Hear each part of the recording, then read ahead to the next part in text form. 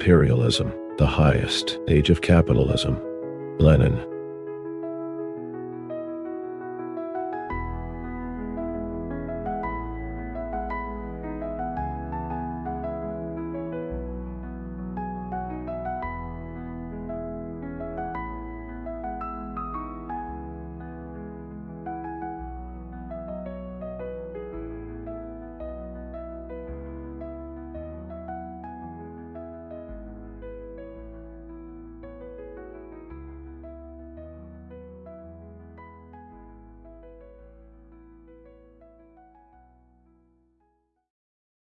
Preface.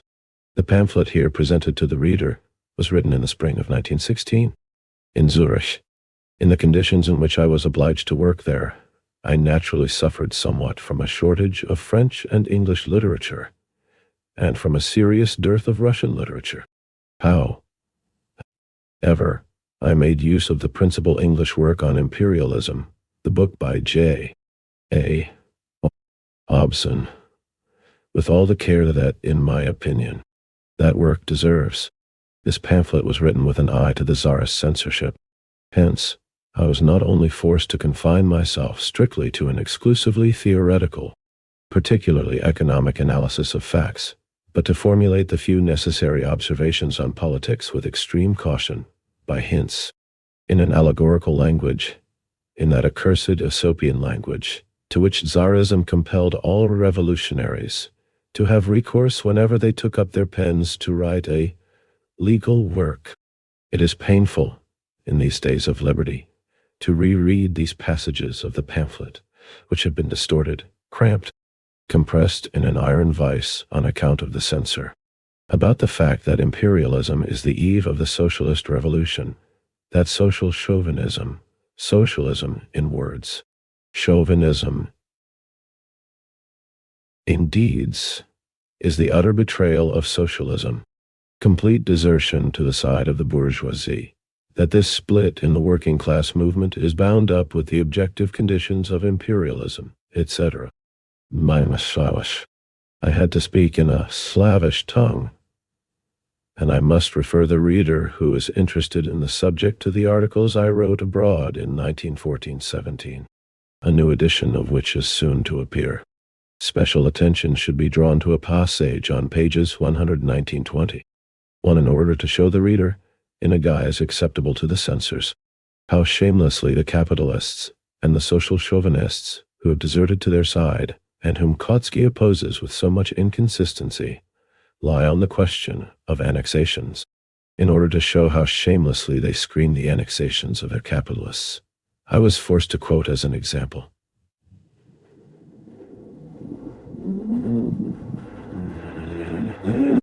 The careful reader will easily substitute Russia for Japan, and Finland, Poland, Courland, the Ukraine, Khiva, Bokhara, Estonia, or other regions peopled by non-great Russians. For Korea, I trust that this pamphlet will help the reader to understand. 1. See pp. 124, 126 of this book. Ed. 1. Imperialism, the highest stage of capitalism.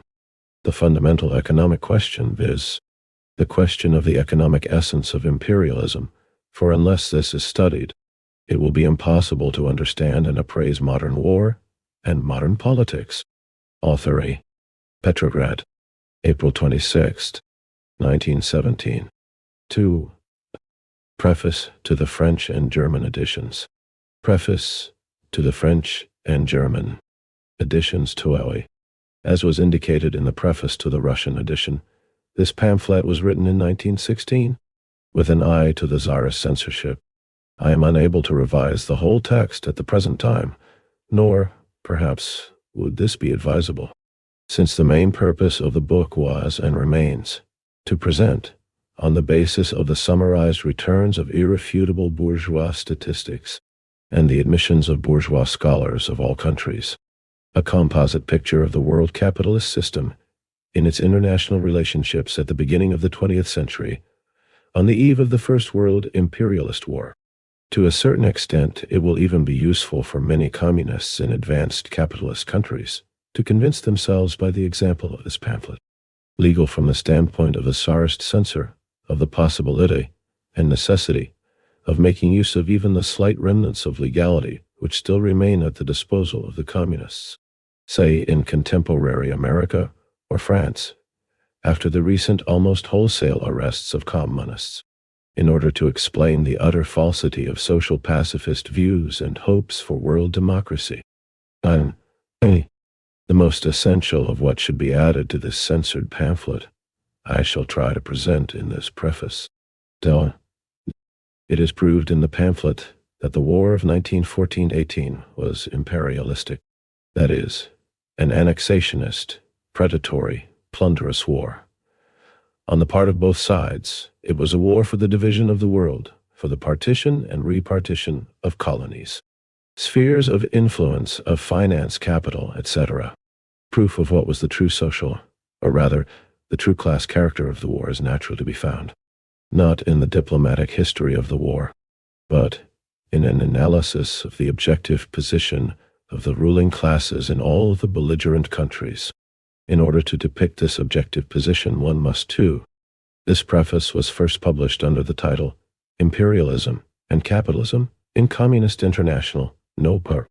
18, dated October 1921. Ed. 3. Imperialism, the highest stage of capitalism. Not take examples or isolated data. In view of the extreme complexity of the phenomena of social life, it is always possible to select any number of examples or separate data to prove any proposition. But the whole of the data concerning the basis of economic life in all the belligerent countries and the whole world. It is precisely irrefutable summarized data of this kind that I quoted in describing the partition of the world in 1876 and 1914, in Chapter 6, and the distribution of the railways all over the world in 1890 and 1913, in Chapter 7. Railways are a summation of the basic capitalist industries, coal, iron, and steel, a summation and the most striking indices of the development of world trade and bourgeois democratic civilization. How the railways are linked up with large-scale industry, with monopolies, syndicates, cartels, trusts, banks, and the financial oligarchy is shown in the preceding chapters of the book. The uneven distribution of the railways, their uneven development, sums up, as it were, modern monopolist capitalism on a worldwide scale. And this summary proves that imperialist wars are absolutely inevitable under such an economic system. As long as private property in the means of production exists, the building of railways seems to be a simple, natural, democratic, cultural and civilizing enterprise. That is what it is in the opinion of bourgeois professors, who are paid to depict capitalist slavery in bright colors, and in the opinion of petit bourgeois Philistines. But as a matter of fact, the capitalist threads, which in thousands of different intercrossings bind these enterprises with private property and means of production in general, have converted this railway construction into an instrument for oppressing 1,000 million people in the colonies and semi-colonies, that is, more than half the population of the globe inhabiting the dependent countries, as well as the wage slaves of capital in the civilized countries. Private property based on the labor of the small proprietor, free competition, democracy, all of the catchwords with which the capitalists and their press deceive the workers and the peasants are things of the distant past. Capitalism has grown into a world system of colonial oppression and of the financial strangulation of the overwhelming majority of the population of the world by a handful of advanced countries, and this booty is shared between 2 or 3 powerful world marauders armed. For Janus. Preface to the French and German editions. To the teeth, America, Great Britain, Japan, who involve the whole world in their war over the sharing of their booty. The 3, the Brest-Litovsk peace treaty, dictated by monarchist Germany, and the subsequent much more brutal and despicable Versailles treaty dictated by the democratic republics of America and France, and also by Free England. have rendered a most useful service to humanity by exposing both the hired coolies of the pen of imperialism and the petit bourgeois reactionaries, although they call themselves pacifists and socialists, who sang praises to Wilsonism and who insisted that peace and reforms were possible under imperialism. The tens of millions of dead and maimed left by the war. A war to decide whether the British or German group of financial marauders is to receive the most booty, and those two peace treaties are with unprecedented rapidity opening the eyes of the millions and tens of millions of people who are downtrodden, oppressed, deceived, and duped by the bourgeoisie. Thus, out of the universal ruin caused by the war, a worldwide revolutionary crisis is arising, which, however prolonged and arduous its stages may be, cannot end otherwise than in a proletarian revolution and in its victory. The Basel Manifesto of the Second International, which in 1912 gave an appraisal of the very war that broke out in 1914, and not of war in general. There are different kinds of wars, including revolutionary wars. This manifesto is now a monument, exposing the utter shameful bankruptcy and treachery of the heroes of the Second International. That is why I reproduce this manifesto as a supplement to the present edition. 3. And again, I urge the reader to note that the heroes of the Second International are as assiduously avoiding the passages of this manifesto which speak precisely, clearly and definitely of the connection between that impending war and the proletarian revolution, as a thief avoids the place where he has committed a theft. 3. The manifesto is omitted in the present edition. Ed. 5. Imperialism, the highest stage of capitalism. Special attention has been devoted in this pamphlet to a criticism of Trotskyism, the international ideological trend represented in all countries of the world by the most prominent theoreticians and leaders of the Second International, Otto Bauer and Co. in Austria, Ramsay MacDonald and others in England, Albert Thomas in France, etc., and a multitude of socialists, reformists, pacifists, bourgeois democrats, and parsons. This ideological trend is, on the one hand, a product of the disintegration and decay of the Second International, and, on the other hand, the inevitable fruit of the ideology of petite bourgeoisie, who, by the whole of their conditions of life, are held captive to bourgeois and democratic prejudices. The views held by Trotsky and his like are a complete renunciation of the very revolutionary principles of Marxism, which that writer has championed for decades, especially, by the way, in his struggle against socialist opportunism, of Bernstein, Millerand, Heinemann, Gompers, etc. It is not a mere accident, therefore, that the Trotskyians all over the world have now united in practical politics with the extreme opportunists through the Second, or the Yellow International, and with the bourgeois governments through bourgeois coalition governments in which socialists take part. The growing world proletarian revolutionary movement in general, and the communist movement in particular, cannot dispense with an analysis and exposure of the theoretical errors of Trotskyism, the more so since pacifism and democracy, in general, which lay no claim to Marxism whatever, but which, like Trotsky and Co., are obscuring the profundity of the contradictions of imperialism and the inevitable revolutionary crisis to which it gives rise, are still very widespread all over the world. To combat these tendencies is the bounden duty of the party of the proletariat, which must win away from the bourgeoisie the small proprietors who were duped by them, and the millions of toilers who have been placed under more or less petit bourgeois conditions of life. 6. Preface to the French and German editions VST. A few words must be said about Chapter 8 entitled, The Parasitism and Decay of Capitalism. As already pointed out in the text, Hilferding, ex-Marxist, and now a comrade in arms of Trotsky, and one of the chief exponents of bourgeois reformist policy in the Independent Social Democratic Party of Germany. 4 has taken a step backward on this question compared with the frankly pacifist and reformist Englishman, Hobson. The international split of the whole working class movement is now quite evident. The Second and the Third Internationals. The fact that armed struggle and civil war is now raging between the two trends is also evident. The support given to Kolchak and Denikin in Russia by the Mensheviks and socialist and revolutionaries against the Bolsheviks. The fight the Skydemans, Naskas, and co. have conducted in conjunction with the bourgeoisie against the Spartacists 5 in Germany. The same thing in Finland, Poland, Hungary, etc. What is the economic basis of this world historic phenomenon? Precisely the parasitism and decay of capitalism, which are characteristic of its highest historical stage of development, i.e., imperialism.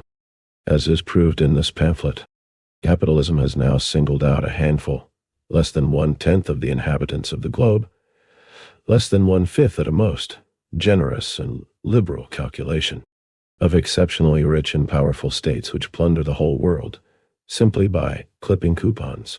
Capital exports yield an income of 8 to 10 billion francs per annum. 4. A centrist party set up in April 1917. The bulk of the party consisted of the Kotskite labor commonwealth. The independents preached unity with the open social chauvinists, justified and defended them, and demanded the rejection of the class struggle. In October 1920, a split took place at the Congress of the ISDPG in Halle.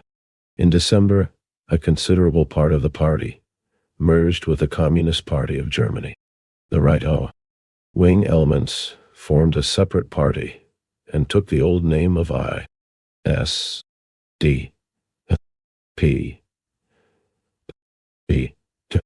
which existed until 1922.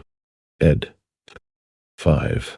The Spartacists, members of the Spartacus League, a revolutionary organization of German left-wing social democrats, formed in the early period of World War I under the leadership of Karl Liebknecht, Rosa Luxemburg, Franz Mehring, Clara Zetkin, and others. It was also known as the International Group. The Spartacists conducted revolutionary propaganda among the masses against the imperialist war and exposed the predatory policy of German imperialism and the treachery of the opportunist social democratic leaders. But the Spartacists failed to free themselves from semi-Menshevik fallacies on cardinal questions of theory and policy. They propagated a semi-Menshevik theory of imperialism, rejected the Chi. 7. Imperialism, the highest stage of capitalism. At pre-war prices, and according to pre-war bourgeois statistics. Now, of course, they yield much more, obviously, out of such enormous superprofits, since they are obtained over and above the profits which capitalists squeeze out of the workers of their own country. It is possible to bribe the labor leaders and the upper stratum of the labor aristocracy, and the capitalists of the advanced countries are bribing them. They bribe them in 1,000 different ways: direct and indirect, overt and covert.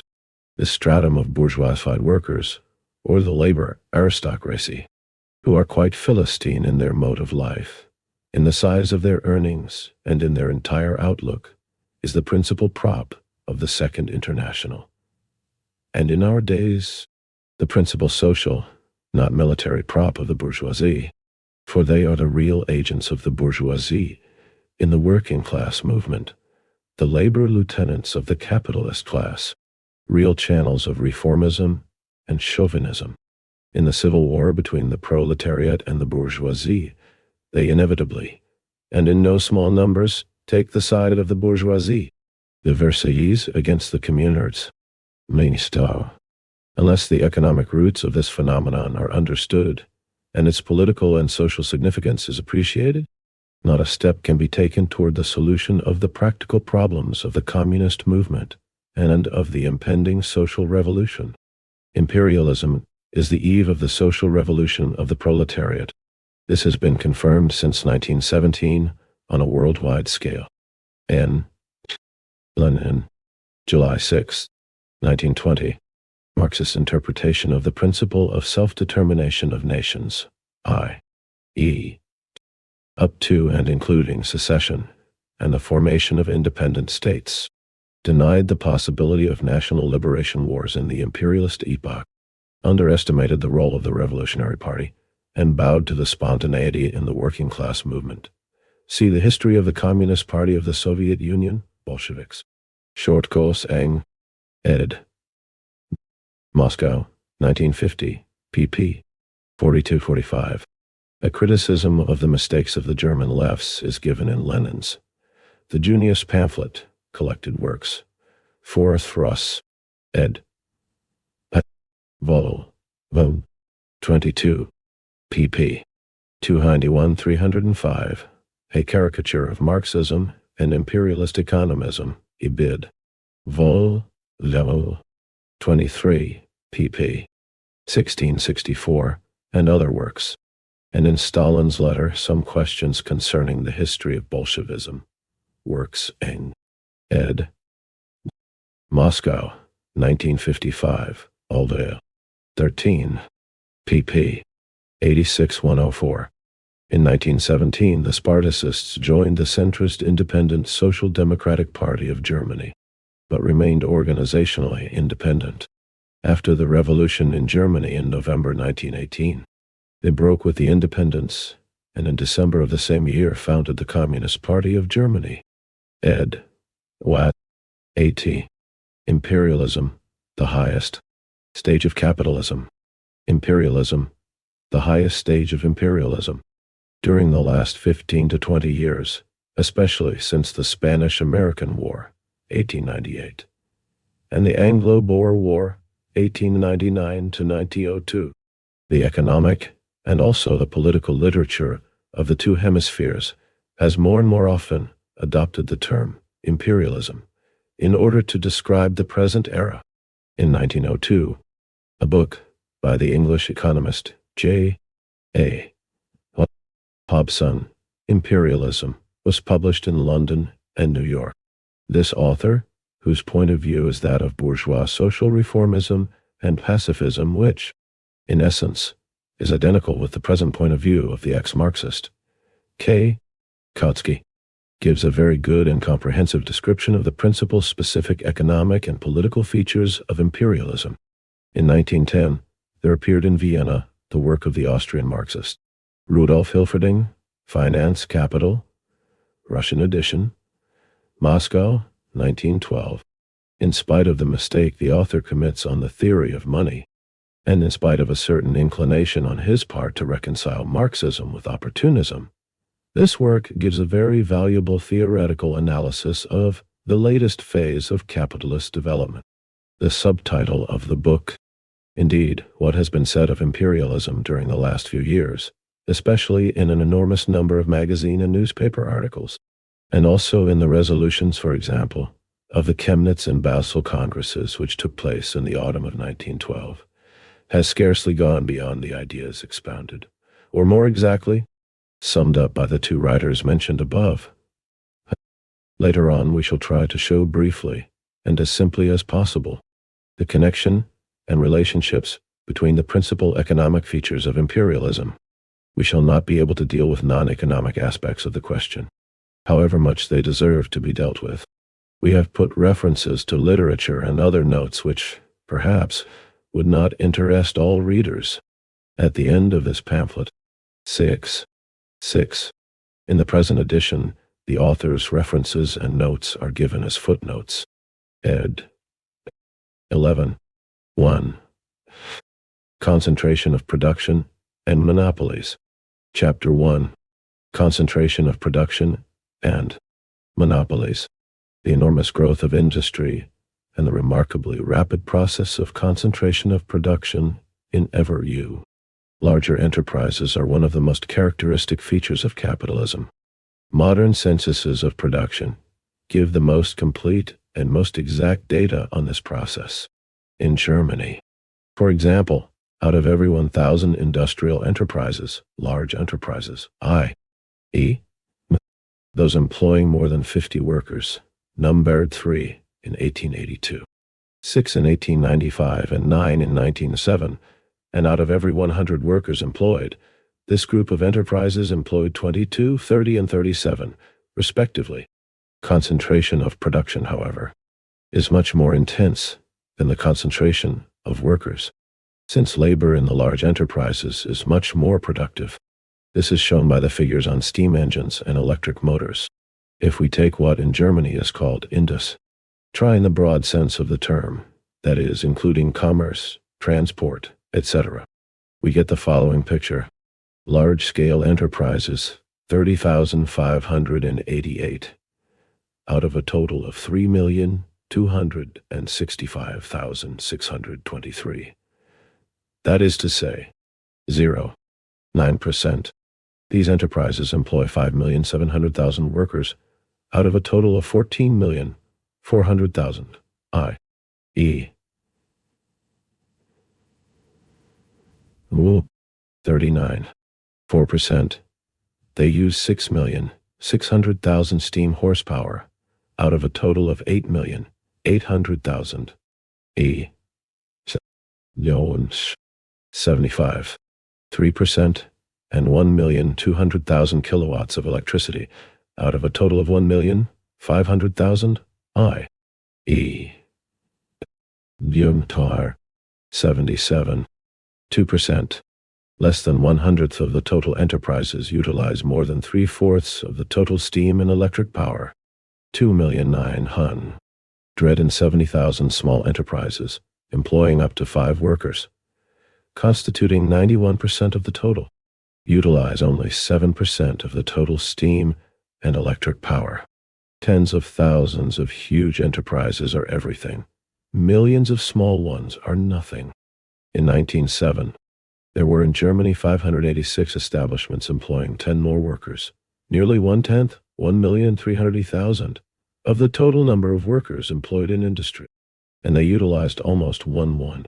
13. Imperialism, the highest stage of capitalism. Third, 32% of the total steam and electric power. 7. As we shall see, money capital and the banks make this superiority of a handful of the largest enterprises still more overwhelming. In the most literal sense of the word, millions of small, medium, and even some big masters are in fact in complete subjection to some hundreds of millionaire financiers. In another advanced country of modern capitalism, the United States of America, the growth of the concentration of production is still greater. Here statistics single out industry in the narrow sense of the word and group enterprises according to the value of their annual output.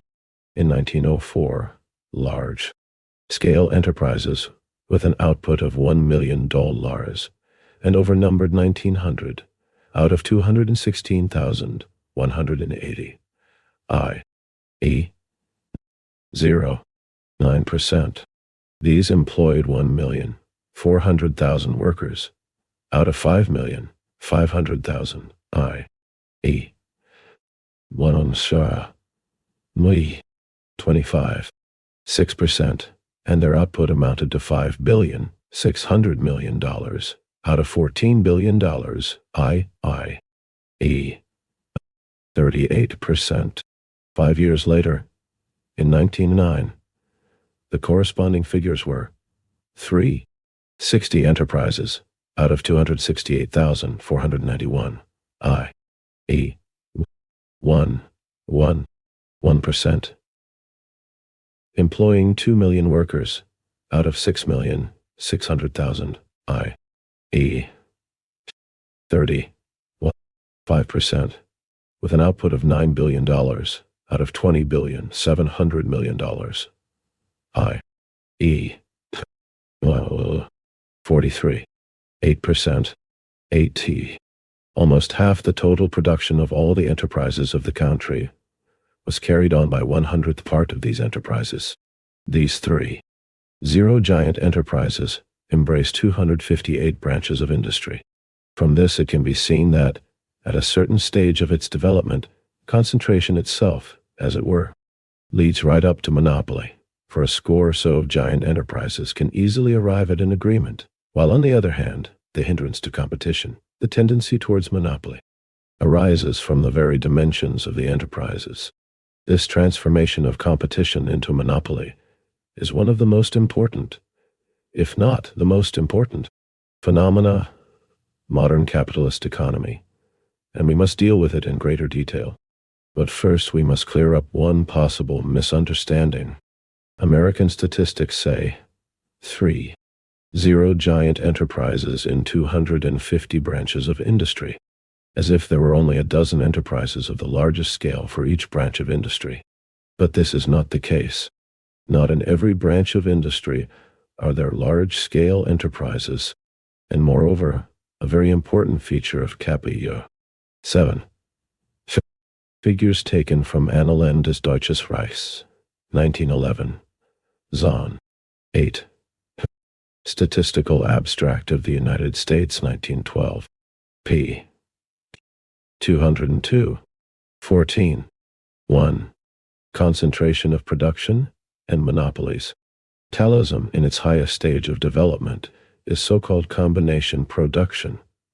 That is to say, the grouping into a single enterprise of different branches of industry, which either represent the consecutive stages in the processing of raw materials, for example, the smelting of iron ore into pig iron, the conversion of pig iron into steel, and then, perhaps, the manufacture of steel goods, or are auxiliary to one another, for example, the utilization of scrap or of byproducts, the manufacture of packing materials, etc. That term, combination, writes Hilferding, levels out the fluctuations of trade and therefore assures to the combined enterprises a more stable rate of profit. Secondly, combination has the effect of eliminating trade. Thirdly, it has the effect of rendering possible technical improvements and, consequently, the acquisition of superprofits over and above those obtained by the foes. Pure, i.e., non-combined enterprises. Fourthly, its strength, hence the position of the combined enterprises compared with that of pure enterprises, strengthens them in the competitive war. Tive struggle in periods of serious depression, when the fall in prices of raw materials does not keep pace with the fall in prices of manufactured goods. 9.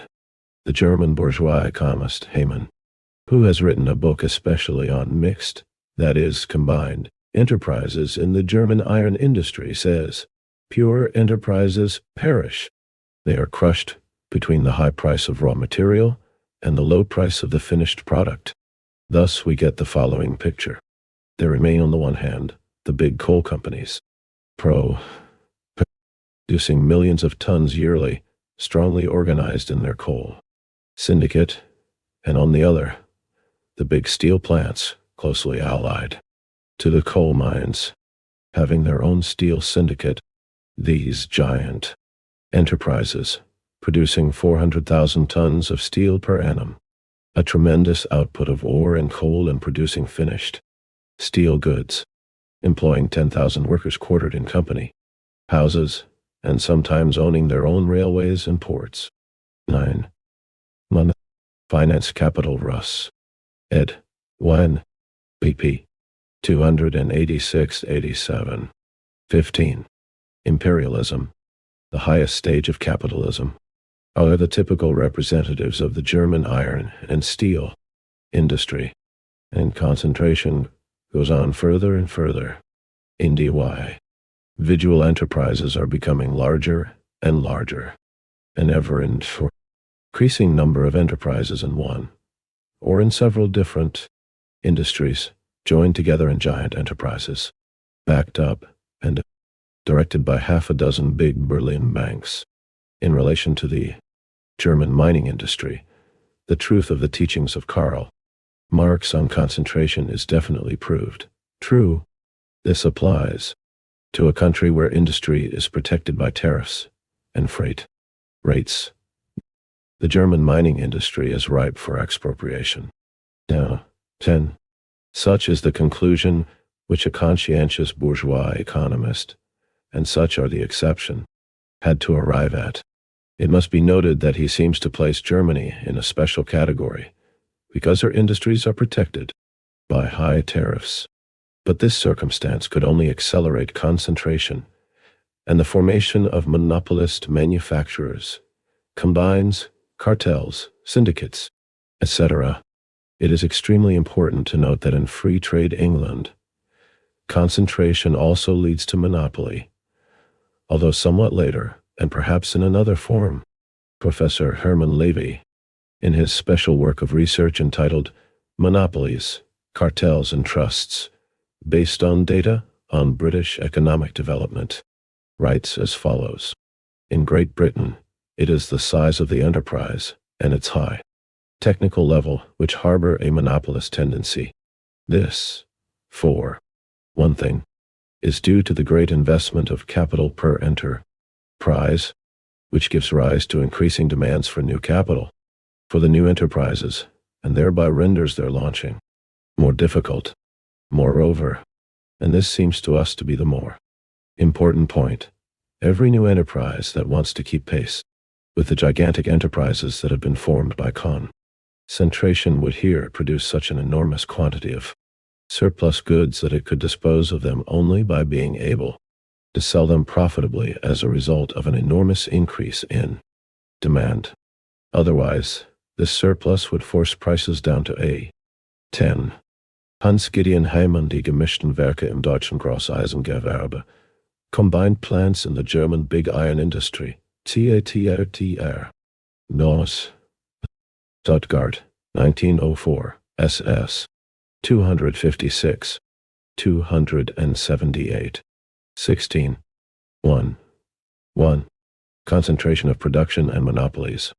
Level that would be unprofitable both for the new enterprise and for the monopoly combines. In England, unlike other countries where protective tariffs facilitate the formation of cartels, monopolist alliances of entrepreneurs. Cartels and trusts arise in the majority of cases only when the number of the chief competing enterprises is reduced to a couple of dozen or so.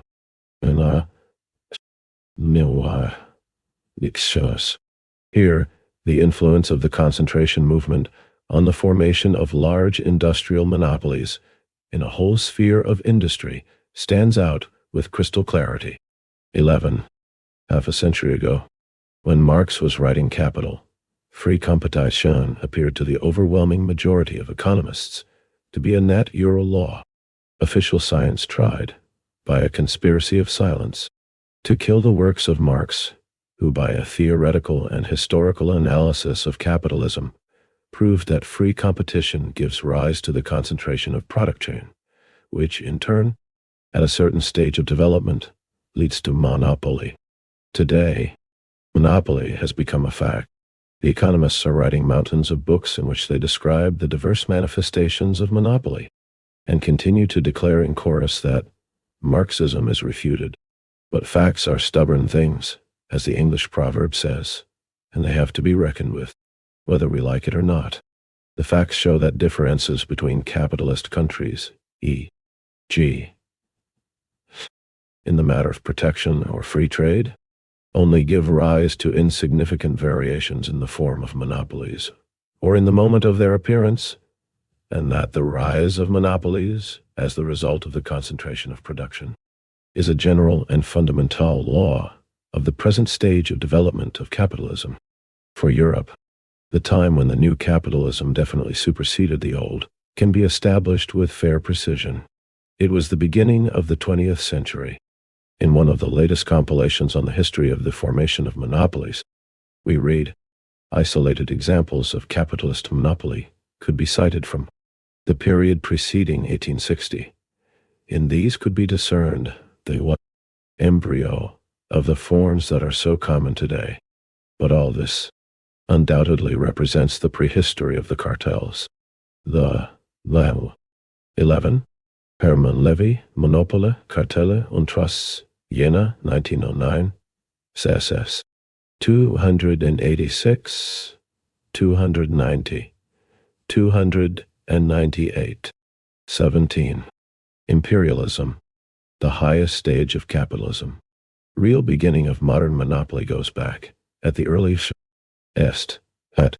to the E60s.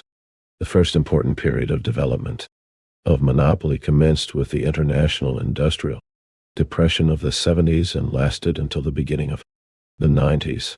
If we examine the question on a European scale, we will find that the development of free competition reached its apex in the 60s and 70s.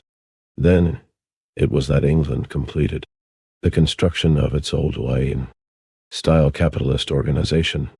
In year many, this organization had entered into a fierce struggle with handicraft and domestic industry, and had begun to create for itself its own forms of existence. The Great Revolution commenced with the crash of 1873, or rather, the depression which followed it, and which, with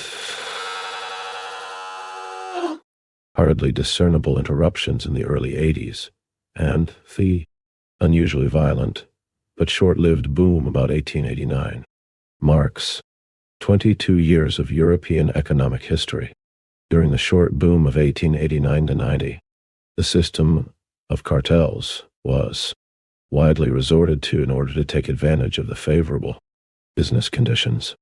An ill-considered policy drove prices up still more rapidly and still higher than would have been the case if there were no cartels, and nearly all these cartels perished ingloriously in the smash. Another 5-year period of bad trade and low prices followed, but a new spirit reigned in industry. The depression was no longer regarded as something to be taken for granted. It was regarded as nothing more than a pause before another boom. The cartel movement entered its second epoch.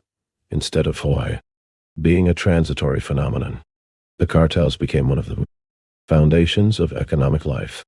They are winning one field of industry after another, primarily the raw materials industry. At the beginning of the 90s, the cartel system had already acquired in the organization of the Coke Syndicate on the Coke model, of which the Coal Syndicate was later formed, a cartel. 1. Concentration of production and monopolies, technique which could hardly be improved. For the first time, the great boom at the close of the 19th century and the crisis of 1903 occurred entirely in the mining and iron industries, at least under the aegis of the cartels. And while at that time it appeared to be something novel, now the general public takes it for granted that large spheres of economic life have been, as a general rule, removed from the realm of free competition. 12. Thus, the principal stages in the history of monopolies are the following. 1. 1860-70, the highest stage, the apex of development of free competition. Monopoly is in the barely discernible embryonic stage. 2. After the crisis of 1873, a lengthy period of development of cartels, but they are still the exception. They are not yet durable. They are still a transitory phenomenon. 3. The boom at the end of the 19th century and the crisis of 1903. Cartels become one of the foundations of the whole of economic life. Capitalism has been transformed into imperialism. What? Cartels come to an agreement on the conditions of sale, terms of payment, etc. They divide the markets among themselves. They fix the quantity of goods among themselves to be produced. They fix prices. They divide the profits among the various enterprises, etc.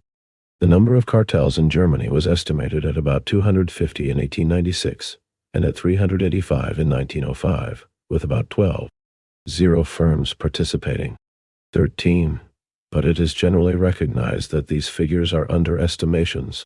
From the statistics of German industry for 1907, we quoted above, it is evident that even these 12,000 very big enterprises concentrate certainly 12. Vogelstein.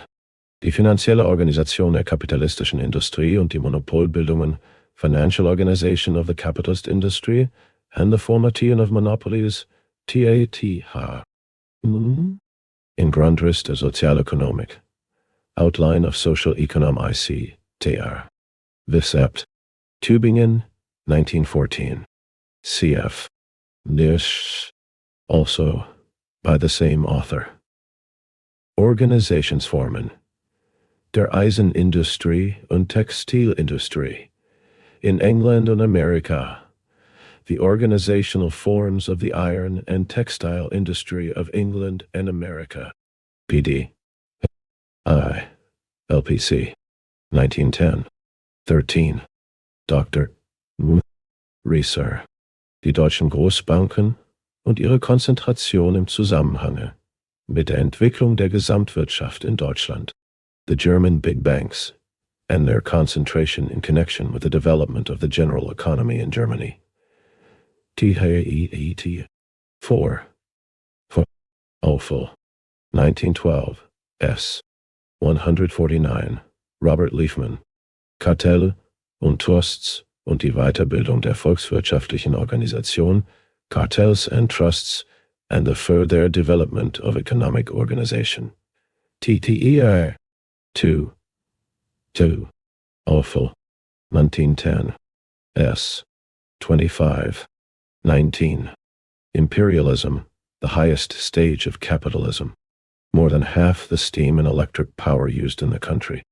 In the United States of America, the number of trusts in 1900 was 185, and in 1907, 250. American statistics divide all industrial enterprises into those belonging to individuals, to private firms, or to corporations. The latter in 1904 comprised 23.6%, and in 1909, 25.9%. i.e. More than one-fourth of the total industrial enterprises in the country. These employed in 1904, 76%, and in 1909, 75.6%, i.e. More than three-fourths of the total wage earners. Their output amounted at these two dates to $10.9 billion and to $16 billion, $300 million, i.e. U.N.R.C. to 73, 7% and 79.0% of the total, respectively. Not infrequently, cartels and trusts concentrate in their hands 7 or 8/10 of the total output of a given branch of industry. The Rhine-Westphalian Coal Syndicate, at its foundation in 1893, concentrated 86.7% of the total coal output of the area, and in 1910, it already concentrated 95.4%. 14. The monopoly so created assures enormous profits and leads to the formation of technical productive units of formidable magnitude. The famous Standard Oil Company in the United States was founded in 1900. It has an authorized capital of $150 million. It issued $100 million common and $106 million preferred stock. From 1907, the following dividends were paid on the latter: 48, 45, 44, 36, 40, 40% in the respective years, i.e. in all, $367 million. From 1882 to 1907, out of total net profits amounting to $889,606,000, 0 were distributed in dividends, and the rest went to reserve capital. 15. In 1907, the various works of the United States Steel Corporation employed no less than 210, 180 workers and other employees, the largest enterprise in the German mining. 14. Dr. Fritz Kästner, Der Organisationszwang, eine Untersuchung über die Kämpfe zwischen Kartellen und Außenseitern, Compulsory Organization, an investigation of the struggle between cartels and outsiders, Tatar, Berlin, 1912, p. 11. 15. R. Liefman, Beteiligungs- und Finanzierungsgesellschaften, eine Studie über den modernen Kapitalismus und das Effektenwesen, Holding and Finance Companies, A Study in Modern Capitalism and Securities, Theater. I. Awful. Jena, 1909 p. 212. 20. 1. Concentration of Production and Monopolies. Industry. The Gelsenkirchen Mining Company, Gelsenkirch, Energiebergwerksgesellschaft, in 1908 had a staff of 46,048 workers in office employees. 16. In 1902, the United States Steel Corporation already produced 9 million tons of steel. 17. Its output constituted in 1901, 66, 3%, and in 1908, 56, 1% of the total output of steel in the United States. 18. The output of ore was 43, 9% and 46, 3%, respectively. The report of the American Government Commission on Trusts states, their superiority over competitors is due to the magnitude of its enterprises and their excellent technical equipment. Since its inception, the Tobacco Trust has devoted all its efforts to the substitution of mechanical for manual labor on an extensive scale. With this end in view, it bought up all patents that had anything to do with the manufacture of tobacco and spent enormous sums for this purpose. Many of these patents at first proved to be of no use and had to be modified by the engineers employed by the trust. At the end of 1906, subsidiary companies were formed solely to acquire patents. With the same object in view, the trust built its own found machine shops and repair shops. One of these established Mentz, that in Brooklyn, employs on the average 300 workers. Here experiments are carried out on inventions concerning the manufacture of cigarettes, cheroots, snuff, tin foil for packing, boxes, etc. Here, also, inventions are perfected. 19. Other trusts also employ so-called developing engineers whose business it is to devise new methods of production and to test. 16. Ibid. 92. p. 218. 17. Dr. S. Tschirschke Cartel und Trust, Göttingen, 1903, p. 13. 18. F. Vogelstein, Organisationsformen, p. 275. 19. Report of the Commissioner of Corporations on the Tobacco Industry, Washington, 1909, p. 266, cited according to Dr. Paul Tafel, die nordamerikanischen Trusts und ihre Wirkungen auf den Fortschritt der Technik, North American Trusts and their effect on technical progress, Tr. Stuttgart, 1913, p. 48. 21. Imperialism, the highest stage of capitalism. Technical improvements. The United States Steel Corporation grants big bonuses to its workers and engineers for all invention suitable for raising technical efficiency or for reducing cost of production. 20. In German large-scale industry, e.g., in the chemical industry, which has developed so enormously during these last few decades, the promotion of technical improvement is organized in the same way. By 1908, the process of concentration of production had already given rise to two main groups, which in their way were also in the nature of monopolies. First, these groups constituted dual alliances of two pairs of big factories, each having a capital of from 20 to 21 million marks. On the one hand, the former Meister factory at Frankfurt and the Casella factory at Frankfurt am Main, and on the other hand, the aniline and soda factory at Ludwigshafen and the former Bayer factory at Elberfeld. Then in 1905, one of these groups, and in 1908 the other group, each concluded an agreement with yet another big factory. The result was the formation of two triple alliances, each with a capital of from 40 to 50 million marks, and these alliances have already begun to come close to one another to reach and understanding about prices, etc. 21. Competition becomes transformed into monopoly. The result is immense progress in the socialization of production. In particular, the process of technical invention and improvement becomes socialized. This is something quite different from the old free competition between manufacturers, scattered and out of touch with one another, and producing for an unknown market. Concentration has reached the point at which it is possible to make an approximate estimate of all sources of raw materials, for example, the iron ore deposits of a country, and even, as we shall see, of several countries, or of the whole world.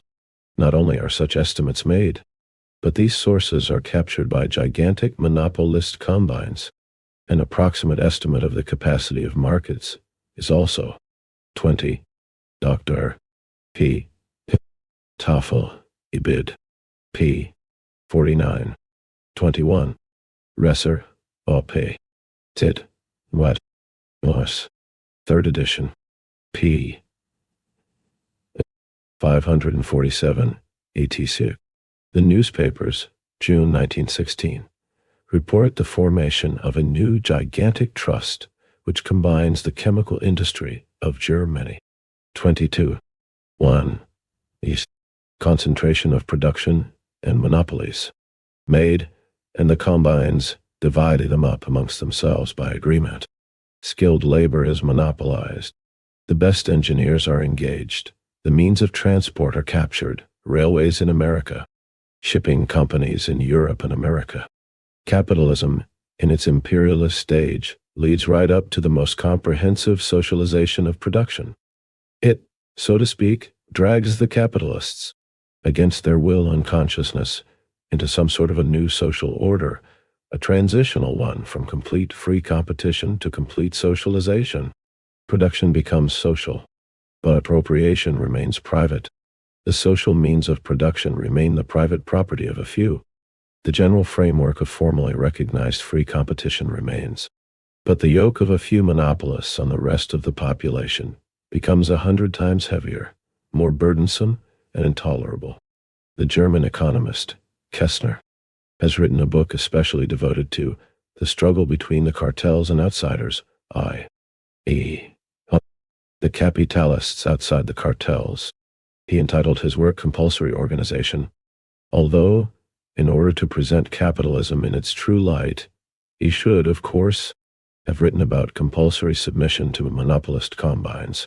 It is instructive to glance at least at the list of the methods the monopolist combines resort to in the present day. The latest, the civilized struggle for organization. 1. Stopping supplies of raw materials, one of the most important methods of compelling adherence to the cartel. 2.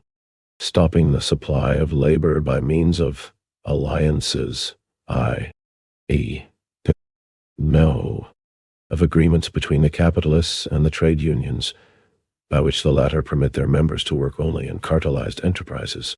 3. Stopping deliveries. 4. The closing of trade unions. 5. Agreements with the buyers by which the latter undertake to trade only with the cartels. 6. Systematic price cutting, to ruin outside firms, i.e., those which refuse to submit to the monopolists. Millions are spent in order to sell goods for a certain time below their cost price. There were instances when the price of benzene was thus reduced from 40 to 22 marks, i.e., almost by half. 7. Stopping credits. 8. Boycott. Here we no longer have competition between small and large, technically developed and backward enterprises. We see here the monopolists throttling those which do not submit to them, to their yoke. 23. Imperialism, the highest stage of capitalism. Dictation. This is how this process is reflected in the mind of a bourgeois economist, even in the purely economic sphere. Writes Kestner, a CRU. Change is taking place from commercial activity in the old sense of the word towards organizational speculative activity.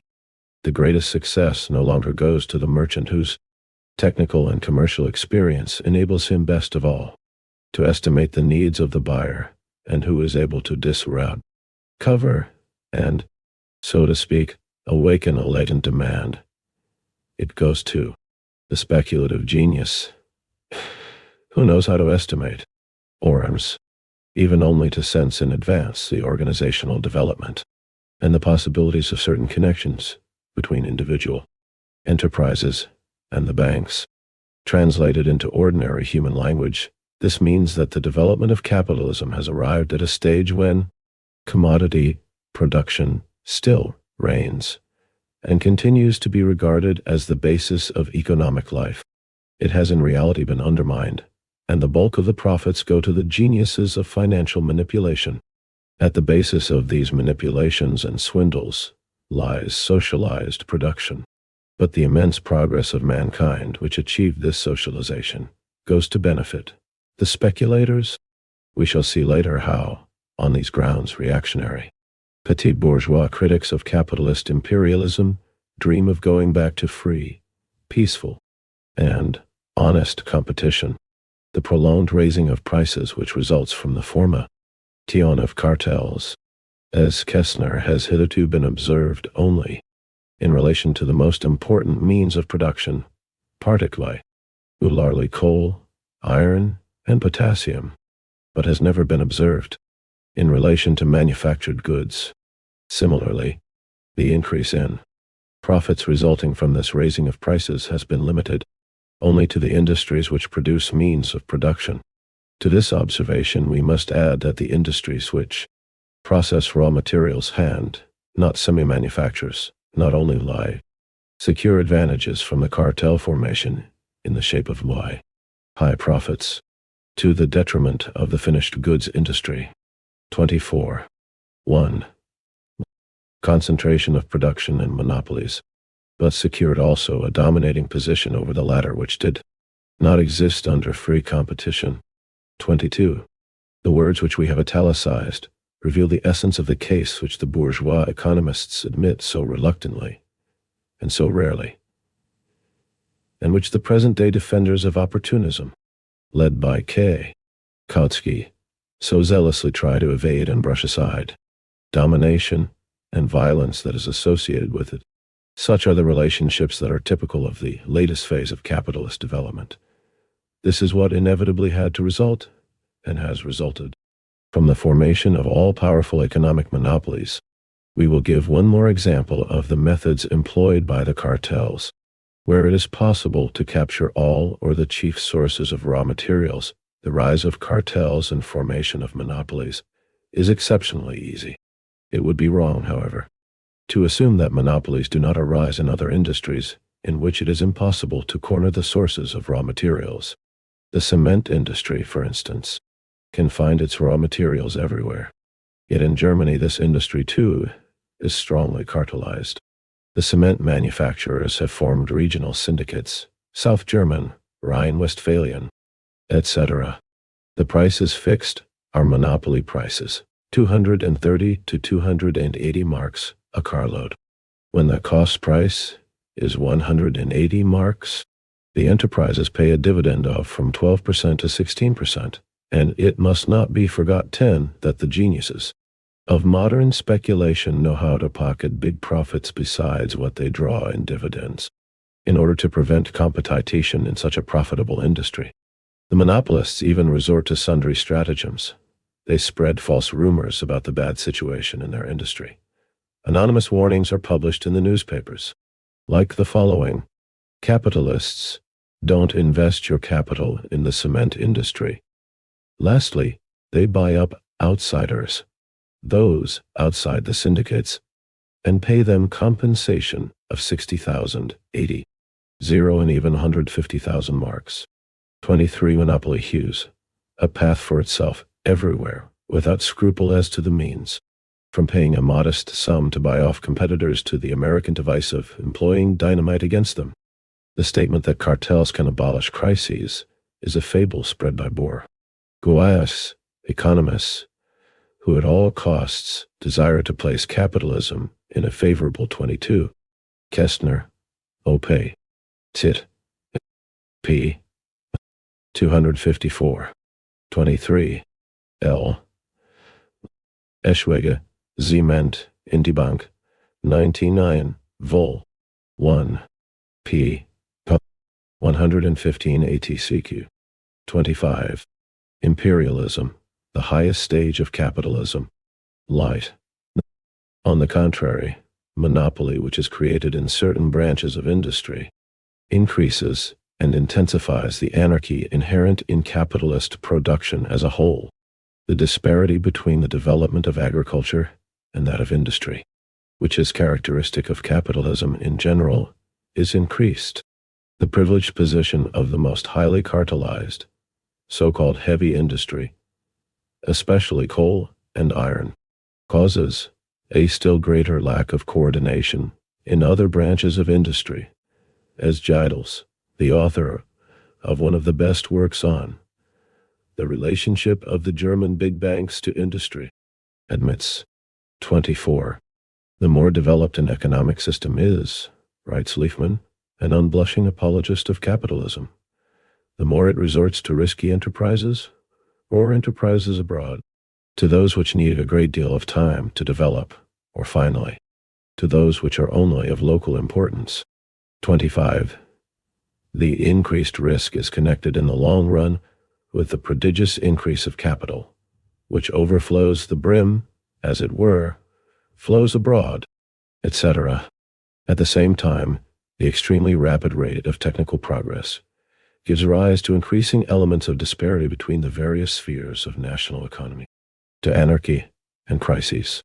Leifman is obliged to admit that, in all probability, mankind will see further important technical revolutions in the near future, which will also affect the organization of the economic system, electricity and aviation.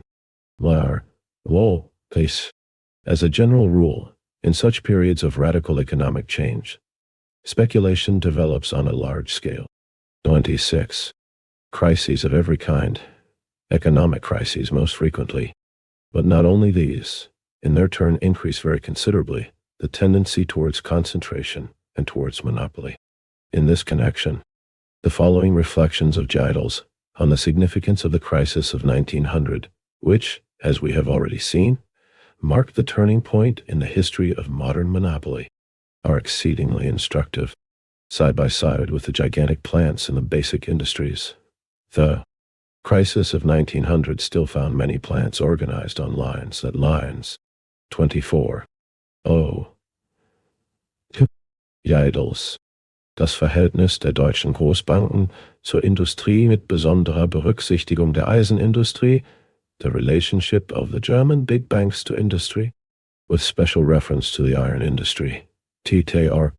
Leipzig, 1905. p. 271. 25. R.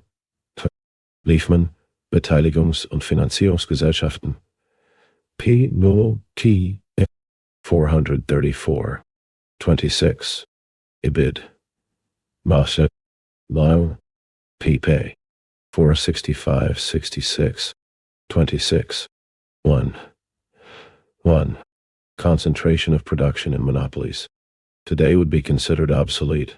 The pure, non-combined plants, which had arisen on the crest of the industrial boom.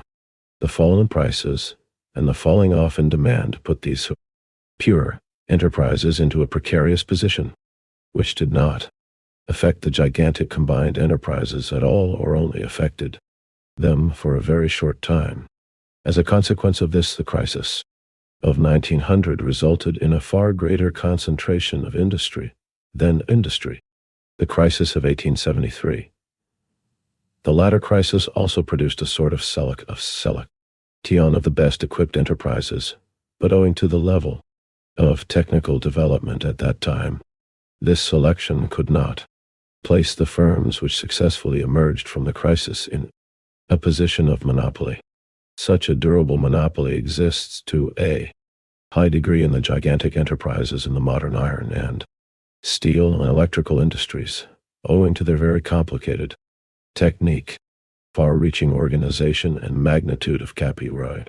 Tal, and, to a lesser degree, in the engineering industry, certain branches of the metallurgical industry, transport, etc.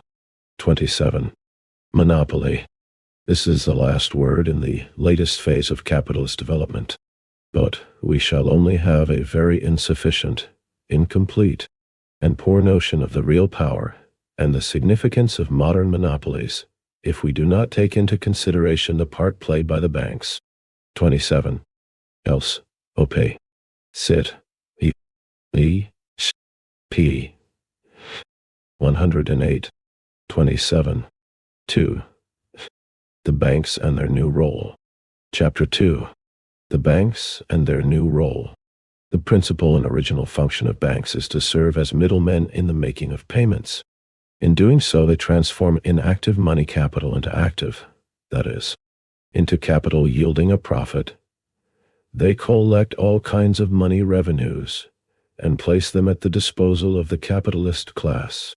As banking develops and becomes concentrated in a small number of establishments, the banks grow from humble middlemen into power, full monopolies having at their command almost the whole of the money capital of all the capitalists and small businessmen, and also the larger part of the means of production and of the sources of raw materials of the given country and in a number of countries. This transformation of numerous humble middlemen into a handful of monopolists represents one of the fundamental processes in the growth of capitalism into capitalist imperialism. For this reason, we must first of all deal with the concentration of banking. In 1978, the combined deposits of the German joint stock banks, each having a capital of more than 1,000,000 marks, amounted to 7 billion marks. In 1912-13, these deposits already amounted to 9,800,000 marks, an increase of 40% in 5 years. And of the 2,800,000,000 increase, 2,750,000,000 was divided amongst 57 banks, each having a capital of more than 10,000 marks. The distribution of the deposits between big and small banks was as follows: 28% of total deposits in 9 big, in the other 48 banks, in 115 banks without, in the small banks. Berlin, with a capital of more, a capital of 110. With a capital of less banks than 10 million marks, than 1 million marks. 1907 to 847 32. 516. 54. 1912, 1349 36. 012. 03. 28. Alfred Landsberg. 5 Jahre deutsches Bankwesen. 5 years of German banking. T. Terror. Indie Bank, 1913. No.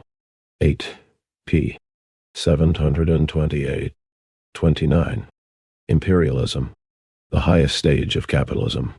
The small banks are being ousted by the big banks, of which only 9 concentrate in their hands almost half the total deposits. But we have left out of account many important details. For instance, the transformation of numerous small banks practically into branches of the big banks, etc. Of this we shall speak later on. At the end of 1913, Schulze-Gavernitz estimated the deposits in the 9 big Berlin banks at 5,100,000,000 marks, out of a total of about 10 billion marks, taking into account not only the deposits, but the total bank capital. This author wrote, at the end of 1999, the 9 big Berlin banks, together with their affiliated banks, controlled 11,300,000,000 marks, that is, about 83% of the total German bank capital. The Deutsche Bank, which together with its affiliated banks controls nearly 3 billion marks, represents, parallel with the Prussian State Railway Administration, the biggest and also the most decentralized accumulation of capital in the old world. 29. We have emphasized the reference to the affiliated banks because this is one of the most important distinguishing features of modern capitalist concentration. The big enterprises and the banks in particular not only completely absorb the small ones, but also annex them, subordinate them, bring them into their own group of concern, to use the technical term, by acquiring holdings in their capital, by purchasing or exchanging shares by a system of credits, etc. etc. Professor Leifman has written a voluminous work of about 500 pages describing modern holding and finance companies. 30, unfortunately, adding theoretical reflections of a very poor quality to what is frequently undigested raw material. To what results this holding system leads as regards concentration is best illustrated in the book written on the big German banks by Resser, himself a banker. But before examining his data, we will quote 29. Schulz, Governance. Die Deutsche Kreditbank in Grundriss der Sozialökonomik, the German Credit Bank in Outline of Social Economics, TTR, Tübingen, 1915, pp. 12 and 137. 30. R. G. Leifman, Beteiligungs- und Finanzierungsgesellschaften. Eine Studie über den modernen Kapitalismus und das Effektenwesen, I. Awful, Jena, 1909, B. 212, 30. 2. The banks and their new role. A concrete example of the holding system. The Deutsche Bank Group is one of the biggest, if not the biggest, of the big banking groups. In order to trace the main threads which connect all the banks in this group, it is necessary to distinguish between holdings of the first, second, and third degree, or what amounts to the same thing, between dependents of the lesser banks on the Deutsche Bank. In the first, second, and third degree, we then obtain the following picture. 31. Dependence, dependence, dependence. 1 cent degree, 2 and D. Degree, RD degree, permanently in 17 other banks' holdings in 34. Holdings in 7. The Top other banks, Deutsche, foreign in DeFi, in 5 other banks, bank has. Night period. Holdings 5 of the 8 have. 2 of the 5 have. 9 of the 17 have. 4 of the 9 have. Occasionally in 8 other banks holdings in 14. Holdings in 2 other banks. 14 of the 30 have. 6 of the 14 have. Totals in 30 other banks holdings in 48. Holdings in the 9 other banks. Included in the 8 banks dependent on the Deutsche Bank in the first degree, occasionally, are 3 foreign banks, 1 Austrian, the Wiener Bankverein, and 2 Russian, the Siberian Commercial Bank and the Russian Bank for Foreign Trade. Altogether, the Deutsche Bank Group comprises, directly and indirectly, partially and totally, 87 banks, and the total capital, its own and others which it controls, is estimated at between 2 and 3 billion marks.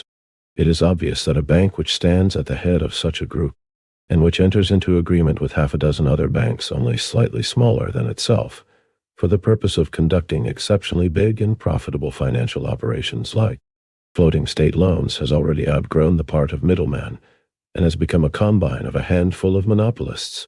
31. Alfred Landsberg. Das Beteiligungssystem im deutschen Bankwesen, the holding system in German banking, TATR. In Die Bank, 1910, p. 500. 31. Imperialism, the highest stage of capitalism. The rapidity with which the concentration of banking proceeded in Germany at the end of the 19th and the beginning of the 20th centuries is shown by the following data, which we quote in an abbreviated form from Resser. 6 big German banks, year branches in, deposit banks, constant hold, total and exchange ings in Germany, establishments offices, joint root, stock banks, 1895, 16, 14, 1, 42. 1921, 48. 1911, 104, 276, 63, 450. We see the rapid expansion of a close network of canals which cover the whole country, centralizing all capital and all revenues, transforming thousands and thousands of scattered economic enterprises into a single national capitalist, and then into a world capitalist economy.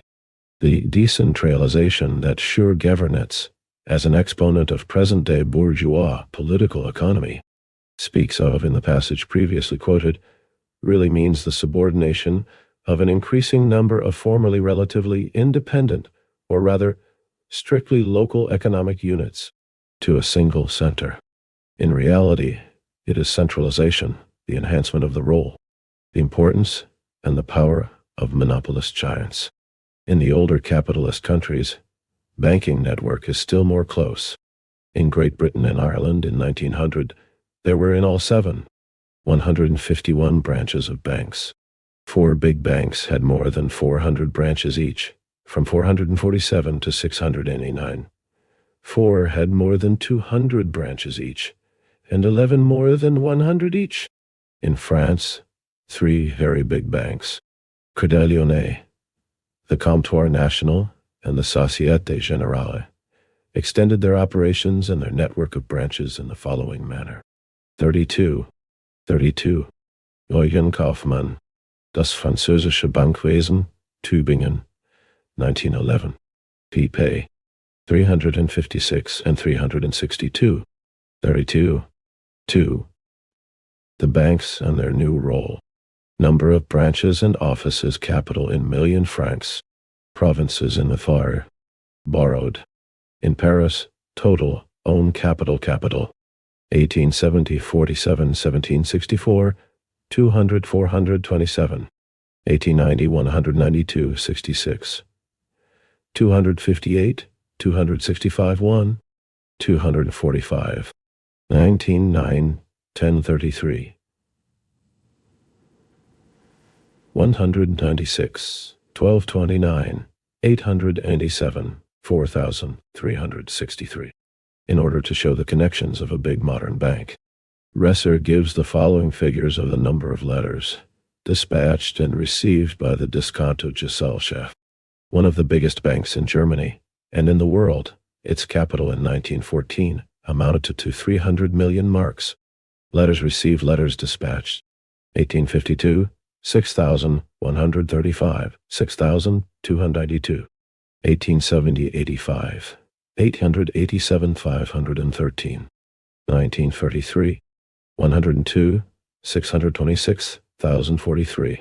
The accounts of the big Paris bank, the Crédit Lyonnais, increased from 28,535 in 1875 to 633, 539 in 1912. 33. These simple figures show perhaps better than lengthy disquisitions how the concentration of capital and the growth of bank turnover are radically changing the significance of the banks. Scattered capitalists are transformed into a single collective capitalist. When carrying the current accounts of a few capitalists, a bank, as it were, transacts a purely technical and exclusively auxiliary operation. When, however, this operation grows to enormous dimensions, we find that a handful of monopolists subordinate to their will all the operations, both commercial and industrial, of the whole of capitalist society, for they obtain the opportunity, by means of their banking connections, their current accounts, and other financial operations, first, to ascertain exactly the financial position of the various capitalists, then to control them, to influence them by restricting or enlarging, facilitating or hindering credits, and finally, entirely determine their fate, determine their income, deprive them of capital, or permit them to increase their capital rapidly and to enormous dimensions. 33. Jean Lesure, L'épargne en France, Savings in France, T.R. Paris, 1914, p. 52. 33. Imperialism, the highest stage of capitalism. Signs, etc. We have just mentioned the 300,000. 0 marks capital of the Diskontogesellschaft of Berlin. This increase of the capital of the bank was one of the incidents in the struggle for hegemony between two of the biggest Berlin banks, the Deutsche Bank and the Diskonto.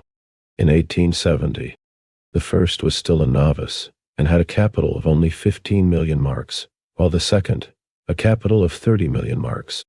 In 1908, the first had a capital of 200 million, while the second had 170 million. In 1914, the first increased its capital to 250 million and the second, by merging with another first-class big bank, the Schaffhausenischer Bankverein, increased its capital to 300 million. And of course, this struggle for hegemony went hand in hand with the more and more frequent conclusion of agreements of an increasingly durable character between the two banks.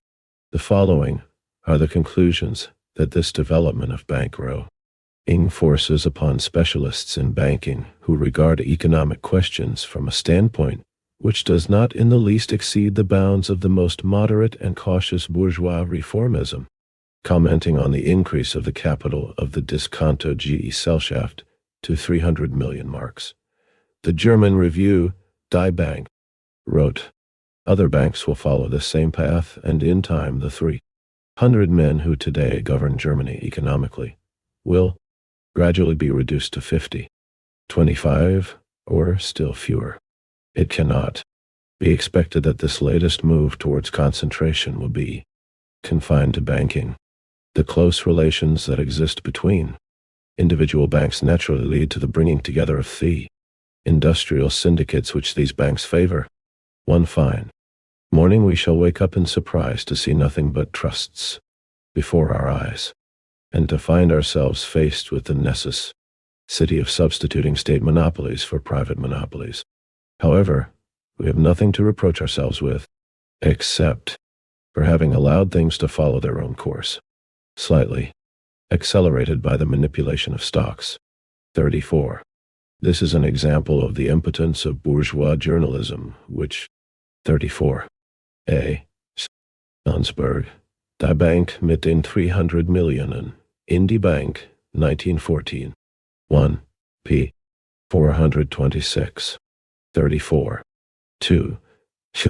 The banks and their new role differs from bourgeois science only in that the latter is less sincere and strives to obscure the essence of the matter, to conceal the wood by trees, to be surprised at the results of concentration, to reproach the government of capitalist Germany, or capitalist society ourselves, to fear that the introduction of stocks and shares might accelerate concentration in the same way as the German cartel.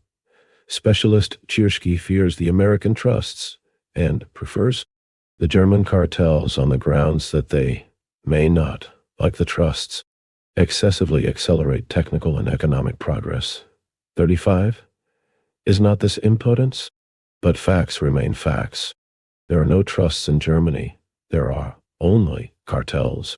But Germany is governed by not more than 300 magnates of capital, and the number of these is constantly diminishing. At all events, in all capitalist countries, notwithstanding all the differences in their banking laws, banks greatly intensify and accelerate the process of concentration of capital and the formation of monopolies. The banking system presents indeed the form of common bookkeeping and of the distribution of the means of production on a social scale, but only the form, wrote Marx in Capital half a century ago. Russ. Trans. Boyle. Lepisage. 3. Part 2. p. 144. 36. The figures we have quoted on the growth of bank capital, on the increase in the number of the branches and offices of the biggest banks, the increase in the number of their accounts, etc., present a concrete picture of this common bookkeeping of the whole capitalist class, and not only of the capitalists, for the banks collect, even though temporarily, all kinds of money revenues, of small businessmen, office clerks, and of a tiny upper stratum of the working class. It is common distribution of means of production that from the formal aspect grows out of the modern banks, numbering some 3 to 6 of the biggest in France, and 6 to 8 in Germany, control lions and billions, In substance, however, the distribution of means of production is by no means common, but private, i.e., what? It conforms to the interests of big capital, and primarily of huge monopoly capital, which operates under conditions in which the masses of the population live in want, in which the whole development of agriculture hopelessly 35 S. Chirshki, Ope, Sit, Mo, P. 128, 36. Karl Marx, Capital, Gierger, ed. Berlin, 1959. Vol. 3, p. 655. ed. 35. Imperialism, the highest stage of capitalism, lags behind the development of industry, while within industry itself, the heavy industries exact tribute from all other branches of industry. In the matter of socializing capitalist economy, the savings banks and post offices are beginning to compete with. They are more decentralized, i.e., their influence extends to a greater number of localities, to more remote places, to wider sections of the population. Here's the data collected by an American Commission on the Comparative Growth of Deposits in Banks and Savings Banks. 37. Deposits in billions of marks. England, France, Germany. Banks, savings, credit, savings, banks, societies banks. 1888. 41. 6. 0. 90. 50. 42. 6. 1888. 12. 42. 01. 52. 1. 1. 10. 44. 5. 99. 23. 24. 23. 74. 27. 12. 213. 9. As they pay interest at the rate of 4% and 4.14% on deposits, the savings banks must seek profitable investments for their capital. They must deal in bills, mortgages, etc. The boundaries between the banks and the savings banks become more and more obliterated. The chambers of commerce of Bochum and Erfurt, for example, demand that savings banks be prohibited from engaging in purely banking business, such as discounting bills. They demand the limitation of the banking operations of the post office. 38. The banking magnates seem to be afraid that state monopoly will steal upon them from an unexpected quarter. It goes without saying, however, that this fear is no more than the expression of the rivalry, so to speak, between two department managers in the same office. For, on the one hand, the billions entrusted to the savings banks are in the final analysis actually controlled by these very same bank capital magnates, while, on the other hand, state monopoly in capitalist society is merely a means of increasing and guaranteeing. 37. Statistics of the National Monetary Commission, quoted in Die Bank, 1910, 1. p. 1238. Die Bank, 1913 pp. 811, 22, 1914, p. 713, 36. 2. The banks and their new role. The income of millionaires in one branch of industry or another who are on the verge of bankruptcy.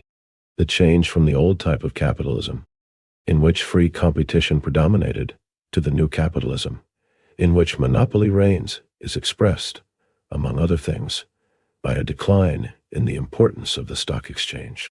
The review, Die Bank, writes, the stock exchange has long ceased to be the indispensable medium of circulation that it was formerly, when the banks were not yet able to place the bulk of new issues with their clients. 39. Lines. Every bank is a stock exchange, and the bigger the bank, and the more successful the concentration of banking, the truer does this modern aphorism become. 40.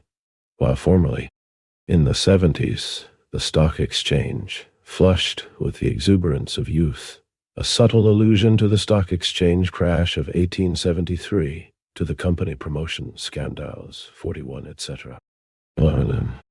Opened the era of the industrialization of Germany. Nowadays, the banks and industry are able to do it alone.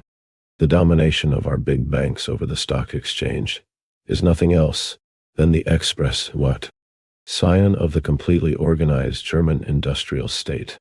If the domain of the automatically functioning economic laws is thus restricted, and if the domain of conscious regulation by the banks is considerably enlarged, the national economic responsibility of a few guiding heads is immensely increased. So writes the German professor Schulze-Gevernitz. 42. An apologist of German imperialism, who is regarded as an authority by the imperialists of all countries, and who tries to gloss over a detail, viz. that the conscious regulation of economic life by the banks consists in the fleecing of the public by a handful of completely organized monopolists. The task of a bourgeois professor is not to lay bare the entire mechanism or to expose all the machinations of the bank monopolists, but rather to present them in a favorable light. 39. Die Bank, 1914, 1 p. 316. 40. Dr. Oskar Stillich, Geld und Bankwesen, Berlin, 1907, p. 169. 41. These occurred during the widespread establishment of joint stock companies in the early 70s to the 19th century, which was accompanied by all manner of fraudulent operations by bourgeois businessmen who were making a great deal of money, and by wild speculation in real estate and securities. Ed. 42. Schulze-Gevernitz, Die Deutsche Kreditbank in Grundriss der Sozialökonomik, Tübingen, 1915, pp. 101. 37. Imperialism, the highest stage of capitalism. In the same way, Resser, a still more authoritative economist, and himself, a banker, makes shift with meaningless phrases in order to explain away undeniable fact.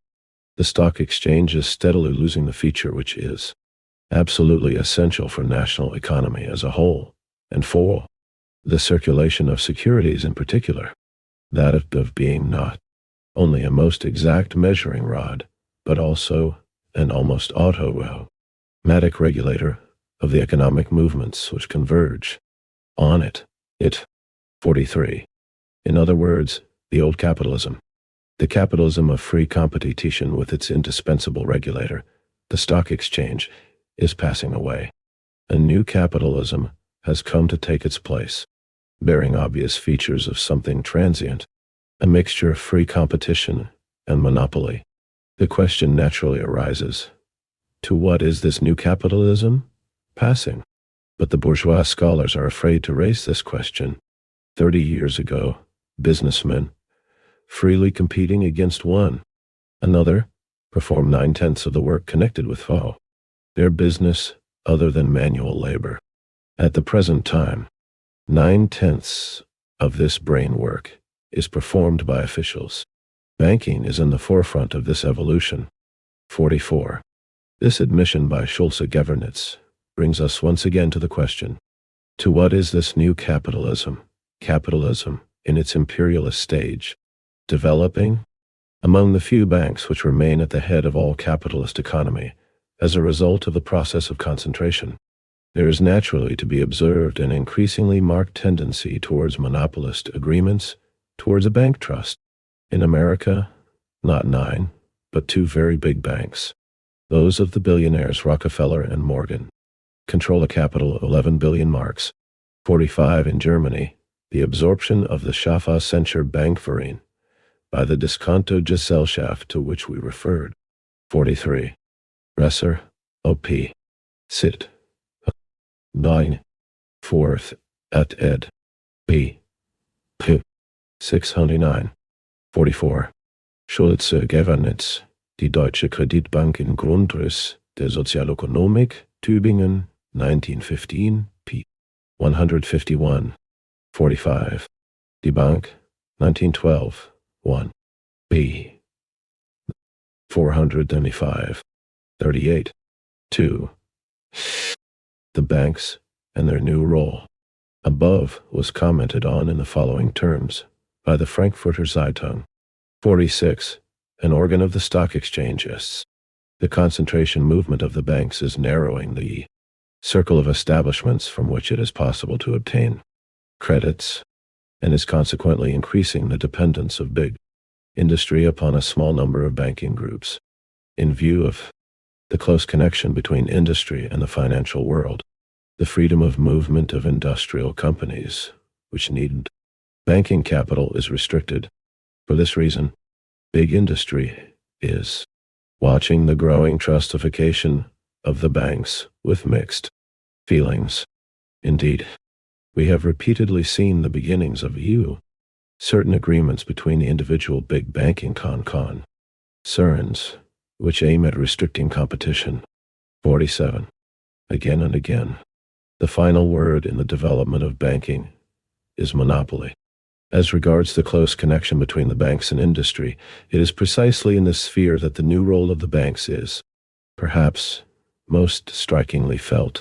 When a bank discounts a bill for a firm, opens a current account for it, etc., these operations taken separately do not in the least diminish its independence, and the bank plays no other part than that of a humble middleman. But when such operations are multiplied and become an established practice, when the bank collects in its own hands enormous amounts of capital, when the running of a current account for a given firm enables the bank, and this is what happens, to obtain fuller and more detailed information about the economic position of its client, the result is that the industrial capitalist becomes more completely dependent on the bank.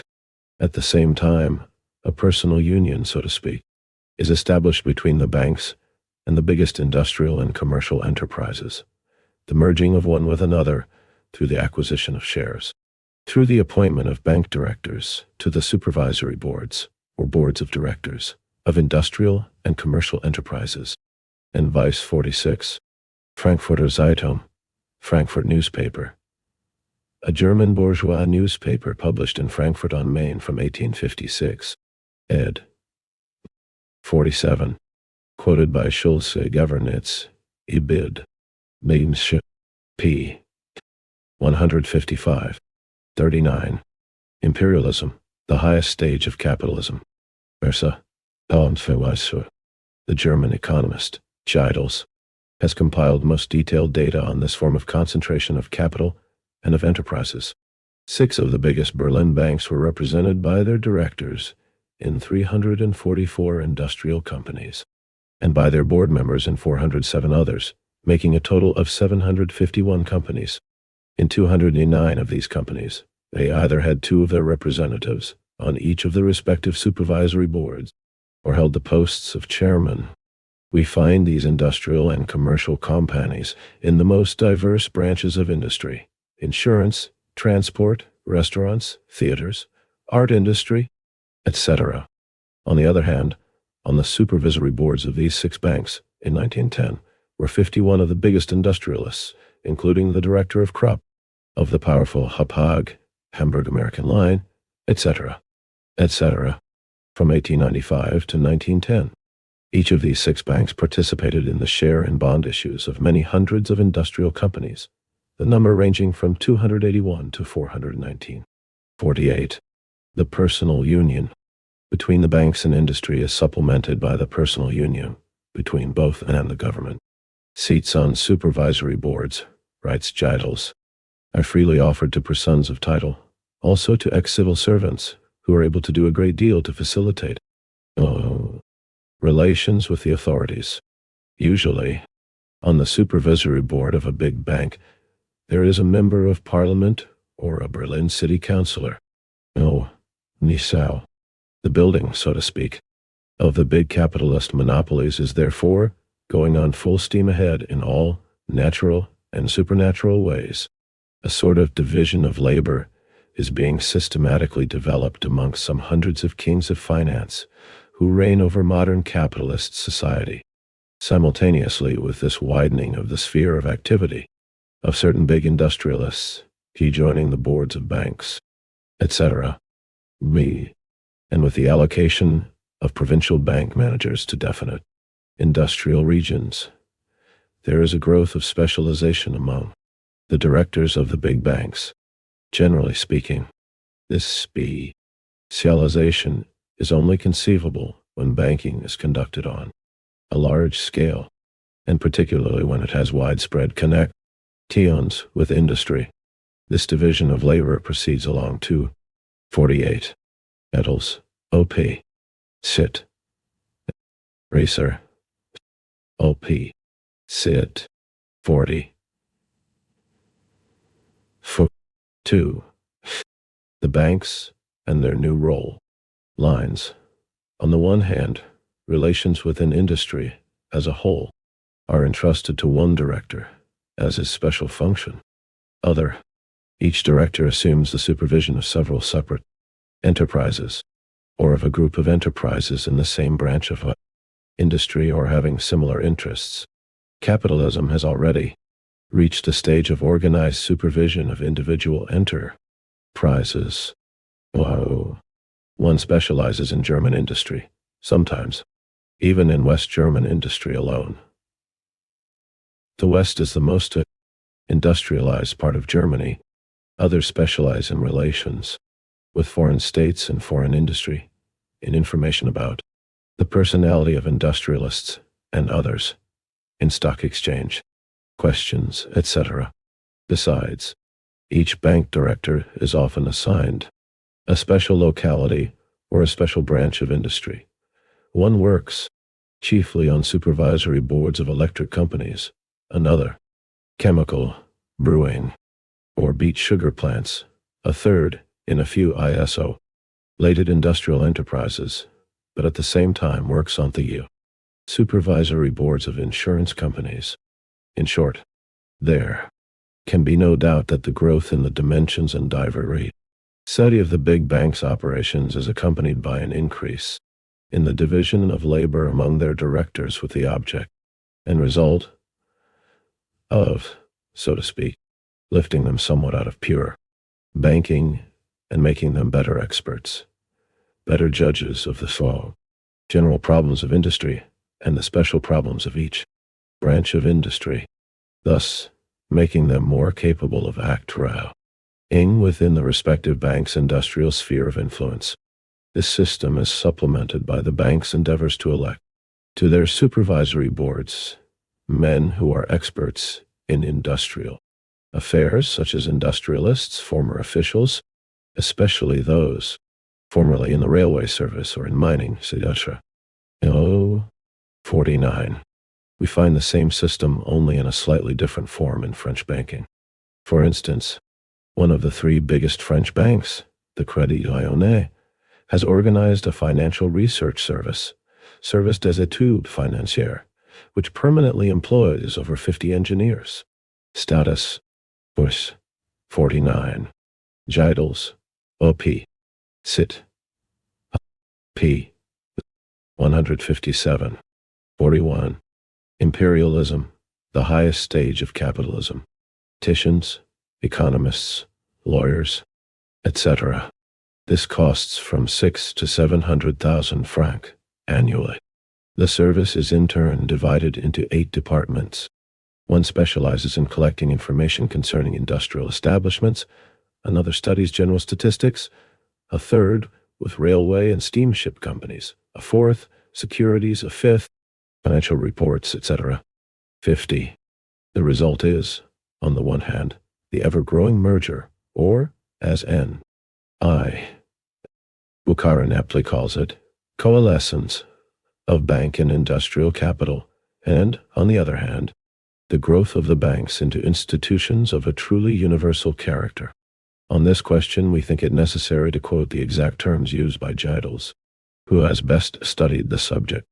An examination of the sum total of industrial relationships reveals the universal character of the financial establishments working on behalf of industry, unlike other kinds of banks, and contrary to the demand sometimes expressed in literature that banks should specialize in one kind of business, or in one branch of industry, In order to prevent the ground from slipping from under their feet, the big bank are striving to make their connections with industrial enterprises as varied as possible regarding locality and branch of industry, and are striving to eliminate the unevenness in the distribution of capital among localities and branches of industry resulting from the historical development of individual enterprises. One tendency is to make the connections with industry general. Another tendency is to make them durable and close. In the six big banks, both these tendencies are realized, not in full, but to a considerable extent and to an equal degree.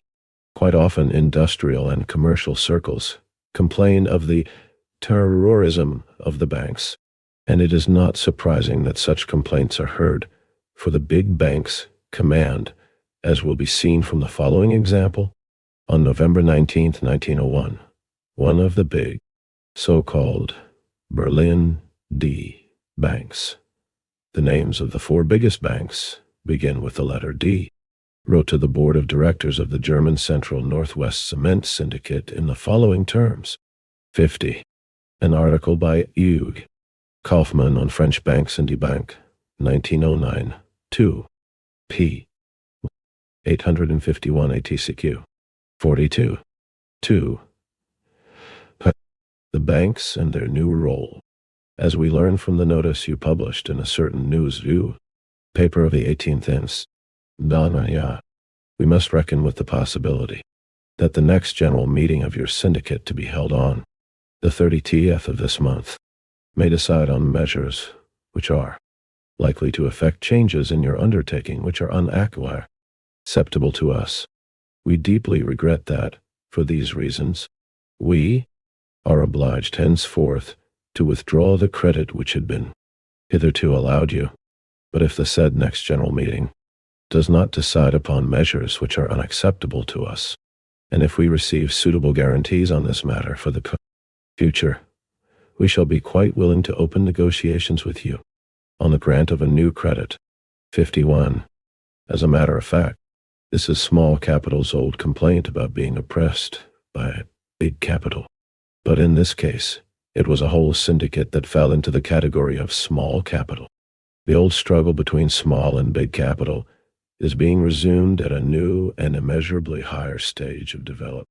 It stands to reason that the big banks' enterprises, worth billions, can accelerate technical progress with means that cannot possibly be compared with those of the past.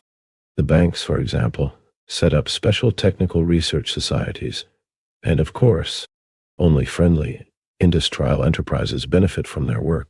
To this category belong the Electric Railway Research Association, the Central Bureau of Scientific and Technical Research, etc. The directors of the banks themselves cannot fail to see that new conditions of national economy are being created, but they are powerless in the face of these phenomena. Anyone who has watched, in recent years, writes the idols, changes of incumbents of directorships and seats on the supervisory boards of the big banks, cannot fail to have noticed that power is gradually passing into the hands of men who consider the active intervention of the big banks in the general development of industry to be necessary and of increase in the importance between these new men and the old bank.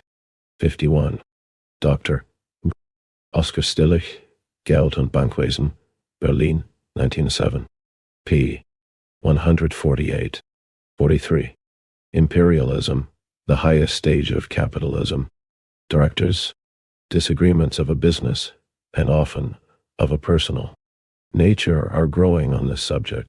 The issue is whether or not the banks, as credit institutions, will suffer from this intervention in industry, whether they are sacrificing tried principles and an assured profit to engage in a field of activity which has nothing in common with their role as middlemen in profit in credit, and which is leading the banks into a field where they are more than ever before exposed to the blind force of wide trade fluctuations. This is the opinion of many of the older bank directors, while most of the young men consider active intervention in industry to be a necessity as great as that which gave rise, simultaneously with big modern industry, to the big banks and modern industrial banking. The two parties are agreed only on one point, that there are neither firm principles nor a concrete aim in the new activities of the big banks. 52. The old capitalism has had its day. The new capitalism represents a transition towards something. It is hopeless, of course, to seek for firm principles and a concrete aim for the purpose of reconciling monopoly with free competition. The admission of the practical men has quite a different ring from the official praises of the charms of organized capitalism sung by its apologists, Schulz-Gavernitz, Leifman, and similar theoreticians. At precisely what period were the new activities of the big banks finally established? Giedels gives us a fairly exact answer to this important question. The connections between the banks and industrial enterprises, with their new content, their new forms, and their new organs, namely, the big banks, which are organized on both a centralized and a decentralized basis, were scarcely a characteristic economic phenomenon before the 90s, in one sense. Indeed, this initial date may be advanced to the year 1897, when the important mergers took place, and when, the first time, the new form of decentralized organization was introduced to suit. 52. Giedels, Opé, It, Sit, Lonatri, Pipe, 183-84, 44. 2. The banks and their new role. The industrial policy of the banks. This starting point could, perhaps, be placed at an even later date, for it was the crisis of 1900 that enormously accelerated and intensified the process of concentration of industry and of banking, consolidated that process, for the first time transformed the connection with industry into the actual monopoly of the big banks and made this connection much closer and more active. 53. Thus, the 20th century marks the turning point from the old capitalism to the new, from the domination of capital in general to the domination of finance capital. 53. Ibid. Na. B. 181. 45. 3. Finance capital and the financial oligarchy. Chapter 3. Finance capital and the financial oligarchy. A steadily increasing proportion of capital in industry, he writes. Hilferding ceases to belong to the industrialists who employ it. They obtain the use of it only through the medium of the banks which, in relation to them, represent the owners of us capital. On the other hand, the bank is forced to sink an increasing share of its funds in industry. Thus, to an ever-increasing degree, the banker is being transformed into an trial capitalist. This bank capital, i.e., capital in money form, which is thus actually transformed into industrial capital, I call finance capital. Finance capital is capital controlled by banks and employed by industrialists. 54. This definition is incomplete insofar as it is silent on one extremely important fact: the increase of concentration of production and of capital to such an extent that concentration leads, and has led, to monopoly. But throughout the whole of his work, and particularly in the two chapters which precede the one from which this definition is taken, Hilferding stresses the part played by capitalist monopolies, the concentration of production, the monopolies arising therefrom, the merging or coalescence of the banks with industry. Such is the history of the rise of finance capital, and such is the content of this term. We now have to describe how, under the general conditions of commodity production and private property, the business operations of capitalist monopolies inevitably become the domination of a financial oligarchy. It should be noted that the representatives of bourgeois German, and not only German, science, like Racer, Schulze, Gavernetz, Leifman, and others are all apologists of imperialism and of finance capital, instead of revealing the mechanics of the formation of an oligarchy. 54. R. Hilferding, Finance Capital, Russ, ed. Moscow, 1912, pp. 338-339. 47. Imperialism, the highest stage of capitalism. Its methods, the size of its revenues, innocent and sinful, its connections with parliaments, etc., etc. They obscure and embellish them. They evade these vexed questions by pompous and vague phrases, appeals to the sense of responsibility of bank directors, by praising the sense of duty of Prussian officials, giving serious study to the petite details of absolutely ridiculous parliamentary bills for the supervision and regulation of monopolies, playing spillikins with theories like, for example, the following scientific definition, arrived at by Professor Leifman. Commerce is an occupation having for its object collecting goods, storing them, and making them available. 55. The professor's italics. From this it would follow that commerce existed in the time of primitive man, who knew nothing about exchange, and that it will exist under socialism. But the monstrous facts concerning the monstrous rule of the financial oligarchy are so glaring that in all capitalist countries in America, France and Germany, a whole literature has sprung up, written from the bourgeois point of view, but which, nevertheless, gives a fairly truthful picture and criticism, naturally, of this oligarchy. The holding system, to which we have already briefly referred above, should be made the cornerstone. The German economist, Hayman, probably the first to call attention to this matter, describes the essence of it in this way. The head of the concern controls the principal company, lit Rai, Airily, the mother company. The latter reigns over the subsidiary companies, daughter companies, which in their turn control still other subsidiaries, grandchild companies, etc. In this way, it is possible with a comparatively small capital to dominate immense spheres of production. Indeed, if holding 50% of the capital is always sufficient to control a company, the head of the concern needs only 1 million to control 8 million in the second subsidiaries. And if this interlocking is extended, it is possible with 1 million to control 16 million, 32 million, etc. 56. 55. R. Leifman, O.P. Sit. P. 476. 56. Hans Gideon Hayman. Die gemischten Werke im deutschen Großeisenerwerbe, Stuttgart, 1904, pp. 268, 269. 48. 3. Finance capital and the financial oligarchy. As a matter of fact, experience shows that it is sufficient to own 40% of the shares of a company in order to direct its affairs, 57, since a certain number of small, scattered shareholders find it impossible, in practice, to attend general meetings, etc.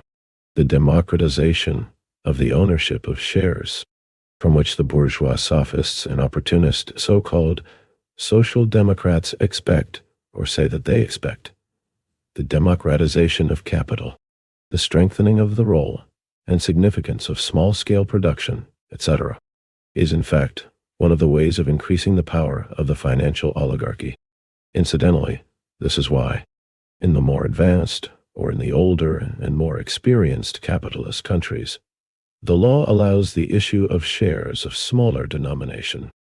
In Germany, the law does not permit the issue of shares of less than 1,000 marks denomination, and the magnates of German finance look with an envious eye at England, where the issue of £1 shares, 20 marks, about 10 rubles, is permitted. Siemens, one of the biggest industrialists and financial kings in Germany, told the Reichstag on June 7, 1900, that The £1 share is the basis of British imperialism. 58. This merchant has a much deeper and more Marxian understanding of imperialism than a certain disreputable writer who is held to be one of the founders of Russian Marxism. 59. And believes that imperialism is a bad habit of a certain nation. But the holding system not only serves enormously to increase the power of the monopolists, it also enables them to resort with impunity to all sorts of shady and dirty tricks to cheat the public, for directors of the mother company are not legally responsible for the daughter company, which is supposed to be independent, and through the medium of which they can pull off anything. Here is an example taken from the German review, Die Bank, from May 1914. The Spring Steel Company of Kassel was regarded some years ago as being one of the most profitable enterprises in Germany. Through bad management, its dividends fell from 15% to nil. It appears that the board, without consulting 57 Liefmann, Beteiligungsgesellschaften, etc., 1 St. Ed. No. P. 258. 58. Schulze Gewernitz. In Grundriss der Sozialökonomie. V. 2. P. 110. 59. Lenin. Meant G. V. Plekhanov. Ed. 49. Imperialism, the highest stage of capitalism. The shareholders had loaned 6 million marks to one of its daughter companies, the Hasia, Ltd., which had a nominal capital of only some hundreds of thousands of marks. This commitment, amounting to nearly treble the capital of the mother company, was never mentioned in its balance sheets. This omission was quite legal and could be hushed up for 2 whole years because it did not violate any point of common law. The chairman of the supervisory board, who as the responsible head had signed the false balance sheets, was, and still is, the president of the Kassel Chamber of Commerce. The shareholders only heard of the loan to the Hasia, Ltd. Long afterwards, when it had been proved to have been a mistake. The writer should put this word in quotation marks. And when Spring Steel shares dropped nearly 100%, because those in the know were getting rid of them. This typical example of balance sheet jugglery, quite common in joint stock companies, explains why their boards of directors are willing with a far lighter heart to undertake risky transactions than individual businessmen. Modern methods of drawing up balance sheets not only make it possible to conceal doubtful undertakings from the ordinary shareholder, but also allow the people most concerned to escape the consequence of unsuccessful speculation by selling their shares in time, while the individual businessman risks his own skin in everything he does. The balance sheets of many joint stock companies put us in mind of the palimpsests of the Middle Ages, from which the visible inscription had first to be erased in order to disguise, cover beneath it another inscription giving the real meaning of the document. Palimpsests are parchment documents from which the original inscription has been obliterated and another inscription imposed. The simplest and, therefore, most common procedure for Mac. 53. Finance capital and the financial oligarchy. In balance sheets indecipherable is to divide a single business into several parts by setting up daughter companies or by annexing such. The advantages of this system for various objects, legal and illegal, are so evident that big companies which do not employ it are quite the exception. 60. As an example of a huge monopolist company that extensively employs this system, the author quotes the famous General Electric Company, to which we shall refer again later on. In 1912, it was calculated that this company held shares in 175 to 200 other companies, dominating them, of course, and thus controlling a total capital of about 1,500,000. 0 marks. 61. All rules of control, the publication of balance sheets, the drawing up of balance sheets according to a definite form, the public auditing of accounts, etc. Leaves the things about which well-intentioned professors and officials, that is, those imbued with the good intention of defending and embellishing capitalism, discourse to the public, are of no avail, for private property is sacred, and no one can be prohibited from buying, selling, exchanging, or mortgaging shares, etc. The extent to which this holding system has developed in the big Russian banks may be judged by the figures given by E. Agad, who for 15 years was an official of the Russo-Chinese Bank, and who in May 1914 published a book, not altogether correctly entitled Big Banks and the World Market. 62. The author divides the big Russian banks into two main categories: A, banks that come under the holding system, and B, independent banks. Independence, however, being arbitrarily taken to mean independence of foreign banks. The author divides the first group into three subgroups. 1. German holdings. 2. British holdings. 60. L. Eschwege. Tochter Gesellschaften. Subsidiary companies. TR. Indie Bank. 1914. 1. p. 545. 61. Kurt Heinig. Der Weg des Elektrotrusts, The Path of the Electric Trust, to a TR. In Noah's Zeit, 1912. 30 Yarg. 2. p. 484. 62. E. Agad. Großbanken und Weltmarkt.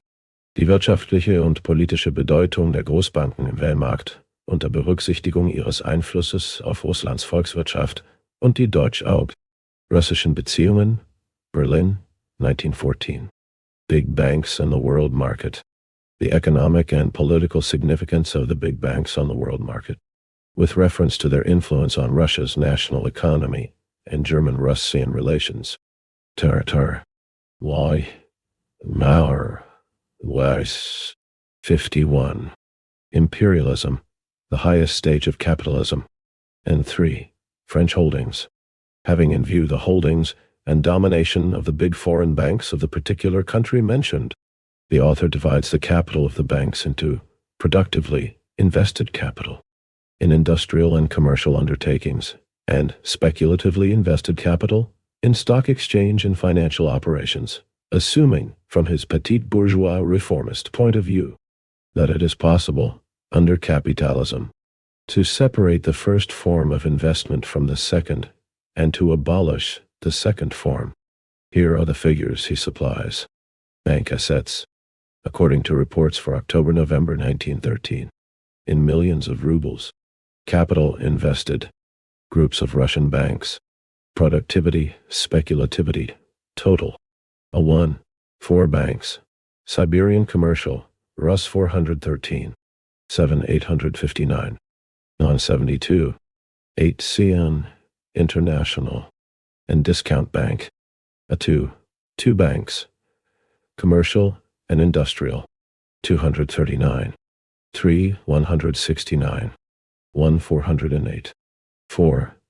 And Russo-British. 5 banks, Russo-Asiatic St. Petersburg. A 3. Private, Azovdan, Union Moscow. Rus. 711. 8. 661. 2 1373. 0. So French Commercial. 11 banks, total. 1364. 8.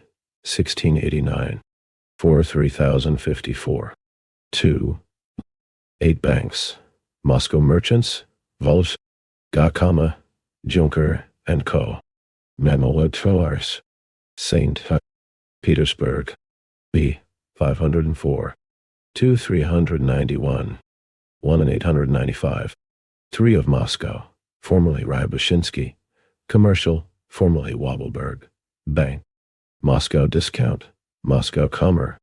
Seoul, Moscow Private. 19 banks, total. 1. 869, 0 2080, 5 3949, 5. According to these figures, of the approximately 4 billion rubles making up the working capital of the big banks, more than 3/4, more than 3 billion, belonged to banks which in reality were only daughter companies of foreign banks, and chiefly of the Paris banks, the famous trio, Union Parisienne, Paris et Pays-Bas, and Société Générale, and of the Berlin banks, particularly the Deutsche Bank and Discount Y. 52. 3. Finance Capital and the Financial Oligarchy, to Gesellschaft. 2 of the biggest Russian banks, the Russian Bank for Foreign Trade, and the International St. Petersburg International Commercial Bank, between 1906 and 1912, increased their capital from 44 million to 98,000 rubles, and their reserves from 15 million to 3,900 employing 3/4 German capital. The first bank belongs to the Berlin Deutsche Bank concern, and the second to the Berlin Diskontogesellschaft. The worthy Agad is deeply indignant at the fact that the majority of the shares are held by the Berlin banks, and that, therefore, the Russian shareholders are powerless. Naturally, the country which exports capital skims the cream. For example, the Berlin Deutsche Bank, in placing the shares of the Siberian Commercial Bank on the Berlin market, kept them in its portfolio for a whole year, and then sold them at the rate of 193 for 100, that is, at nearly twice their nominal value, earning a profit of nearly 6 million rubles, which Hilferding calls promoters' profits. Our author puts the total capacity of the principal St. Petersburg banks at 8,235 million rubles, about 81.4 billions, and the holdings, or rather, the extent to which foreign banks dominated them, he estimates as follows: French banks, 55%, English, 10%, German, 35%. The author calculates that of the total of 8,235 million rubles of functioning capital, 3,687 million rubles, or over 40%, fall to the share of the syndicates Prodigal and Prodam at 63, and the syndicates in the oil, metallurgical and cement industries. Thus, owing to the formation of capitalist monopolies, the merging of bank and industrial capital has also made enormous strides in Russia. Finance capital, concentrated in a few hands, and exercising a virtual monopoly, exacts enormous and ever-increasing profits from the floating of companies, issue of stock, state loans, etc. While strengthens the domination of the financial oligarchy and levies tribute upon the whole of society for the benefit of monopolists. Here is an example, taken from a multitude of others, of the business methods of the American trusts, quoted by Hilferding. In 1887, Havemir founded the Sugar Trust by amalgamating 15 small firms, whose total capital amounted to 63. Prodigal, an abbreviation for the Russian Society for Trade in Mineral Pool of the Donets Basin, founded in 1906. Prodamit, the Society for Marketing Russian Metallurgical Goods, founded in 1901. Ed. 53. Imperialism, the Highest Stage of Capitalism, 6,500 $0. Suitably watered, as the Americans say, the capital of the trust was declared to be $50 million. This overcapitalization anticipated the monopoly profits, in the same way as the United States Steel Corporation anticipates its future monopoly profits in buying up as many iron ore fields as possible. In fact, the Sugar Trust set up monopoly prices, which secured it such profits that it could pay 10% dividend on capital watered sevenfold, or about 70% on the capital actually invested at the time the trust was formed. In 1999, the capital of the Sugar Trust amounted to $90 million. In 22 years, it had increased its capital more than tenfold. In France, the domination of the financial oligarchy against the financial oligarchy in France, the title of the well-known book by Lissus, the fifth edition of which was published in 1908, assumed a form that was only slightly different. Four of the most powerful banks enjoy, not a relative, but an absolute monopoly in the issue of bonds. In reality, this is a trust of big banks, and monopoly ensures monopolist profits from bond issues. Usually a borrowing country does not get more than 90% of the sum of the loan. The remaining 10% goes to the banks and other middlemen. The profit made by the banks out of the Russo-Chinese loan of 400,000 francs amounted to 8%, out of the Russian 1904 loan of 800 million francs. The profit amounted to 10%, and out of the Moroccan 1904 loan of 62,500 francs, it amounted to 75%.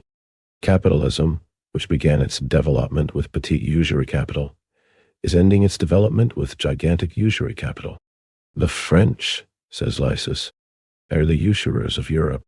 All the conditions of economic life are being profoundly modified by this transformation of capitalism. With a stationary population and stagnant industry, commerce and shipping, the country can grow rich by usury. 50 persons, representing a capital of 8 million francs, can control 2 million francs deposited in 4 banks. The holding system, with which we are already familiar, leads to the same result. One of the biggest banks, the Société Générale, for instance, issues 64,000 bonds for its daughter company, the Egyptian sugar refineries. The bonds are issued at 150% i.e. The bank gains 50 centimes on the franc. The dividends of the new company were found to be fictitious. The public. 54. 3. Finance capital and the financial oligarchy. Lost from 90 to 100 million francs.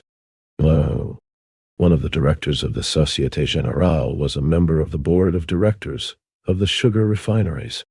It is not surprising that the author is driven to the conclusion that the French Republic is a financial monarchy. It is the complete domination of the financial oligarchy. The latter dominates over the press and the government. 64. The extraordinarily high rate of profit obtained from the issue of securities, which is one of the principal functions of finance capital, plays a very important part in the development and consolidation of the financial oligarchy. There is not a single business of this type within the Council that brings in profits even approximately equal to those obtained from the flotation of foreign loans, says the German magazine Die Bank. 65. No banking operation brings in profits comparable with those obtained from the issue of securities.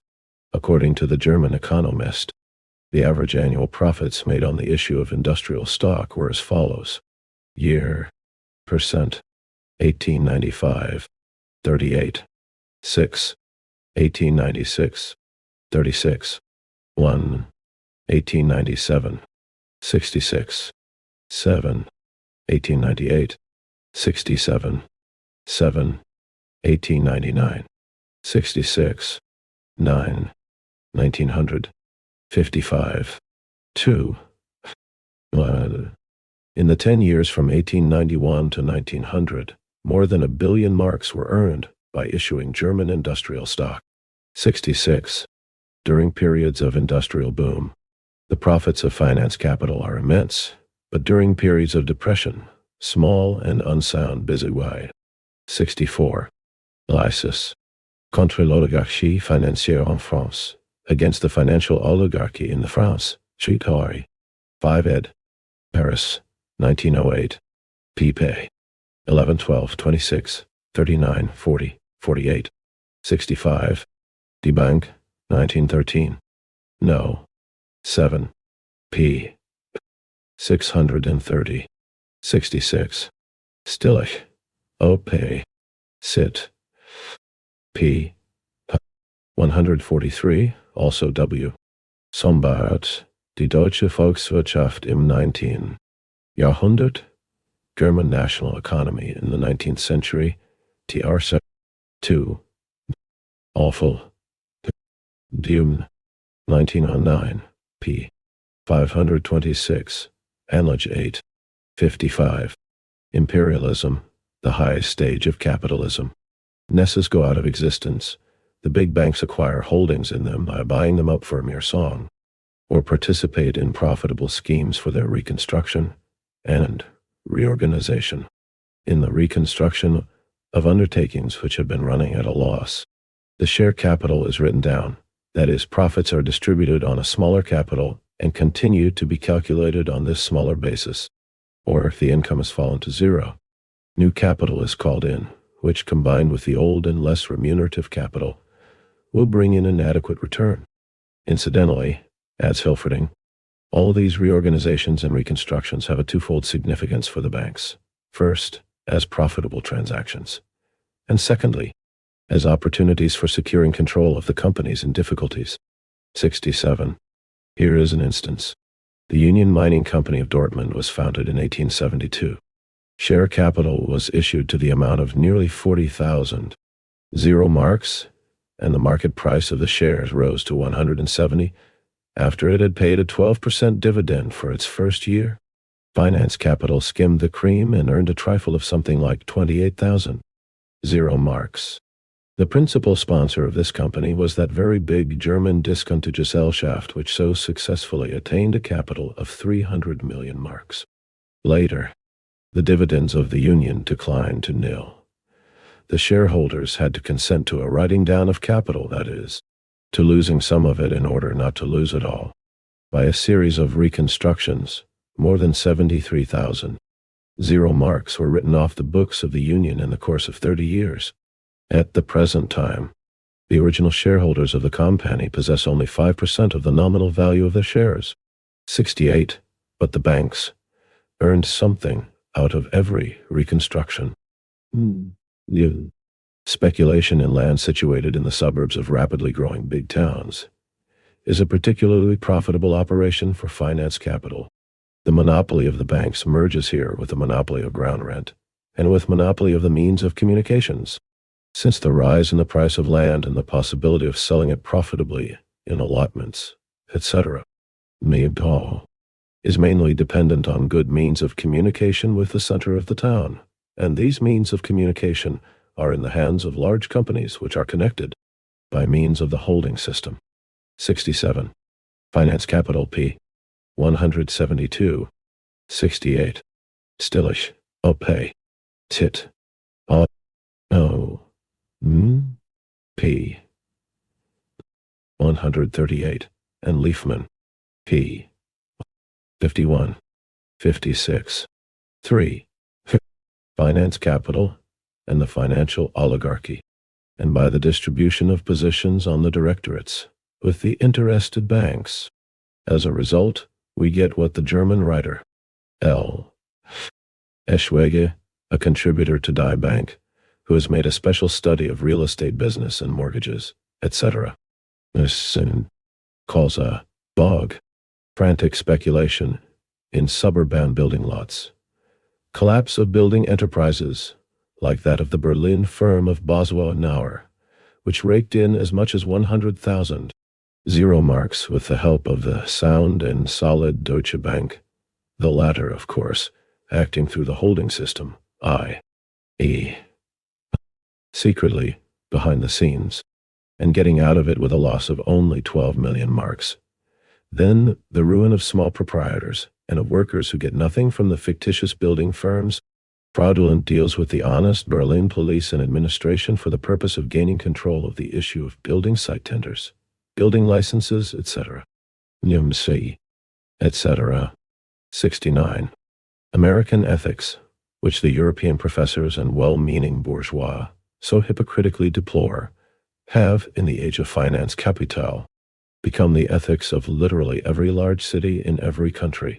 At the beginning of 1914, there was talk in Berlin of the formation of a transport trust, i.e., of establishing community of interests between the three Berlin transport undertakings, the City Electric Railway, the Tramway Company, and the Omnibus Company. We have known wrote Die Bank that this plan is contemplated since it became known that the majority of the shares in the bus company had been acquired by the other two transport companies. We may fully believe those who are pursuing this aim when they say that by uniting the transport services, they will secure economies, part of which will in time benefit the public. But the question is complicated by the fact that behind the transport trust that is being formed are the banks which, if they desire, can subordinate the means of transportation which they have monopolized to the interests of their real estate business. To be convinced of the reasonableness of such a conjecture, we need only recall that the interests of the big bank that encouraged the formation of the elevated 69 Indie Bank, 1913, p. 952 L. Eschwege, der Sumpf, Ibid, 1912, 1, p. 223, ECQ, 57. Imperialism, the highest stage of capitalism. Railway company were already involved in it at the time company was formed. That is to say, the interests of this transport undertaking were interlocked with the real estate interrail ests. The point is that the eastern line of this railway was to run through land which, when it became certain the line was to be laid down, this bank sold at an enormous profit for itself, for several partners in the transactions. 70. A monopoly, once it is formed and controls thousands of millions, inevitably penetrates into every sphere of public life, regardless of the form of government and all other details. In the economic literature of Germany, one usually comes across obsequious praise of the integrity of the Prussian bureaucracy, and allusions to the French Panama Scandal 71 and to political corruption in America. But the fact is that even the bourgeois literature devoted to German banking matters constantly has to go far beyond the field of purely banking operations, and to speak, for instance, about the attraction of the banks in reference to the increasing frequency with which public officials take employment with the banks, as follows. How about the integrity of a state official who, in his inmost heart, is aspiring to a soft job in the Bahnstrasse? 72. The street in Berlin in which the head office of the Deutsche Bank is situated. In 1909, the publisher of Die Bank, Alfred Landsberg, wrote an article entitled The Economic Significance of Byzantinism, in which he incidentally referred to Wilhelm II's tour of Palestine, and to the immediate result of this journey, the construction of the Baghdad Railway, that fatal, great product of German enterprise, which is more responsible for the encirclement than all our political blunders put together. 73. By encirclement is meant the policy of Edward VII to isolate Germany and surround her with an imperialist anti-German alliance. In 1911, Eschwege, the contributor to this same magazine to whom we have already referred, wrote an article. 70. Verkehrstrust, Indie Bank, 1914, 1. B. 89. 71. The exposure in France, in 1892. 93. Of incredible abuses, corruption of politicians, officials and the press bribed by the French Panama Canal Company. Ed. 72. Der Zug zur Bank, the attraction of the bank, TR Indie Bank, 1914, 1, p. 79. 73. Ibid. O. p. 301. 58. 3. Finance Capital and the Financial Oligarchy, entitled Plutocracy and Bureaucracy, in which he exposed, for example, the case of a German official named Volcker, who was a zealous member of the cartel committee and who, it turned out sometime later, obtained a lucrative post in the biggest cartel, i.e., the Steel Syndicate. Similar cases, by no means casual, forced this bourgeois author to admit that the economic liberty guaranteed by the German Constitution has become in many departments of economic life a meaningless phrase, and that, under the existing rule of the plutocracy, even the widest political liberty cannot save us from being converted into a nation of unfree people. 74. As for Russia, we will limit ourselves to one example.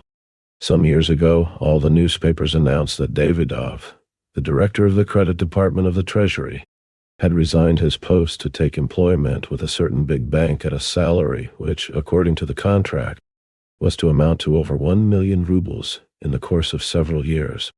The credit department is an institution, the function of which is to coordinate the activities of all the credit institutions of the country, and which grants subsidies to banks in St. Petersburg and Moscow amounting to between 800 and 1.0 million rubles. 75. It is characteristic of capitalism in general that the ownership of capital is separated from the application of capital to production.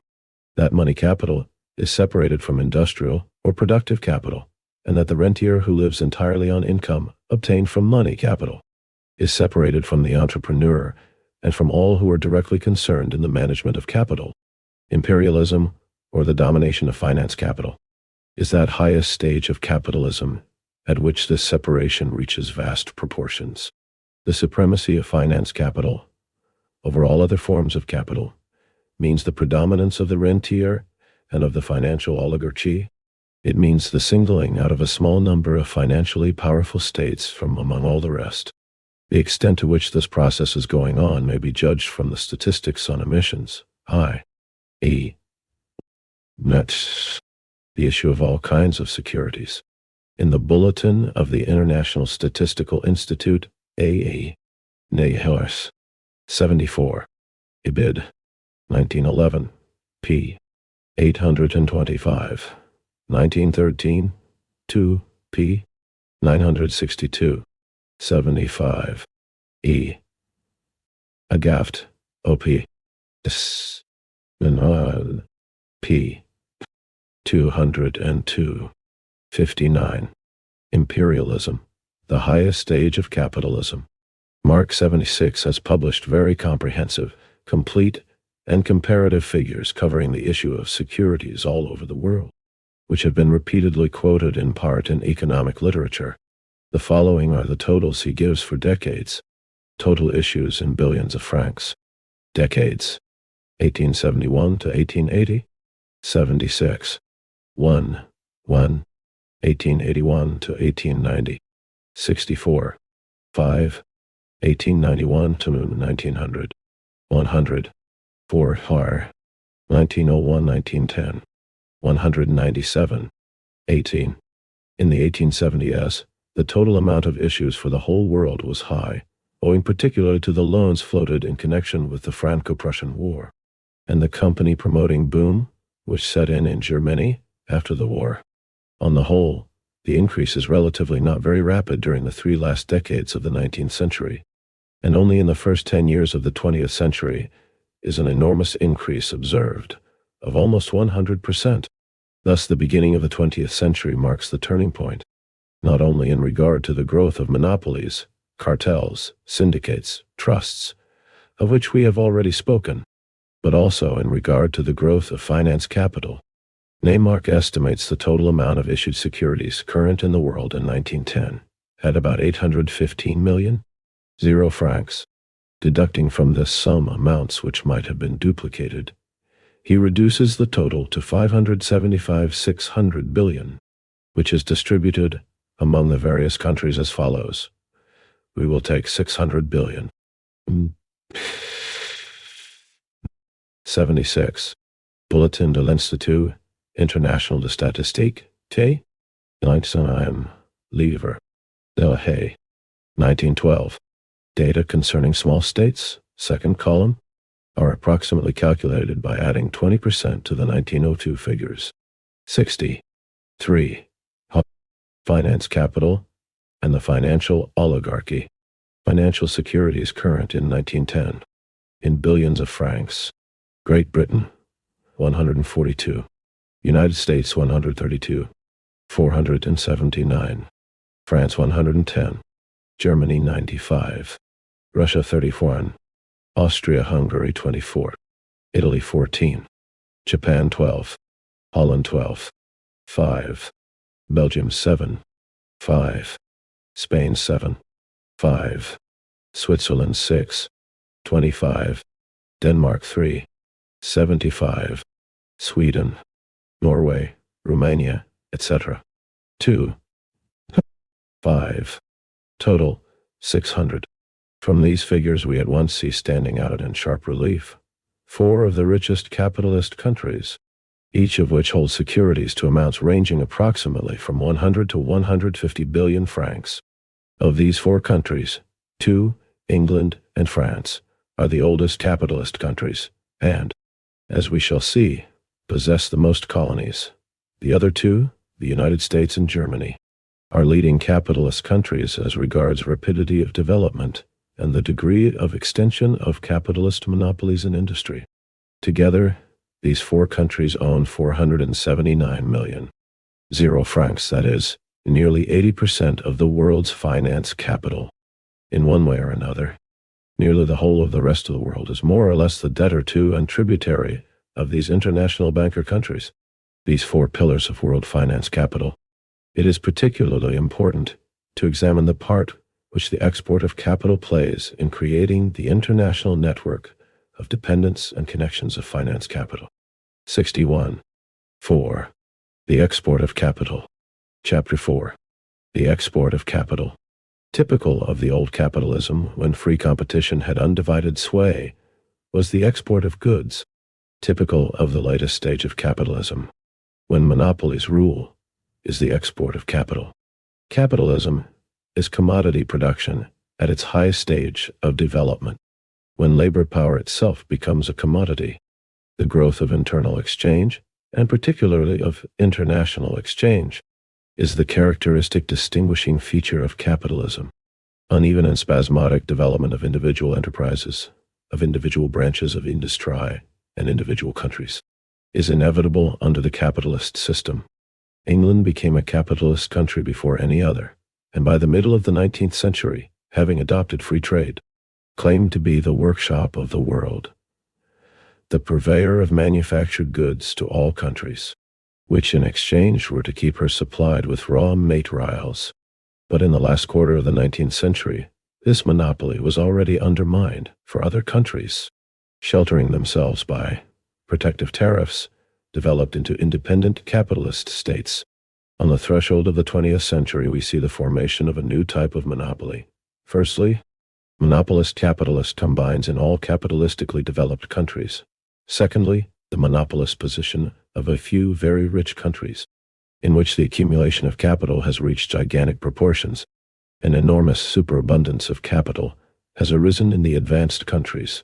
It goes without saying that if capitalism could develop agriculture, which today frightfully lags behind industry everywhere, if it could raise the standard of living of the masses, who are everywhere still half-starved and poverty-stricken, in spite of the amazing technical progress, there could be no talk of a superabundance of capital. This argument is very often advanced by the petit bourgeois critics of capitalism. But if capitalism did these things, it would not be capitalism. For both uneven development and a semi-starvation level of existence of the masses are fundamental and inevitable conditions and premises of this mode of production. 63. Imperialism, the highest stage of capitalism. As long as capitalism remains what it is, surplus capital will be utilized not for the purpose of raising the standard of living of the masses in a given country, for this would mean a decline in profits for the capitalists, but for the purpose of increasing profits by exporting capital abroad to the backward countries. In these backward countries, profits are usually high, for capital is scarce. The price of land is relatively low. Wages are low. Raw materials are cheap. The possibility of exporting capital is created by the fact that a number of backward countries have already been drawn into world capitalist intercourse. Main railways have either been or are being built there. The elementary conditions for industrial development have been created, etc. The necessity for exporting capital arises from the fact that in a few countries, capitalism has become overripe and Owing to the backward stage of agriculture and the impoverished state of the masses, capital cannot find a field for profitable investment. Here are approximate figures showing the amount of capital invested abroad by the three principal countries. 77. Capital invested abroad in billions of francs. Year: Great Britain, France, Germany. 1862-3. 6. 1872-15. 1869. 1882-22. 015. 1880. 1893-42. 020. 1890. 1902. 62. 0. 27-37-12. 5. 1914-75-100. 060-44. 0. 77. Hobson, Imperialism. London, 1902, p. 58. Resser, op. Sit. She. pp. 395 and 404. p. Arndt in Weltwirtschaftliches Archiv, bd. 1916, p. 35. Neymark in Bulletin, Hilferding, Finance Capital, p. 492. Lloyd George, Speech in the House of Commons, May 4, 1915. Reported in the Daily Telegraph, May 5, 1915. B.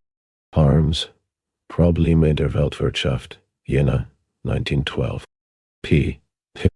235 TCQ. Dr. Schilder, Entwicklungstendenzen der Weltwirtschaft, Trends of Development of World Economy, TREP, Berlin, 1912. Band 1, p. 150. George Paish, Great Britain's Capital Investments, etc. In Journal of the Royal Statistical Society, VOA. Bloody 4th, 1910-1911, p. 167 ATCQ. Georges Diorich. L'expansion des banques allemandes à l'étranger. Ces rapports avec le développement économique de l'Allemagne. Expansion of German banks abroad in connection with the economic development of Germany. TARR. Paris, 1909. p. 84. 64. 4. The export of capital. This table shows that the export of capital reached formidable dimensions only in the beginning of the 20th century. Before the war, the capital invested abroad by the three principal countries amounted to between 175 billion and 200 billion francs, at the modest rate of 5%. The income from this sum should have reached from 8 to 10 billion francs a year, a solid basis for imperialist oppression and the exploitation of most of the countries and nations of the world, for the capitalist parasitism of a handful of wealthy states. How is this capital invested abroad distributed among the various countries? Where is it invested? Only an approximate answer can be given to this question, but one sufficient to throw light on certain general relations and connections of modern imperialism. Approximate distribution of foreign capital, circa 1910, in billions of marks. Great Britain, France, Germany total. Europe, 423, 1845. America, 37, 410, 51. Asia, Africa, and 29, 87, 44. Australia, total 70, 35, 35, 140. The principal spheres of investment of British capital are the British colonies, which are very large also in America, for example, Canada, not to mention Asia, etc. In this case, enormous exports of capital are bound up most closely with vast colonies, of the importance of which for imperialism we shall speak later. In the case of France, the situation is different. French capital exports are invested mainly in Europe, primarily in Russia, at least 10 billion francs. This is mainly loan capital, government loans, and not investments in industrial undertakings. Unlike British colonial imperialism, French imperialism might be termed usury imperialism. In the case of Germany, we have a third type. Colonies are in consider. 65. Imperialism, the highest stage of capitalism. Able. and German capital invested abroad is divided most evenly between Europe and America. The export of capital affects and greatly accelerates the development of capitalism in those countries to which it is exported, while therefore the export may tend to a certain extent to arrest development in the capital exporting countries. It can only do so by expanding and deepening the further development of capitalism throughout the world. The countries which export capital are nearly always able to obtain certain advantages, the character of which throws light on the peculiarity of the epoch of finance, capital, and monopoly. The following passage, for instance, occurred in the Berlin Review, Die Bank, for October 1913. A comedy worthy of the pen of Aristophanes is lately being played on the international capital market. Numerous foreign countries, from Spain to the Balkan states, from Russia to Argentina, Brazil, and China, are openly or secretly coming into the big money market with demands, sometimes very persistent, for loans. The money market is not very bright at the moment, and the political outlook is not promising. But not a single money market dares to refuse a foreign loan, for fear that its neighbor may forestall it, consent to grant a loan, and so secure some reciprocal service. In these international transactions, the creditor nearly always manages to secure some extra benefit, a favorable clause in a commercial treaty, a coaling station, a contract to construct a harbor, a fat concession, or an order for guns. 78. Finance capital has created the epoch of monopolies, and monopolies introduce everywhere monopolist principles. The utilization of connections for profitable transactions takes the place of competition on the open market. The most usual thing is to stipulate that part of the loan that is granted shall be spent on purchases in the creditor country, particularly on orders for war materials or for ships, etc. In the course of the last 2 decades, 1891–1910, France has very often resorted to this method. The export of capital abroad thus becomes a means for 78. Die Bank, 1913, 2. p. 224. 66. 4. The export of capital, encouraging the export of commodities.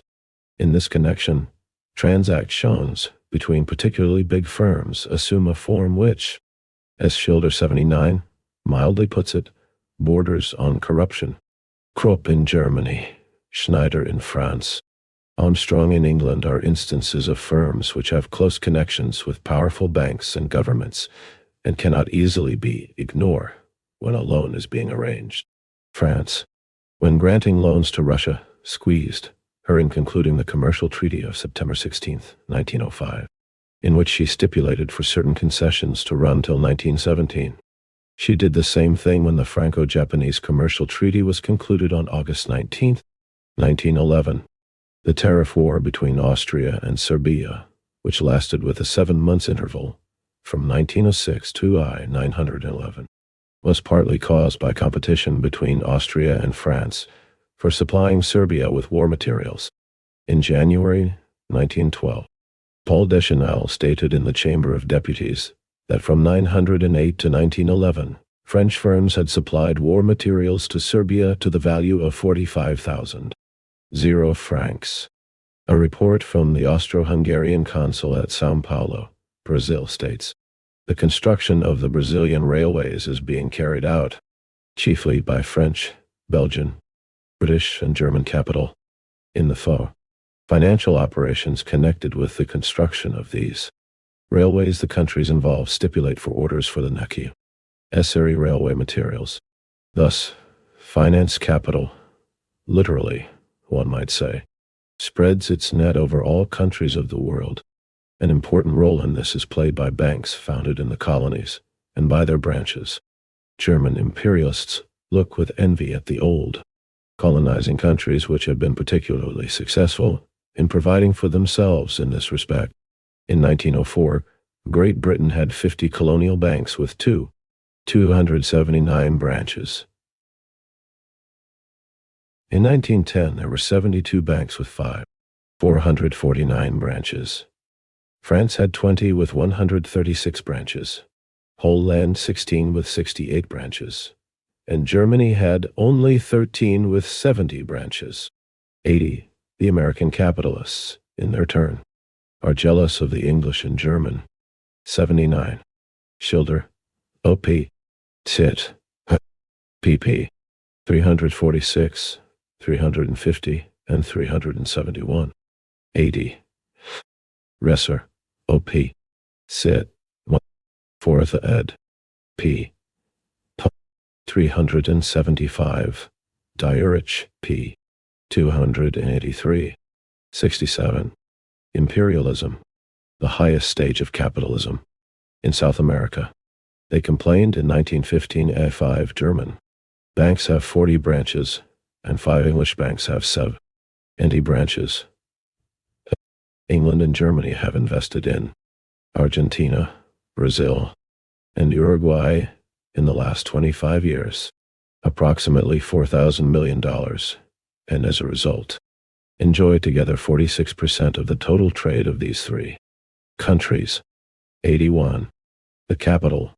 Exporting countries have divided the world among themselves in the figurative sense of the term, but finance capital has led to the actual division of the world. 81. The Annals of the American Academy of Political and Social Science, Vol. Lix, May 1915. p. 301. In the same volume, 0, on p. 331, we read that the well-known statistician Page, in the last issue of the financial magazine The Statist, estimated the amount of capital exported by England, Germany, France, Belgium, and Holland at $40 billion, i.e. 200 million. 0 francs. 68. 5. The division of the world among capitalist combines. Chapter 5. The division of the world among capitalist combines. Monopolist capitalist combines. Cartels, syndicates, and trusts divide among themselves. First of all, the home market sees a more or less complete possession of the industry of a country. But under capitalism, the home market is inevitably bound up with the foreign market. Capitalism long ago created a world market.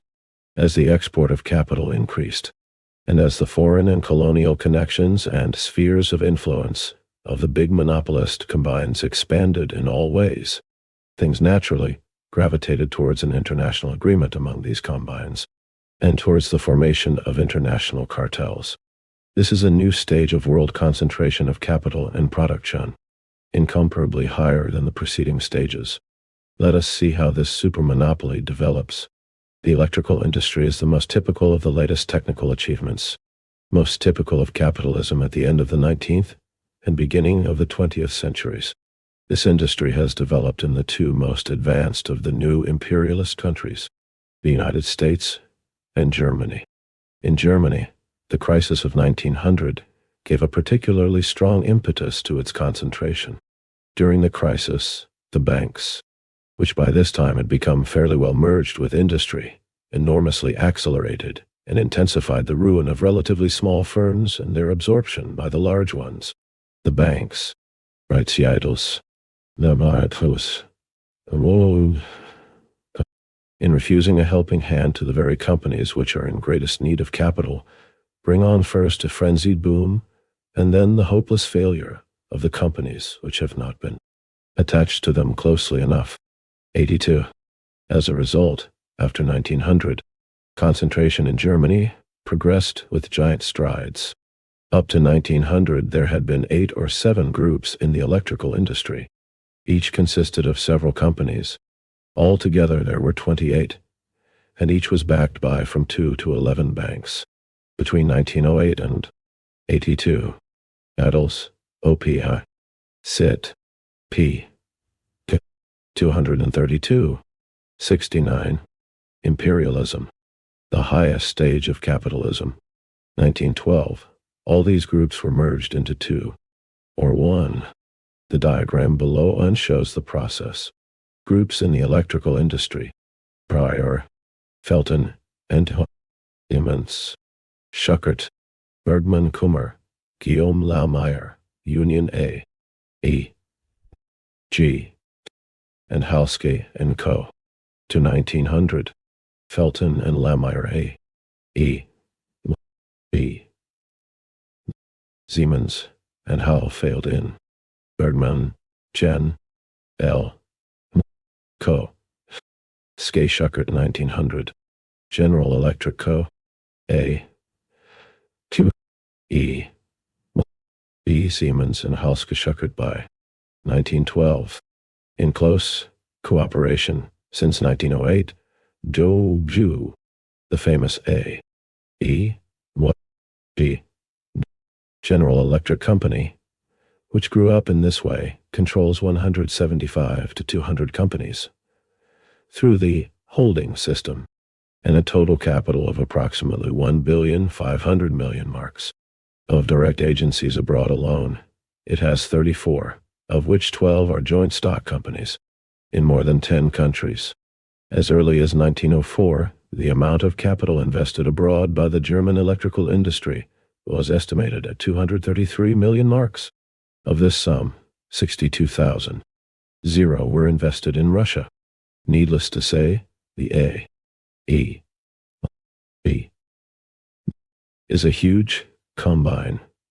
Its manufacturing companies alone number no less than 16, producing the most diverse articles, from cables and insulators to motor cars and flying machines. But concentration in Europe was also a component part of the process of concentration in America, which developed in the following way. General Electric Company, United States, Edison Co. establishes in Europe the Bay, Thomson Houston Co., French Edison Co., which transfers its establishes a firm in Europe, patents to the German firm, General Electric Co., A, E, T, G, No, Germany, Union Electric Co., General Electric Co., A, E, G, Lot 75. The division of the world among capitalists combines. Thus, two electrical great powers were formed. There are no other electric companies in the world completely independent of them, wrote Heineck in his article, The Path of the Electric Trust, an idea, although far from complete, of the turnover and the size of the enterprises of the two trusts can be obtained from the following figures. Turnover, no, of, net profits, mil, marks, employees, mil, marks, America, General Electric 1907, 252, 28,035. 4. Co. G. E. C. 1910, 298, 32,045. 6. Germany, General Elec 1907, 216, 37,714. 5. Trick Co. A. E. B. 1911, 362, 6821. 7. Well, in 1907, the German and American trusts concluded an agreement by which they divided the world between themselves. Competition between them ceased. The American General Electric Company, E. C. No, got the United States and Canada. The German General Electric Company, E. G. got Germany, Austria, Russia, Holland, Denmark, Switzerland, Turkey, and the Balkans.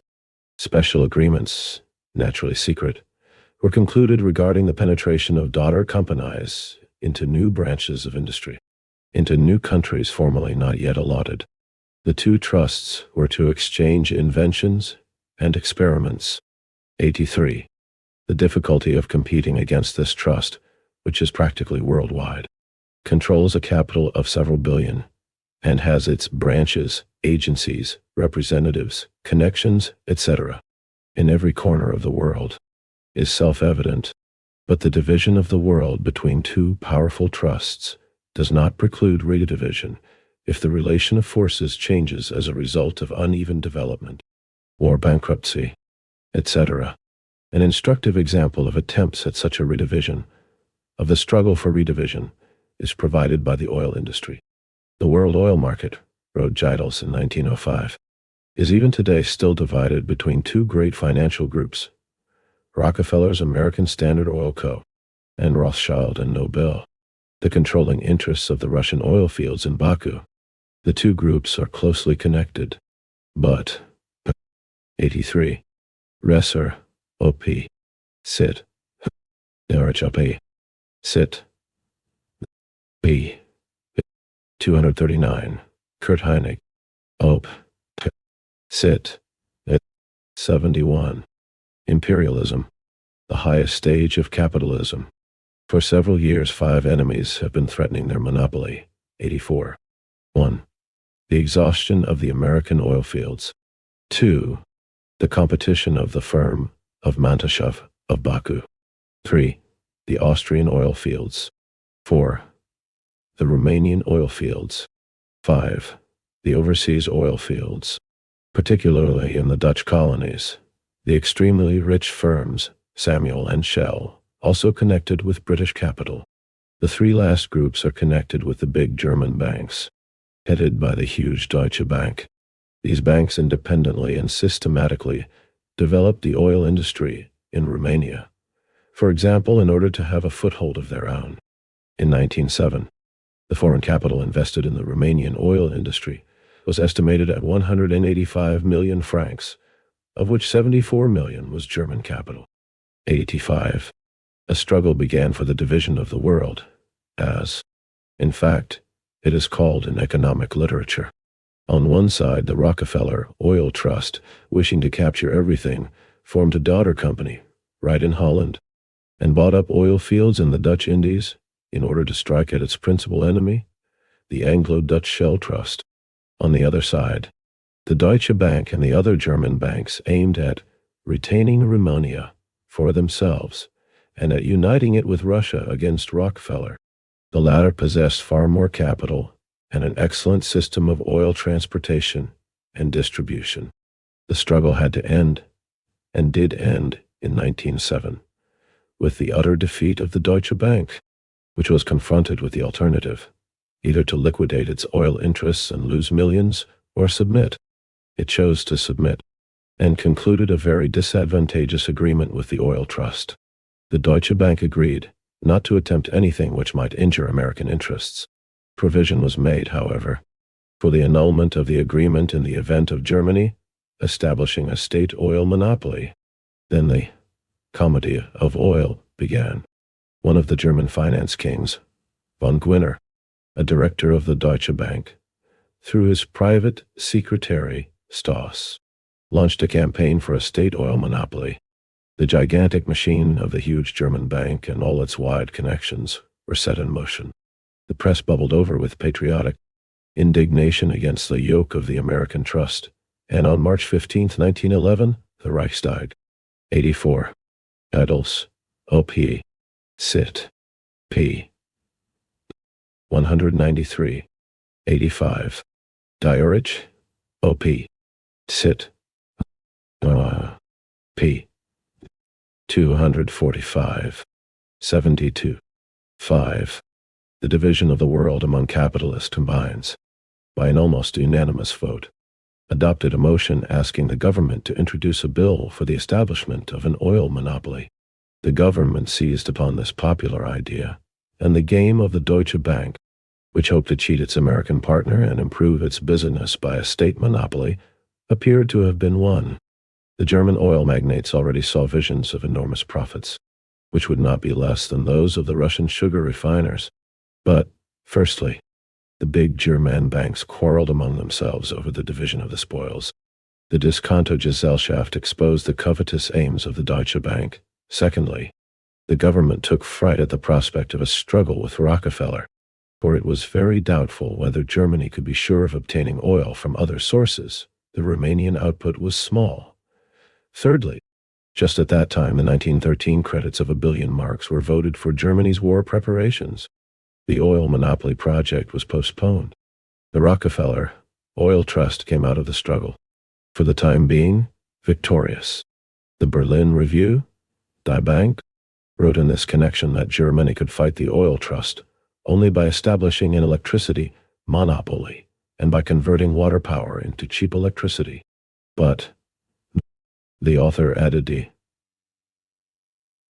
electricity monopoly will come when the producers need it, that is to say, when the next great crash in the electrical industry will be standing at the door, and when the gigantic, expensive electric stations, which are now being put up at great cost everywhere by private electrical concerns, which are already obtaining partial monopolies from towns, from states, etc.,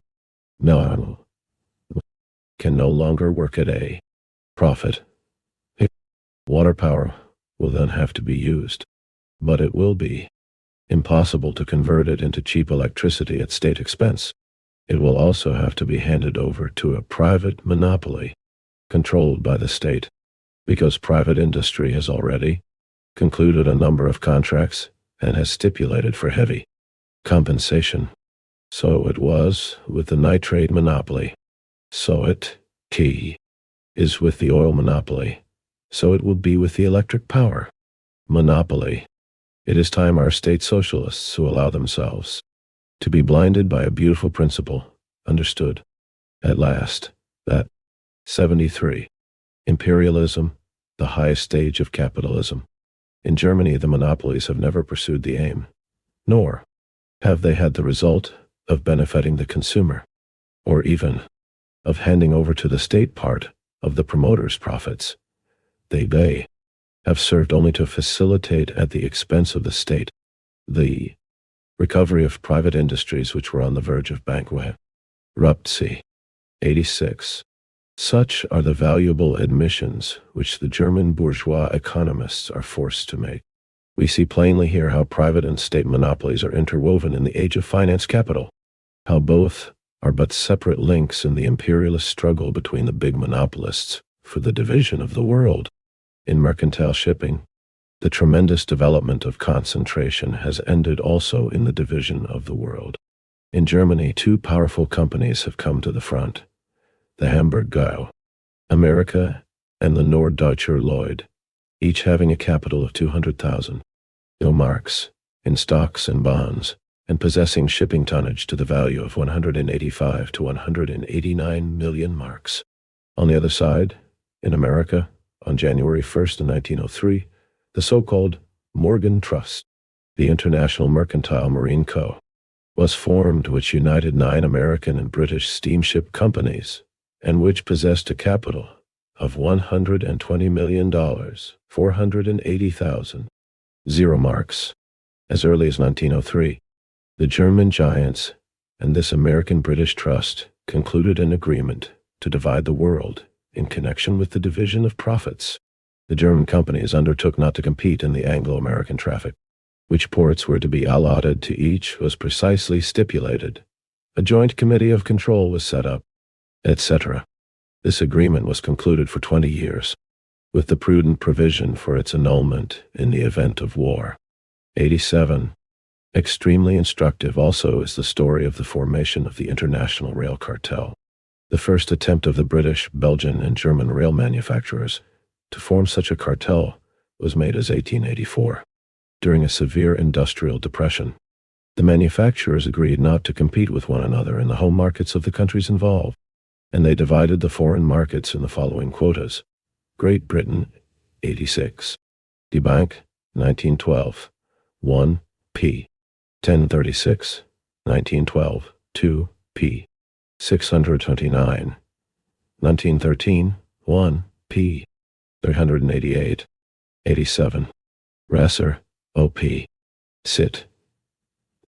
On. G. P. 125. 74. 5. The division of the world among capitalist combines 66%, Germany 27%, Belgium 7%. India was reserved entirely for Great Britain.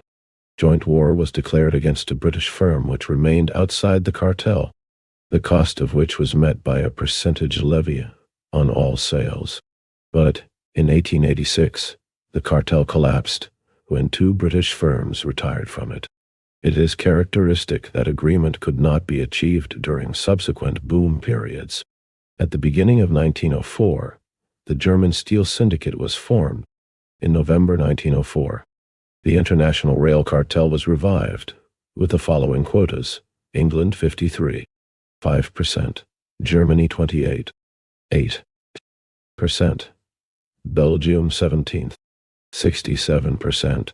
France came in later and received 4, 8%, 5, 8% and 6, 4% in the first, second, and third years respectively, over and above the 100% limit, i.e., out of a total of 104, 8%, etc.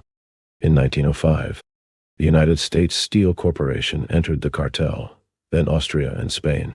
At the present time, wrote Vogelstein in 1910, the division of the world is completed, and the big consumers, primarily the state railways, since the world has been parceled out without consideration for their interests, can now dwell like the poet in the heaven of Jupiter. 88. We will mention also the International Zinc Syndicate, which was established in 1909, and which precisely apportioned output among 5 groups of factories: German, Belgian, French, Spanish, and British. And also the International Dynamite Trust, which Leifman says is quite a modern, close alliance of all the German explosives manufacturers who, with the French and American dynamite manufacturers, organized in a similar manner, have divided the whole world among themselves, so to speak. 89. Leifman calculated that in 1897 there were altogether about 40 international cartels in which Germany had a share, while in 1910 there were about 100. Certain bourgeois writers, whom K. Kautsky, who has completely abandoned the Marxist position he held, for example, in 1909, has now joined, have expressed the opinion that international cartels, being one of the most striking expressions of the internationalization of capital, give 88. Vogelstein, Organisationsformen, p. 100. 89. Leifman, Kartelle und Trusts, 2. A. p. 161. 75. Imperialism, the highest stage of capitalism, the hope of peace among nations under capitalism. Theoretically, this opinion is absolutely absurd, while in practice it is sophistry and a dishonest defense of the worst opportunism. International cartels show to what point capitalist monopolies have developed, and the object of the struggle between the various capitalists combines. This last circumstance is the most important. It alone shows us the historico-economic meaning of what is taking place, for the forms of the struggle may and do constantly change in accordance with varying, relatively particular and temporary causes. But the substance of the struggle, its class content, positively cannot change while classes exist. Naturally, it is in the interests of, for example, the German bourgeoisie, to whose side Kautsky has in effect gone over in his theoretical arguments. We will deal with this later, to obscure the substance of the present economic struggle, the division of the world, and to emphasize now this, and now another form of the struggle. Kautsky makes the same mistake. Of course, we have in mind not only the German bourgeoisie, but the bourgeoisie all over the world. The capitalists divide the world, not out of any particular malice, but because the degree of concentration which has been reached forces them to adopt this method in order to obtain profits, and they divide it in proportion to capital. No, that show, in proportion to strength, because there cannot be any other method of division under commodity production and capitalism, but strength varies with the degree of economic and political development.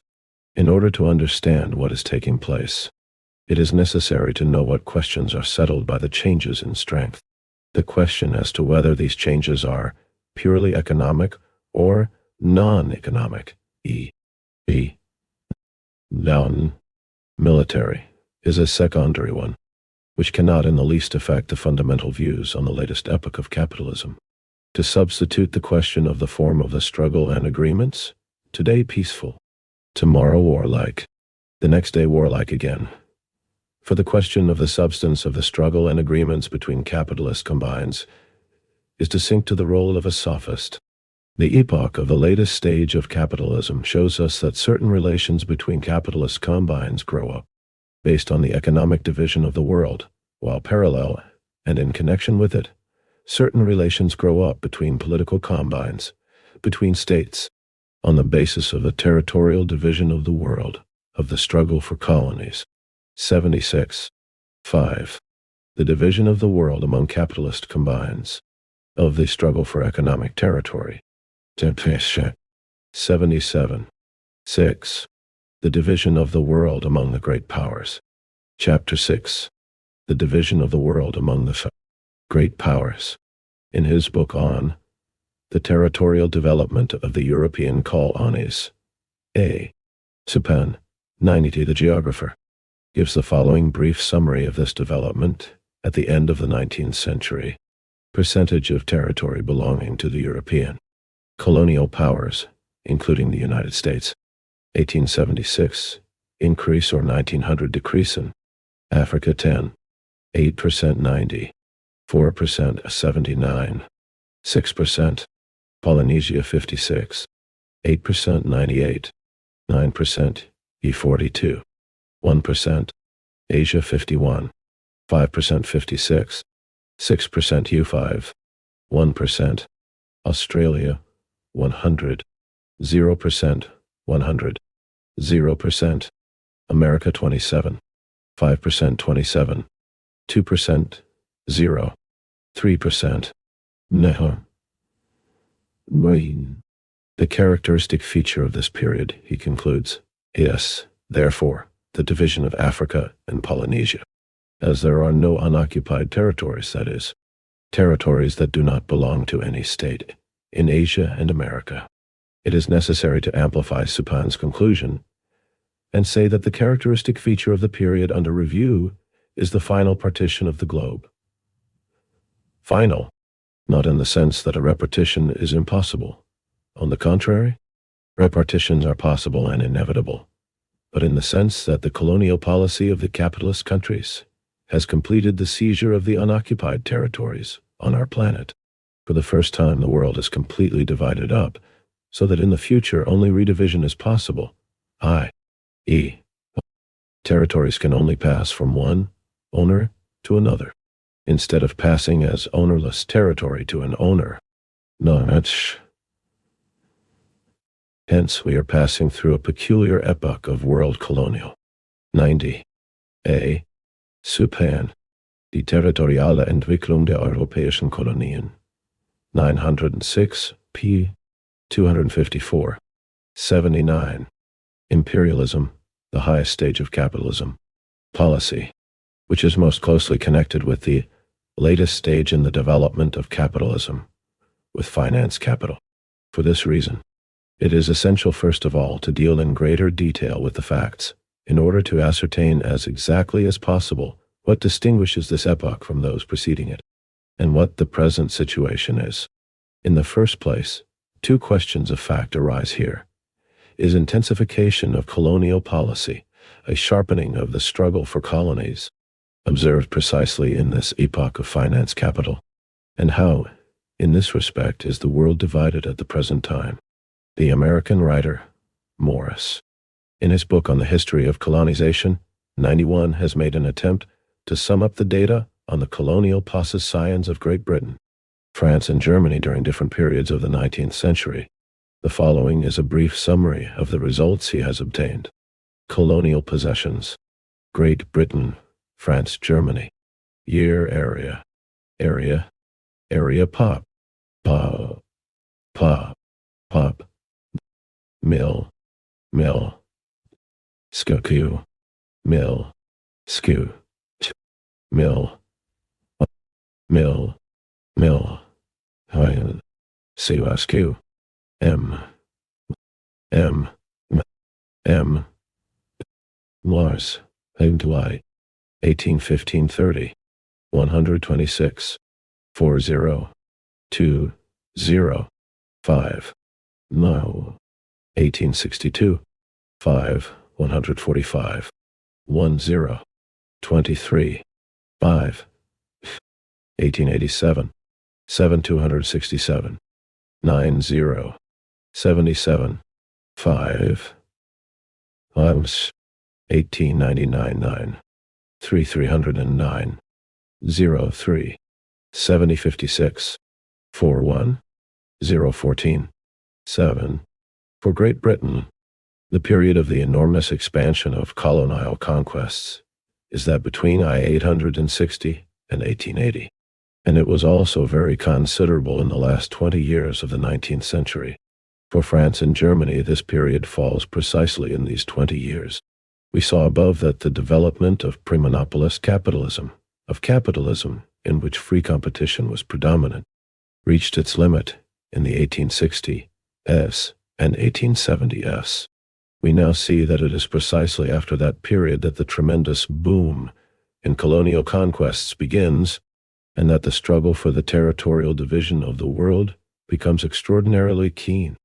It is beyond doubt, therefore, that capitalism's transition to the stage of the stage. 91. Henry C.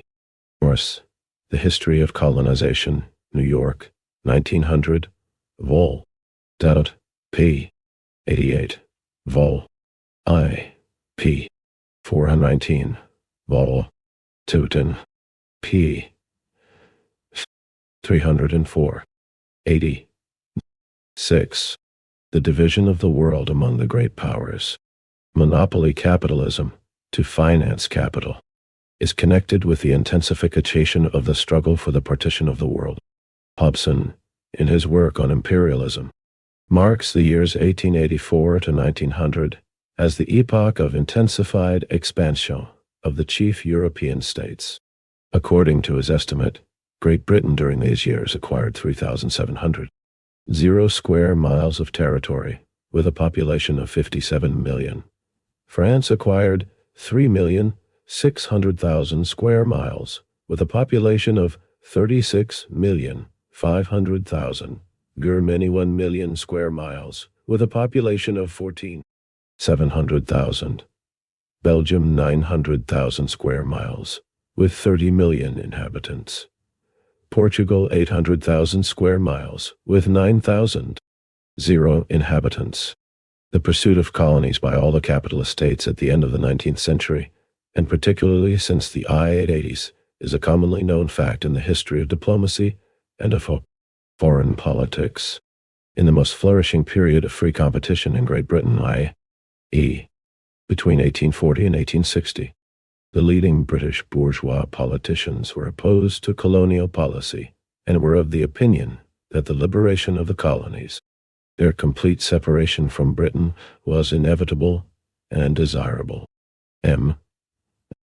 Beer, in an article, Modern British Imperialism, 92, published in 1898, shows that in 1852, Disraeli, a statesman who was generally inclined towards imperialism, declared, "The colonies are millstones round our necks." But at the end of the 19th century, the heroes of the hour in England were Cecil Rhodes and Joseph Chamberlain, who openly advocated imperialism and applied the imperialist policy in the most cynical manner. It is not without interest to observe that already, at that time, these leading British bourgeois politicians saw the connection between what might be called the purely economic and the far politico-social roots of modern imperialism.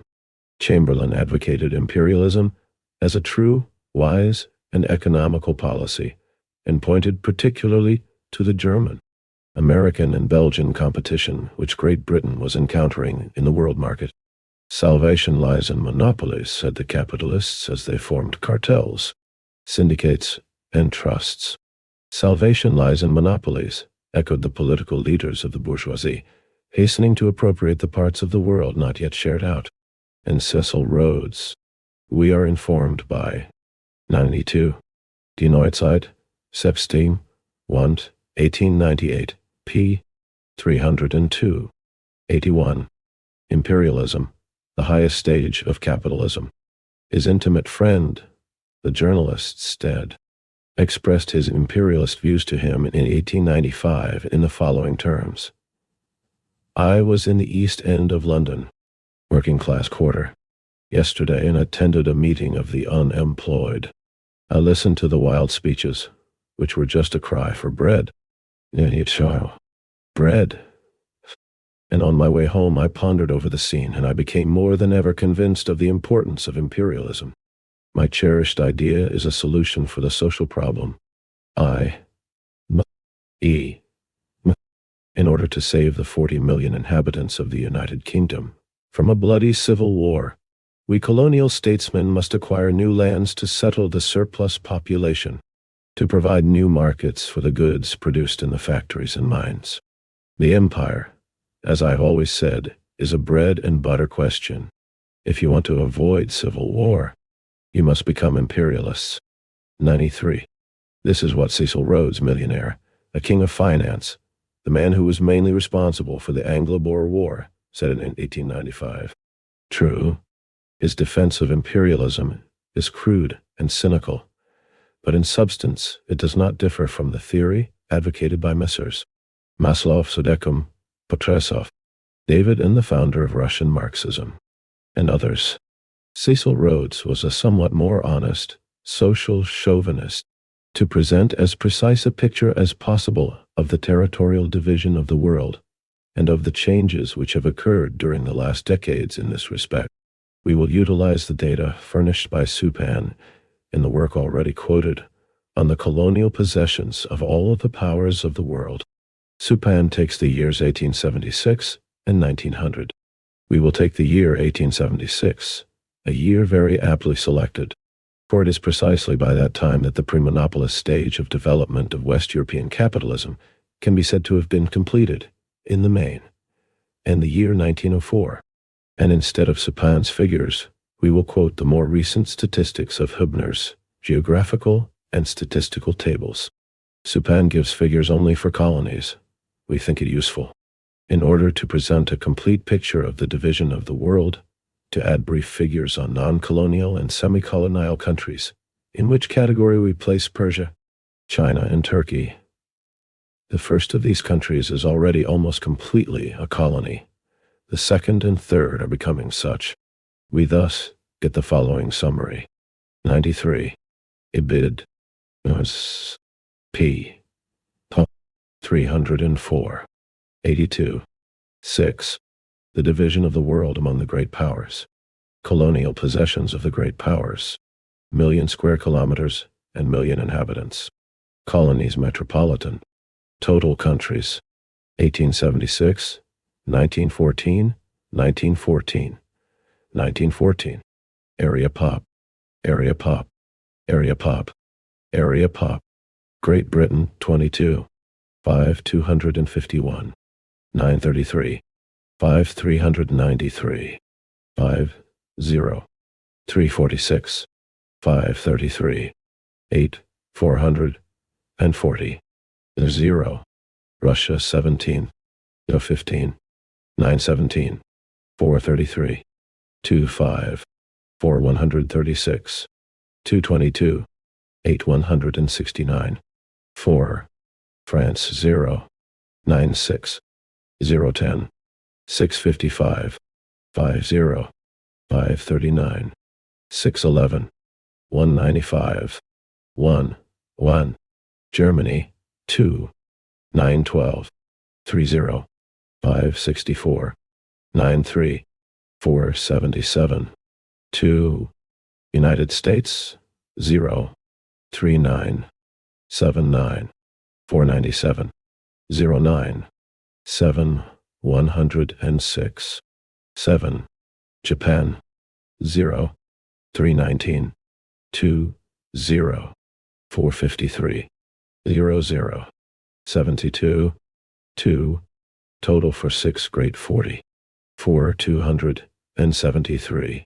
865. 0. 523. 4. 16. 5. 437. 281. 5. 960. 6 powers colonies of other powers, Belgium, Holland, etc. 9. 945. 3 semi-colonial countries, Persia, China, Turkey, 14. 5. 361. 2 other countries, 28. 0. 289. 9. Total for the whole world, 133. 91. 657. 0. We clearly see from these figures how complete was the partition of the world on the borderline between the 19th and the 20th centuries.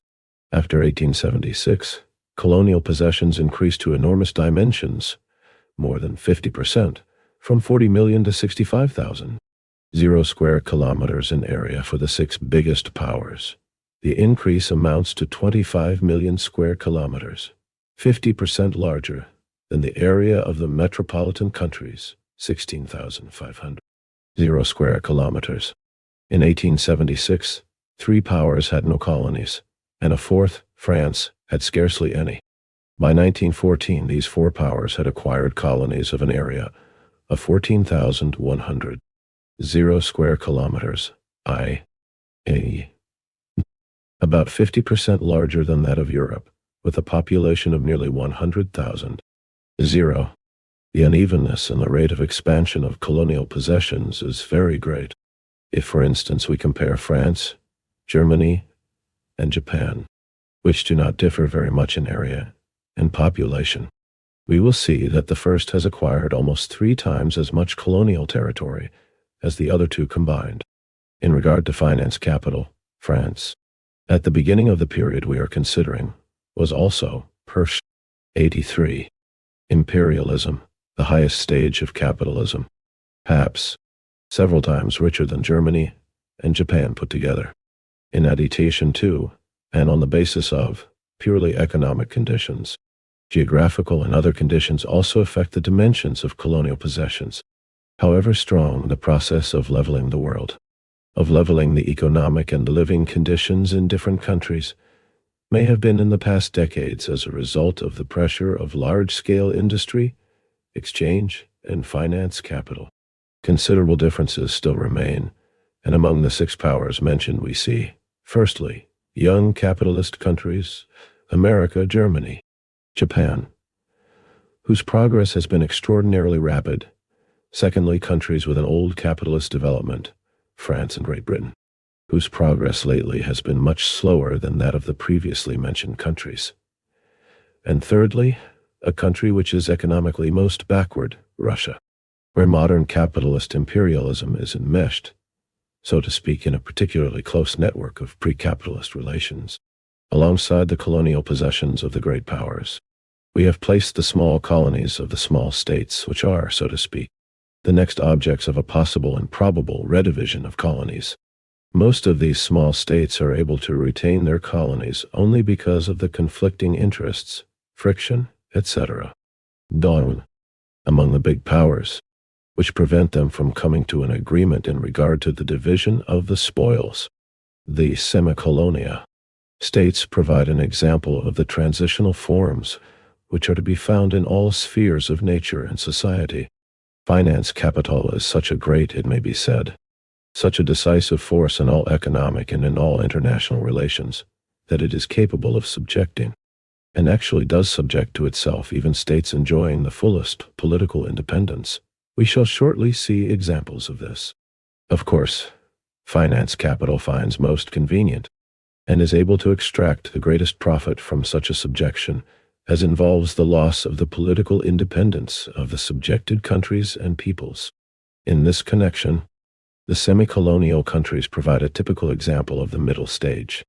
It is natural that the struggle for these semi-dependent countries should have become particularly bitter in the epoch of finance capital, when the rest of the world has already been divided up. Colonial policy and imperialism existed before this latest stage of capitalism, and even before capitalism. Rome, founded on slavery, per 84. 6. The division of the world among the great powers. Pseudo-colonial policy and practiced imperialism.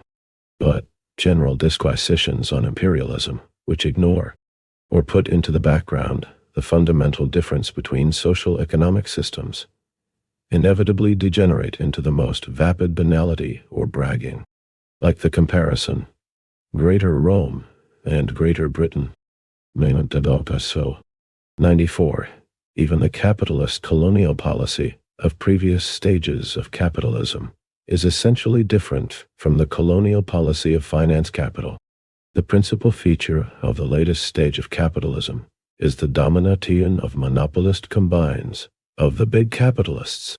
These monopolies are most firmly established when all the sources of raw materials are captured by one group, and we have seen what zeal the international capitalist combines exert every effort to make it impossible for their rivals to compete with them by buying up, for example, iron ore fields, oil fields, etc.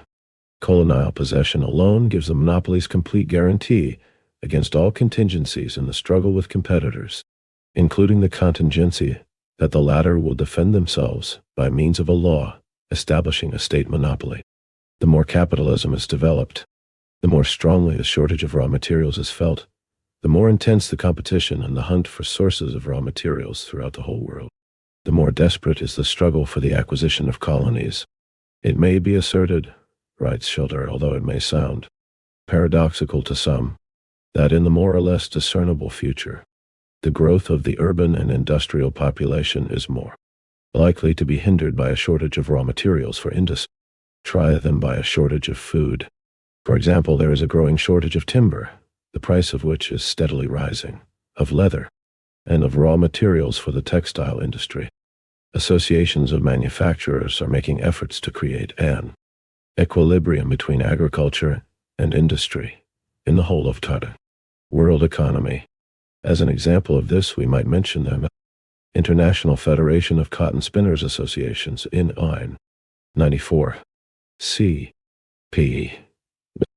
Lucas, Greater Rome and Greater Britain, Oxford, 1912. Or the Earl of Cromer's Ancient and Modern Imperialism, London, 1910. 85. Imperialism, the highest stage of capitalism. Several of the most important industrial countries founded in 1904, and the European Federation of Flax Spinners Associations, founded on the same model in 1910. 95.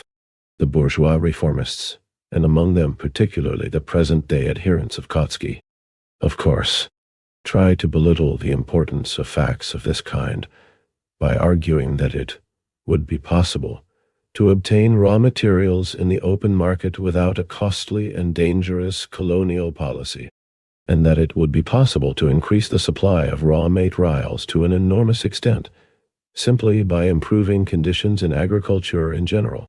But such arguments become an apology for imperialism, an attempt to embellish it, because they ignore the principal feature of the latest stage of capitalism, monopolies. Free markets are becoming more and more a thing of the past. Monopolist syndicates and trusts are restricting them more and more every day, and simply improving conditions in agriculture means improving the conditions of the masses, raising wages and reducing profits. Where, except in the imagination of sentimental reformists, are there any trusts capable of interesting themselves in the condition of the masses instead of the conquest of colonies? Finance capital is interested not only in the already discovered sources of raw materials, but also in potential sources, because present-day technical development is extremely rapid, and land which is useless today may be made fertile tomorrow if new methods are applied. To devise these new methods, a big bank can equip a special expedition of engineers, agricultural experts, etc., and if large amounts of capital are invested, this also applies to prospecting for minerals, to new methods of working up and utilizing raw materials, etc. etc. Hence, the inevitable striving of finance capital to enlarge its economic territory, and even its territory in general, in the same way that the trusts capitalize their property at 2 or 3 times its value, taking into account its potential and not present profits and the further results of monopoly. So finance capital strives, in general, to seize the largest possible amount of land of all kinds, in all places, and by every means, taking into account potential sources of raw materials, and fearing to be left behind in the fierce struggle for the fore. 95. Schilder, O.P. Sit. Nyakshorn, pp. 38-42. 86. 6. The division of the world among the great powers. Last scraps of undivided territory, or for the repetition of those that have been already divided. The British capitalists are exerting every effort to develop cotton growing in their colony, Egypt. In 1904, out of 2,300 hectares of land under cultivation, 600,000, or more than one-fourth, were devoted to cotton growing. The Russians are doing the same in their colony, Turkestan, because in this way they will be in a better position to defeat their foreign competitors, to monopolize the sources of raw materials and form a more economical and profitable textile trust in which all the processes of cotton production and manufacturing will be combined and concentrated in the hands of one set of owners. The interests pursued in exporting capital also give an impetus to the conquest of colonies, for in the colonial it is easier to employ monopolist methods, and sometimes they are the only methods that can be employed, to eliminate competition, to make sure of contract, to secure the necessary connections, etc. The non-economic superstructure which grows up on the basis of finance capital, its politics and its ideology, stimulates the striving for colonial conquest. Finance capital does not want liberty, it wants domination, as Hilferding very truly says, and a French bourgeois writer, developing and supplementing, as it were, the ideas of Cecil Rhodes quoted above. 96 writes that social causes should be added to the economic causes of modern colonial policy. Weighing to the growing complexities of life and the difficulties, which weigh not only on the masses of the workers, but also on the middle classes, impatience, irritation, and hatred are accumulating in all the countries of the old civilization, and are becoming a menace to public order. The energy which is being hurled out of the definite class channel must be given employment abroad in order to avert an explosion at home. 97. Since we are speaking of colonial policy in the epoch of capitalist imperialism, it must be observed that finance capital and its correspond 96. CPP 81-82 of this book. Ed. 97. La France aux colonies, France in the colonies, Tétard. Quoted by Henri Rossier. Le partage de l'Océanie, the partition of Oceania, TR. Paris, 1905. p. 165. 87. Imperialism, the highest stage of capitalism, in foreign policy, which reduces itself to the struggle of the great powers for the economic and political division of the world, give rise to a number of transitional forms of state dependence. Typical of this epoch is not only the two main groups of countries, those owning colonies and colonies, but also the diverse forms of dependent countries which, officially, are politically independent, but in fact, are enmeshed in the net of financial and diplomatic dependence. We have already referred to one form of dependence, the semi-colony. An example of another is provided by Argentina.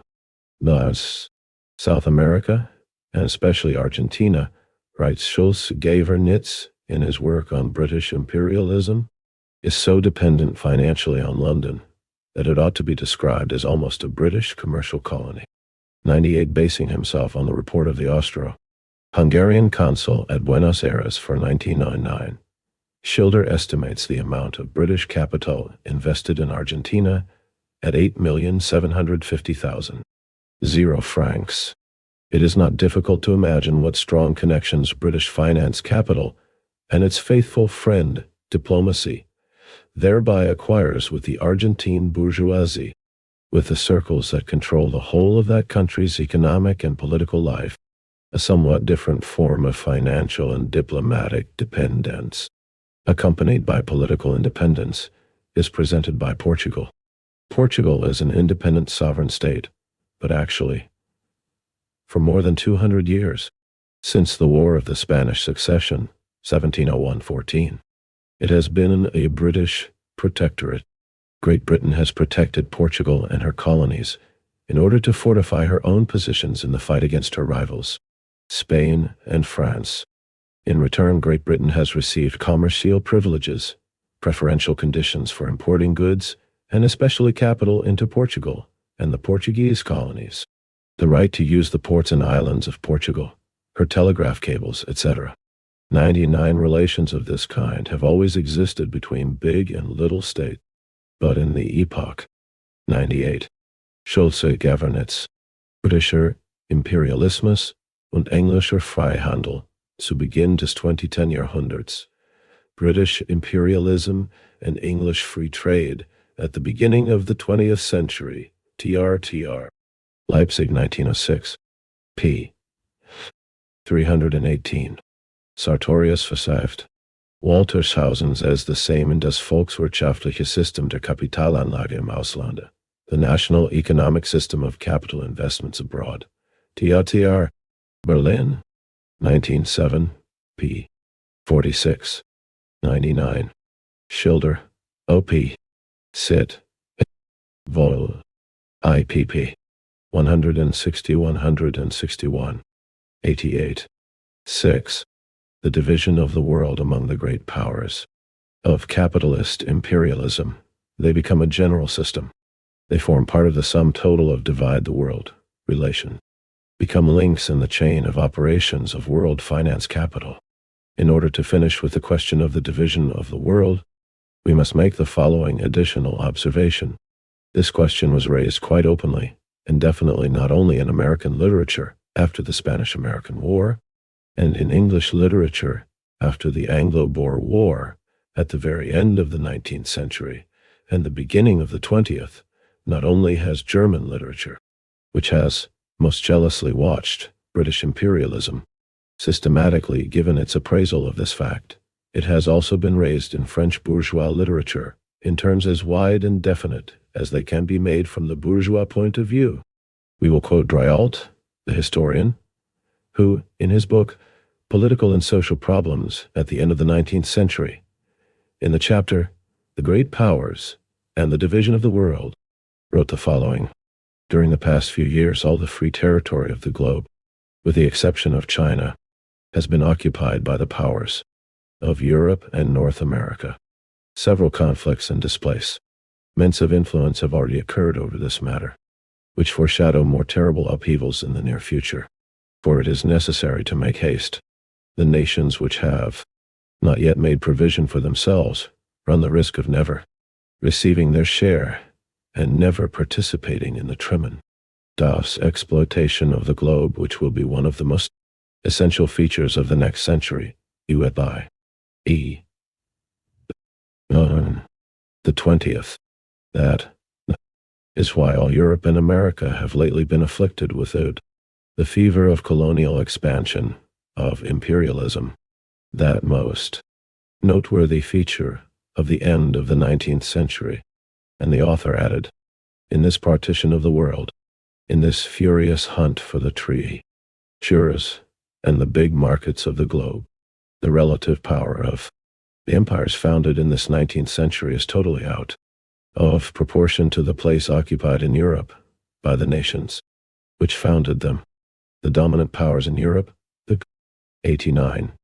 Imperialism, the highest stage of capitalism, arbiters of her destiny, are not equally preponderant in the whole world, and as colonial power, the hope of controlling as yet unassessed wealth will evidently react upon the relative strength of the European powers. The colonial question, imperialism, if you will, which has already modified the political conditions of Europe itself, will modify them more and more. 100. J. E. Driol, Problèmes politiques et sociaux, Paris, 1907, p. 299. 97. Imperialism as a special stage of capitalism. Chapter 7. Imperialism as a special stage of capitalism. We must now try to sum up, put together, what has been said above on the subject of imperialism. Imperialism emerged as the development and direct continuation of the fundamental characteristics of capitalism in general. But capitalism only became capitalist imperialism at a definite and very high stage of its development, when certain of its fundamental characteristics began to change into their opposites, when the features of the epoch of transition from capitalism to a higher social and economic system had taken shape and revealed themselves all along the line. Economically, the main thing in this process is the displacement of capitalist free competition by capitalist monopoly. Free competition is the fundamental characteristic of capitalism and of commodity production generally. Monopoly is the exact opposite of free competition, but we have seen the latter being transformed into monopoly before our eye, creating large-scale industry and forcing out small industry, replacing large-scale by still larger-scale industry, and carrying concentration of production and capital to the point where out of it has grown and is growing monopoly, cartels, syndicates, and trusts, and merging with them the capital of a dozen or so banks which manipulate thousands of millions. At the same time, the monopolies, which have grown out of free competition, do not eliminate the latter, but exist over it and alongside of it, and thereby give rise to a number of very acute, intense antagonisms, frictions, and conflicts. Monopoly is the transition from capitalism to a higher system. If it were necessary to give the briefest possible definition of imperialism, we should have to say that imperialism is the monopoly stage of capitalism. Such a definition would include what is most important, for on the one hand, finance capital is the bank capital of a few very big monopolist banks, merged with the capital of the monopolist combines of industrialists, and, on the other, the division of the world is the transition from a colonial policy which has extended without hindrance to terror. 91. Imperialism, the highest stage of capitalism, territories unseized by any capitalist power, to a colonial policy of monopolistic possession of the territory of the world, which has been completely divided up. But very brief definitions, although convenient, for they sum up the main points, are nevertheless inadequate, since very important features of the phenomenon that have to be defined have to be especially deduced. And so, without forgetting the conditional and relative value of all definitions in general, which can never embrace all of the concatenations of a phenomenon in its complete development, we must give a definition of imperialism that will include the following 5 of its basic features. 1. The concentration of production and capital has developed to such a high stage that it has created monopolies which play a decisive role in economic life. 2. The merging of bank capital with industrial capital, and the creation, on the basis of this, finance capital, of a financial oligarchy. 3. The export of capital, as distinguished from the export of commodities, acquires exceptional importance. 4. The formation of international monopolist capitalist combines, which share the world among themselves. And 5. Territorial division of the whole world among the biggest capitalist powers is completed. Imperialism is capitalism in that stage of development in which the dominance of monopolies and finance capital has established itself, in which the export of capital has acquired pronounced importance, in which the division of the world among the international trusts has begun, in which the division of all territories of the globe among the biggest capitalist powers has been completed. We shall see later that imperialism can and must be defined differently if we bear in mind not only the basic, purely economic concepts to which the above definition is limited, but also the historical place of this stage of capitalism in relation to capitalism in general, or the relation between imperialism and the 2 main trends in the working class movement. The point to be noted just now is that imperialism, as interpreted above, undoubtedly represents a special stage in the development of capitalism. To enable the reader to obtain the most well-grounded idea of imperialism possible, we deliberately tried to quote as largely as possible bourgeois economists who are obliged to admit the particularly incontrovertible facts concerning the latest stage of capitalist economy. 92. 7. Imperialism as a special stage of capitalism. With the same object in view, we have quoted detailed statistics which enable one to see to what degree bank capital, etc., has grown, in what precisely the transformation of quantity into quality, of developed capitalism into imperialism, was expressed. Needless to say, of course, all boundaries in nature and in society are conditional and changeable, that it would be absurd to argue, for example, about the particular year or decade in which imperialism definitely became established. In the matter of defining imperialism, however, we have to enter into controversy, primarily, with K. Kautsky, the principal Marxian theoretician of the epoch of the so-called Second International, that is, of the 25 years between 1889 and 1914. The fundamental ideas expressed in our definition of imperialism were very resolutely attacked by Kautsky in 1915, and even in November 1914, when he said that imperialism must not be regarded as a phase or stage of economy, but as a policy, a definite policy preferred by finance capital, that imperialism must not be identified with present-day capitalism, that if imperialism is to be understood to mean all the phenomena of present-day capitalism, cartels, protection, the domination of the financiers, and colonial policy, then the question as to whether imperialism is necessary to capitalism becomes reduced to the flattest tautology, because in that case, imperialism is naturally a vital necessity for capitalism, and so on. The best way to present Kautsky's idea is to quote his own definition of imperialism, which is diametrically opposed to the substance of the ideas which we have set forth, for the objections coming from the camp of the German Marxists, who have been advocating similar ideas for many years already, have been long known to Kautsky as the objections of a definite trend in Marxism. Kautsky's definition is as follows. Imperialism is a product of highly developed industrial capitalism. It consists in the striving of every industrial capitalist nation to bring under its control, or to annex larger and larger areas of agrarian Kautsky's italics territory, irrespective of what nations inhabit those regions. 101. 101. Die Neue Zeit, 1914. 2. Vol. 32. p. 909 Sept. 11, 1914. Cf. 1915, 2, p. 107, at sec. 93. Imperialism, the highest stage of capitalism. This definition is utterly worthless, because it one-sidedly, i.e., arbitrarily, singles out only the national question, although the latter is extremely important in itself, as well as in its relation to imperialism. It arbitrarily and inaccurately connects this question only with industrial capital in the countries which annex other nations, and in an equally arbitrary and inaccurate manner pushes into the forefront the annexation of agrarian regions. Imperialism is a striving for annexations.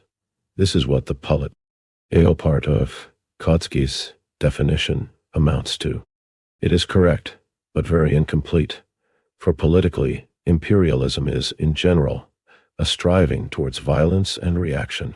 For the moment, however, we are interested in the economic aspect of the question, which Kautsky himself introduced into his definition. The inaccuracies in Kautsky's definition are glaring. The characteristic feature of imperialism is not industrial, but finance capital.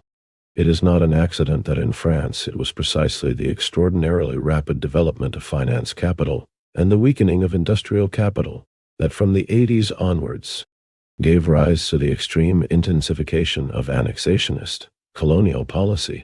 The characteristic feature of imperialism is precisely that it strives to annex not only agrarian territories, but even most highly industrialized regions. German appetite for Belgium, French appetite for Lorraine, because 1.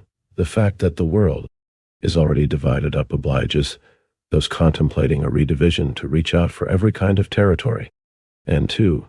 An essential feature of imperialism is the rivalry between several great powers in the striving for hegemony, i.e., for the conquest of territory, not so much directly for themselves as to weaken the adversary and undermine his hegemony. Belgium is particularly important for Germany as a base for operations against England. England needs Baghdad as a base for operations against Germany, etc. That Kautsky refers especially and repeatedly to Englishmen who, he alleges, have given a purely political meaning to the word imperialism, in the sense that he, Kautsky, understands it. We take up the work by the Englishman Hobson, Imperialism, which appeared in 1902, and there we read, "The new imperialism differs from the older, first, in substance, tooting for the ambition of a single growing empire, though the 94.7 imperialism, as a special stage of capitalism, Ori and the practice of competing empires, each motivated by similar lusts of political aggrandizement and commercial gain. Secondly, in the dominance of financial or investing over mercantile interests." 102. We see that Kautsky is absolutely wrong in referring to Englishmen generally, unless he meant the vulgar English imperialists or the avowed apologists for imperialism. We see that Kautsky, while claiming that he continues to advocate Marxism, as a matter of fact takes a step backward compared with the social liberal Hobson, who more correctly takes into account two historically concrete. Kautsky's definition is a mockery of historical concreteness. Features of modern imperialism. 1. The competition between several imperialisms, and 2. The predominance of the financier over the merchant. If it is chiefly a question of the annexation of agrarian countries by industrial countries, then the role of the merchant is put in the forefront. Kautsky's definition is not only wrong and un-Marxian, it serves as a basis for a whole system of views, which signify a rupture with Marxian theory and Marxian practice all along the line. We shall refer to this later. The argument about words which Kautsky raises as to whether the latest stage of capitalism should be called imperialism or the stage of finance capital is absolutely frivolous. Call it what you will, it makes no difference. The essence of the matter is that Kautsky detaches the politics of imperialism from its economics, speaks of annexations as being a policy preferred by finance capital, and opposes to it another bourgeois policy which he alleges is possible on this very same basis of finance capital. It follows, then, that monopolies in economics are compatible with non-monopolistic, non-violent, non-annexationist methods in politics. It follows, then, that the territorial division of the world, which was completed precisely during the epoch of finance capital, and which constitutes the basis of the present peculiar forms of rivalry between the biggest capitalist states, is compatible with a non-imperialist policy. The result is a slurring over and a blunting of the most profound contradictions of the latest stage of capitalism, instead of an exposure of their depth. The result. 102. Hobson, Imperialism, London, 1902, p. 324. 95. Imperialism, the highest stage of capitalism, is bourgeois reformism instead of Marxism. Kautsky enters into controversy with the German apologist of imperialism and annexations, Kuno, who clumsily and cynically argues that imperialism is present-day capitalism. The development of capitalism is inevitable and progressive. Therefore, imperialism is progressive. Therefore, imperialism is progressive. We should grovel before it and glorify it. This is something like the caricature of the Russian Marxists, which the Narodniks drew in 1894-95. They argued, if the Marxists believe that capitalism is inevitable in Russia, that it is progressive. Then they ought all to open a tavern and begin to implant capitalism. Kautsky's reply to Kuhnau is as follows. Imperialism is not present-day capitalism. It is only one of the forms of the policy of present-day capitalism. This policy we can and should fight. Fight imperialism, annexations, etc. The reply seems quite plausible, but in effect it is a more subtle and more disguised, and therefore more dangerous, advocacy of conciliation with imperialism, because a fight against the policy of the trusts and banks that does not affect the basis of the economics of the trusts and banks is nothing more than bourgeois reformism and pacifism, the benevolent and innocent expression of pious wishes, evasion of existing contradictions, forgetting the most important of them, instead of revealing their full depth, such as Kautsky's theory, which has nothing in common with Marxism. Naturally, such a theory can only serve the purpose of advocating unity with the Kuhnaus. From the purely economic point of view, writes Kautsky, it is not impossible that capitalism will yet go through a new phase, that of the extension of the policy of the cartels to foreign policy, the phase of ultra-imperialism, 103i, of a super-imperialism, of a union of all imperialisms of the whole world, and not struggles among them, a phase when wars shall cease under capitalism, a phase of the joint exploitation of the world by internationally united finance capital. 104. We shall have to deal with this theory of ultra-imperialism later on in order to show in detail how definitely and utterly it breaks with Marxism. At present, in keeping with the general plan of the present. 103. Die Neue Zeit, 1914, 2, Volte, 32. p. 921, Septi, 11, 1914. C. F. 1915, 2, p. 107 at secu, 104. Die Neue Zeit, 1915, 1, p. 144, April 30th, 1915. 96. 7. Imperialism, as a special stage of capitalism. Work. We must examine the exact economic data on this question. From the purely economic point of view, is ultra-imperialism possible, or is it ultra-nonsense?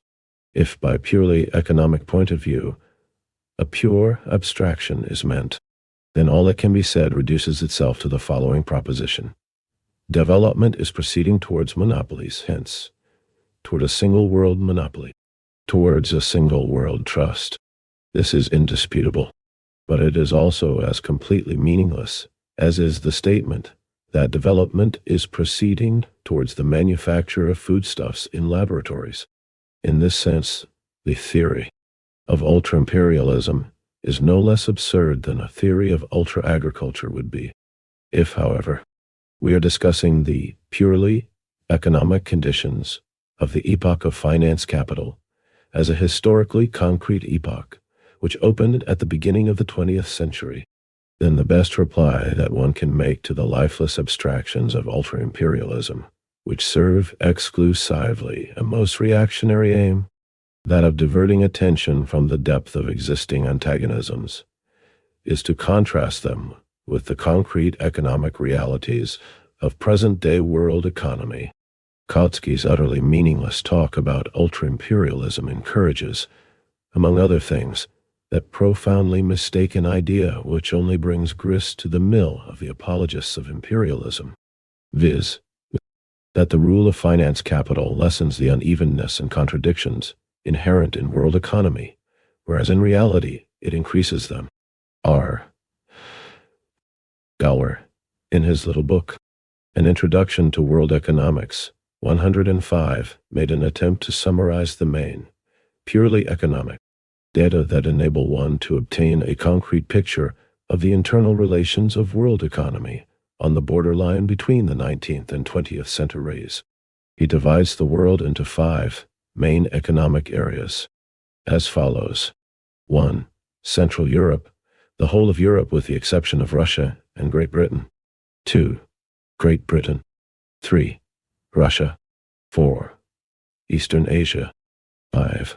America. He includes the colonies in the areas of the states to which they belong, and leaves aside a few countries not distributed according to areas, such as Persia, Afghanistan, and Arabia in Asia, Morocco and Abyssinia in Africa, etc. 105. R. Einführung in die Weltwirtschaft, Berlin, 1906. 97. Imperialism, the highest stage of capitalism. Here is a brief summary of the economic data he quotes on these regions.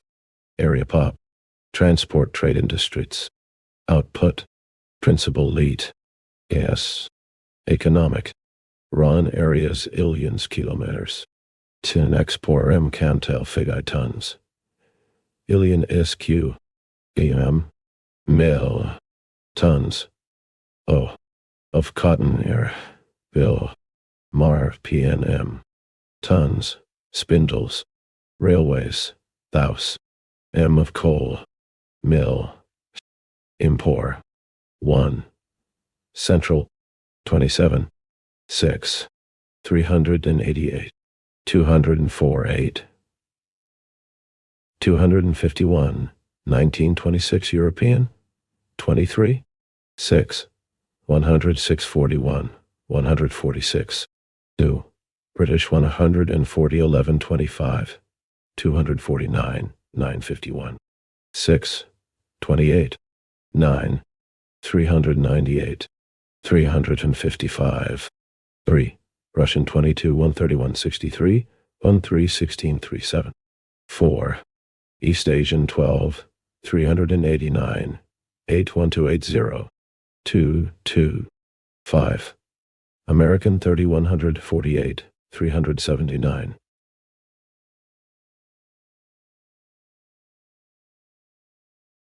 6, 245, 1419. We see three areas of highly developed capitalism, high development of means of transport, of trade, and of industry. The Central European, the British and the American areas. Among these are three states which dominate the world: Germany, Great Britain, the United States.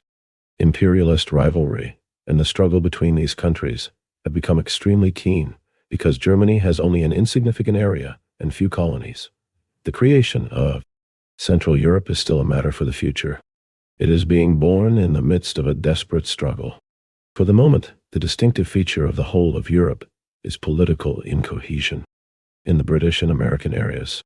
On the other hand, political concentration is very highly developed, but there is a vast disparity between the immense colonies of the one and the insignificant colonies of the other.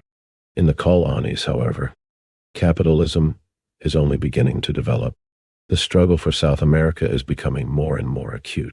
There are two areas where capitalism is little developed: Russia and Eastern Asia. In the former, the density of population is extremely low, 106. The figures in parentheses show the area and population of the colonies. 98. 7. Imperialism, as a special stage of capitalism. In the latter, it is extremely high. In the former, political concentration is high. In the latter, it does not exist. The partition of China is only just beginning, and the struggle between Japan, U.S.A., etc. For it is continually gaining in intensity. Compare this reality, the vast diversity of economic and political conditions, the extreme disparity in the rate of development of the various countries, etc., and the violent struggles among the imperialist states, with Kautsky's silly little fable about peaceful ultra-imperialism. Is this not the reactionary attempt of a frightened Philistine to hide from stern reality? Are not the international cartels which Kautsky imagines are the embryos of ultra-imperialism? In the same way as one can describe the manufacture of tabloids in a laboratory as ultra-agriculture in embryo, an example of the division and the redivision of the world, the transition from peaceful division to non-peaceful division, and vice versa. Is not American and other finance capital which divided the whole world peacefully with Germany's participation in, for example, the International Rail Syndicate, or in the International Mercantile Shipping Trust, now engaged in redividing the world on the basis of a new relation of forces, which is being changed by methods altogether non-peaceful. Finance, capital, and the trusts do not diminish, but increase in the rate of growth of the various parts of the world economy. Once the relation of forces is changed, what other solution of the contradictions can be found under capitalism than that of force? Railway statistics 107 provide remarkably exact data on the different rates of growth of capitalism and finance capital in world economy. In the last decades of imperialist development, the total length of railways has changed as follows. 107. Statistisches Jahrbuch für das Deutsche Reich, Statistical Yearbook for the German Empire, 1915. Archive für Eisenbahnwesen, Railroad Archive, TRR, 1892. Minor details for the distribution of railways among the colonies of the various countries in 1890 had to be estimated approximately. 99. Imperialism, the highest stage of capitalism.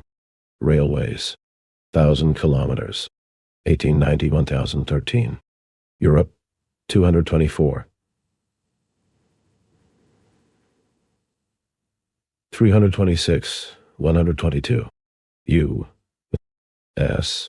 268, 411, 143.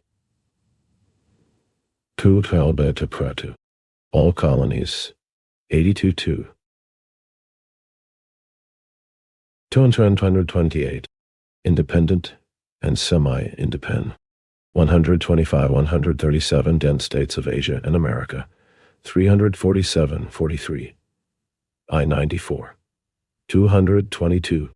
Total 610, of 40. Thus, the development of railways has been most rapid in the colonies and in the independent and semi-independent states of Asia and America. Here, as we know, the finance capital of the 4 or 5 biggest capitalist states reigns undisputed. 200,000 kilometers of new railways in the colonies and in the other countries of Asia and America represent more than 40 billion marks in capital, newly invested on particularly advantageous terms, with special guarantees of a good return, and with profitable orders for steel works, etc. etc. Capitalism is growing with the greatest rapidity in the colonies and in overseas countries. Among the latter, new imperialist powers are emerging. Japan. The struggle among the world imperialisms is becoming more acute. The tribute levied by finance capital on the most profitable colonial and overseas enterprises is increasing. In the division of this booty, an exceptionally large part goes to countries which do not always stand at the top of the list as far as rapidity of development of productive forces is concerned. In the case of the biggest countries, considered with their colonies, the total length of railways was as follows: thousands of kilometers, 1890, 1913. U.S. 268, 413, 145. British Empire. 107, 208, 1 Russia 3278 T46. Germany 4368 at 25. France 4163 T22. Total for 5 powers, 491. 839. 100. 7. Imperialism as a special stage of capitalism. Thus, about 80% of the total existing railways are concentrated in the hands of the 5 biggest powers. But the concentration of the ownership of these railways, the concentration of finance capital, is immeasurably greater, for the French and English millionaires, for example, own an enormous amount of shares and bonds in American, Russian, and other railways. Thanks to her colonies, Great Britain has increased the length of her railways by 100,000 kilometers, 4 times as much as Germany, and yet, It is well known that the development of productive forces in Germany, and especially the development of the coal and iron industries, has been incomparably more rapid during this period than in England, not to speak of France and Russia.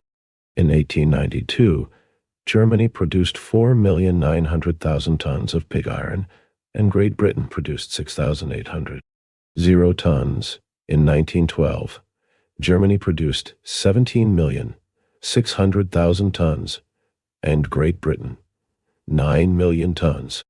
Germany, therefore, had an overwhelming superiority over England in this respect. 108. The question is, what means other than war could there be under capitalism of removing the disparity between the development of productive forces and the accumulation of capital on the one side, and the division of colonies and spheres of influence for finance capital on the other? 108. Cf. Also, Edgar Cramond, The Economic Relations of the British and German Empires, in the Journal of the Royal Statistical Society, July 1914, p. 777. Etc.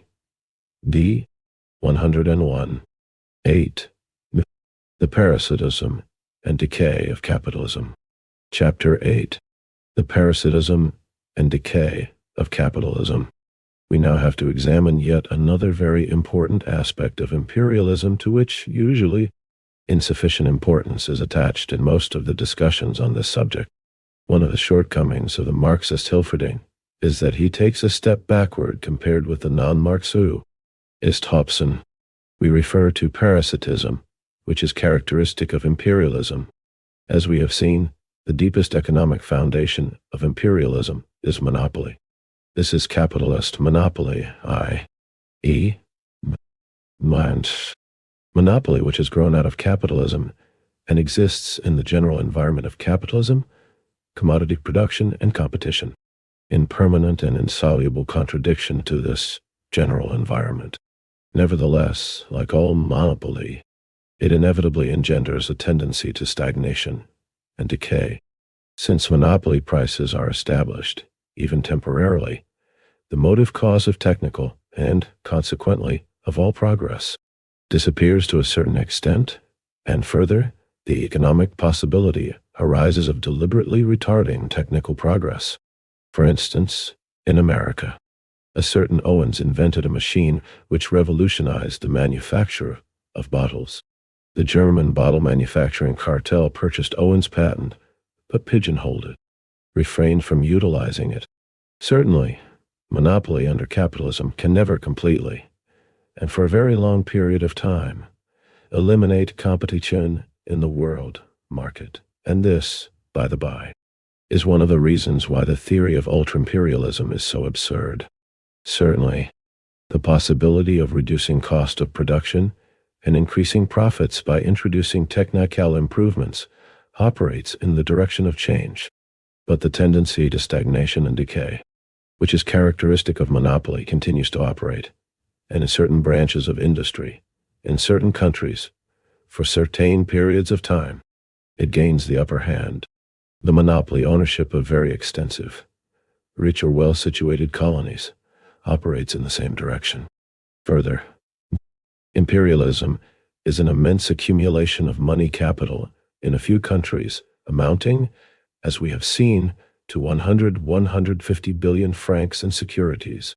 Hence, the extraordinary growth of a class, or rather, of a 103. Imperialism, the highest stage of capitalism. Social stratum of rentiers, i.e., people who live by clipping coupons, who take no part in any enterprise whatever, whose profession is idleness. The export of capital, one of the most essential economic bases of imperialism, still more completely isolates the rentiers from production and sets the seal of parasitism on the whole country that lives by exploiting the labor of several overseas countries and colonies. In 1893, writes Hobson, the British capital invested abroad represented about 15% of the total wealth of the United Kingdom. 109. We will remind the reader that by 1915, this capital had increased about 2.5 times. Aggressive imperialism, says Hobson further on, which costs the taxpayer so dear, which is of so little value to the manufacturer and trader, is a source of great gain to the investor. The annual income Great Britain derives from commissions in her whole foreign and colonial trade, import and export, is estimated by Sir R. Giffen at £18 million sterling for 1899, taken at 21.5%, upon a turnover of £800 million sterling. Great as this sum is, it cannot explain the aggressive imperialism of Great Britain. It is explained by the income of go to £100 million sterling from invested capital. The income of the rentiers. The income of the rentiers is 5 times greater than the income obtained from the foreign trade of the biggest trading country in the world. This is the essence of imperialism and imperialist parasitos. For that reason, the term rentier state, Rentnerstaat, or usurer state, is coming into common use in the economic literature that deals with imperialism. The world has become divided into a handful of usurer states and a vast majority are debtor states. At the top of the list of foreign investments, says Schulze-Gevernitz, are those placed in politically dependent or allied countries. Great Britain grants loans to Egypt, Japan, China, and South America. Her navy plays here the part of bailiff in case of necessity. Great Britain's political power protects her from the indignation of her debtors. 110. Sartorius von Waltershausen, in his book, The National Economic System of Foreign Investments, cites Holland as the model rentier state and points out that Great Britain and France. 109. Hobson. O.P. Tit. pp. 5960. 110. Schulze-Gevernitz, Britischer Imperialismus. p. 320 et sec. 104. 8. The parasitism and decay of capitalism are now becoming such. 111. Shelder is of the opinion that 5 industrial states have become definitely pronounced creditor countries: Great Britain, France, Germany, Belgium, and Switzerland. He does not include Holland in this list simply because she is industrially little developed. 112. The United States is a creditor only of the American countries.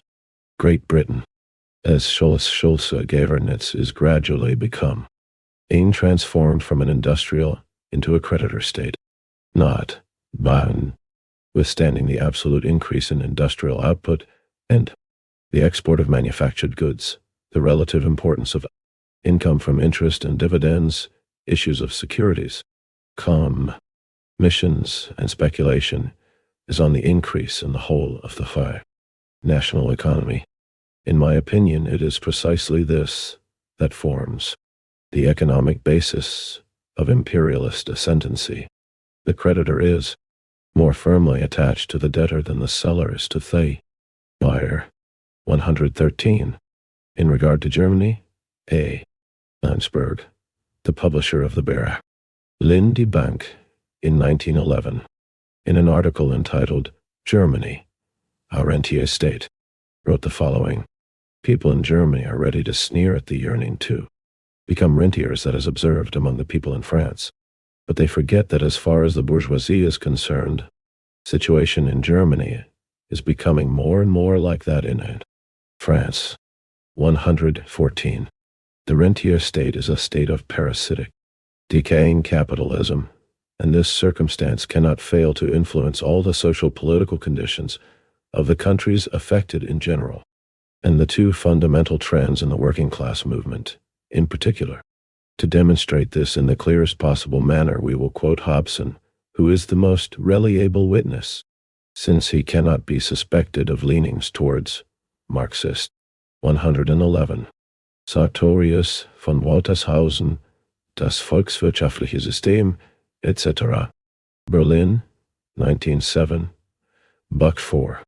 112. Schilder, O.P. Tit. Landerschein. p. 393. 113. Schulze Gavernetz, Britischer Imperialismus, p. 122. 114. Die Bank, 1911, 1, pp. 11. 105. Imperialism, the highest stage of capitalism. Orthodoxy. On the other hand, he is an Englishman who is very well acquainted with the situation in the country which is richest in colonies, in finance capital, and in imperialist experience. With the Anglo-Boer War fresh in his mind, Hobson describes the connection between imperialism and the interests of the financiers, the growing profits from contracts, etc., and writes, while the directors of this definitely parasitic policy are capitalists, the same motives appeal to special classes of the workers. In many towns, most important trades are dependent upon government employment or contracts. The imperialism of the metal and shipbuilding centers is attributed in no small degree to this fact. In this writer's opinion, there are two causes which have weakened the old empires. 1. Economic parasitism. And 2. The formation of armies composed of subject peoples. There is first the habit of economic parasitism by which the ruling state has used its provinces, colonies, and dependencies in order to enrich its ruling class and to bribe its lower classes into acquiescence. And we would add that the economic possibility of such bribery, whatever its form may be, requires high monopolist profits. As for the second cause, Hobson writes, one of the strangest symptoms of the blindness of imperialism is the reckless indifference with which Great Britain, France, and other imperial nations are embarking on this imperialist dependence. Great Britain has gone farthest. Most of the fighting by which we have won our Indian empire has been done by natives. In India, as more recently in Egypt, great standing armies are placed under British commanders. Almost all the fighting associated with our African dominions, except in the southern part, has been done for us by natives. Hobson gives the following economic appraisal of the prospect of the partition of China. The greater part of Western Europe might then assume the form, appearance, and character already exhibited by tracts of country in the south of England, in the Riviera, and in the tourist ridge or residential parts of Italy and Switzerland. Little clusters. 106. 8. The parasitism and decay of capitalism, of wealthy aristocrats drawing dividends and pensions from the Far East, with a somewhat larger group of professional retainers and tradesmen, and a large body of personal servant, and workers in the transport trade, and in the final stages of production of the more perishable goods.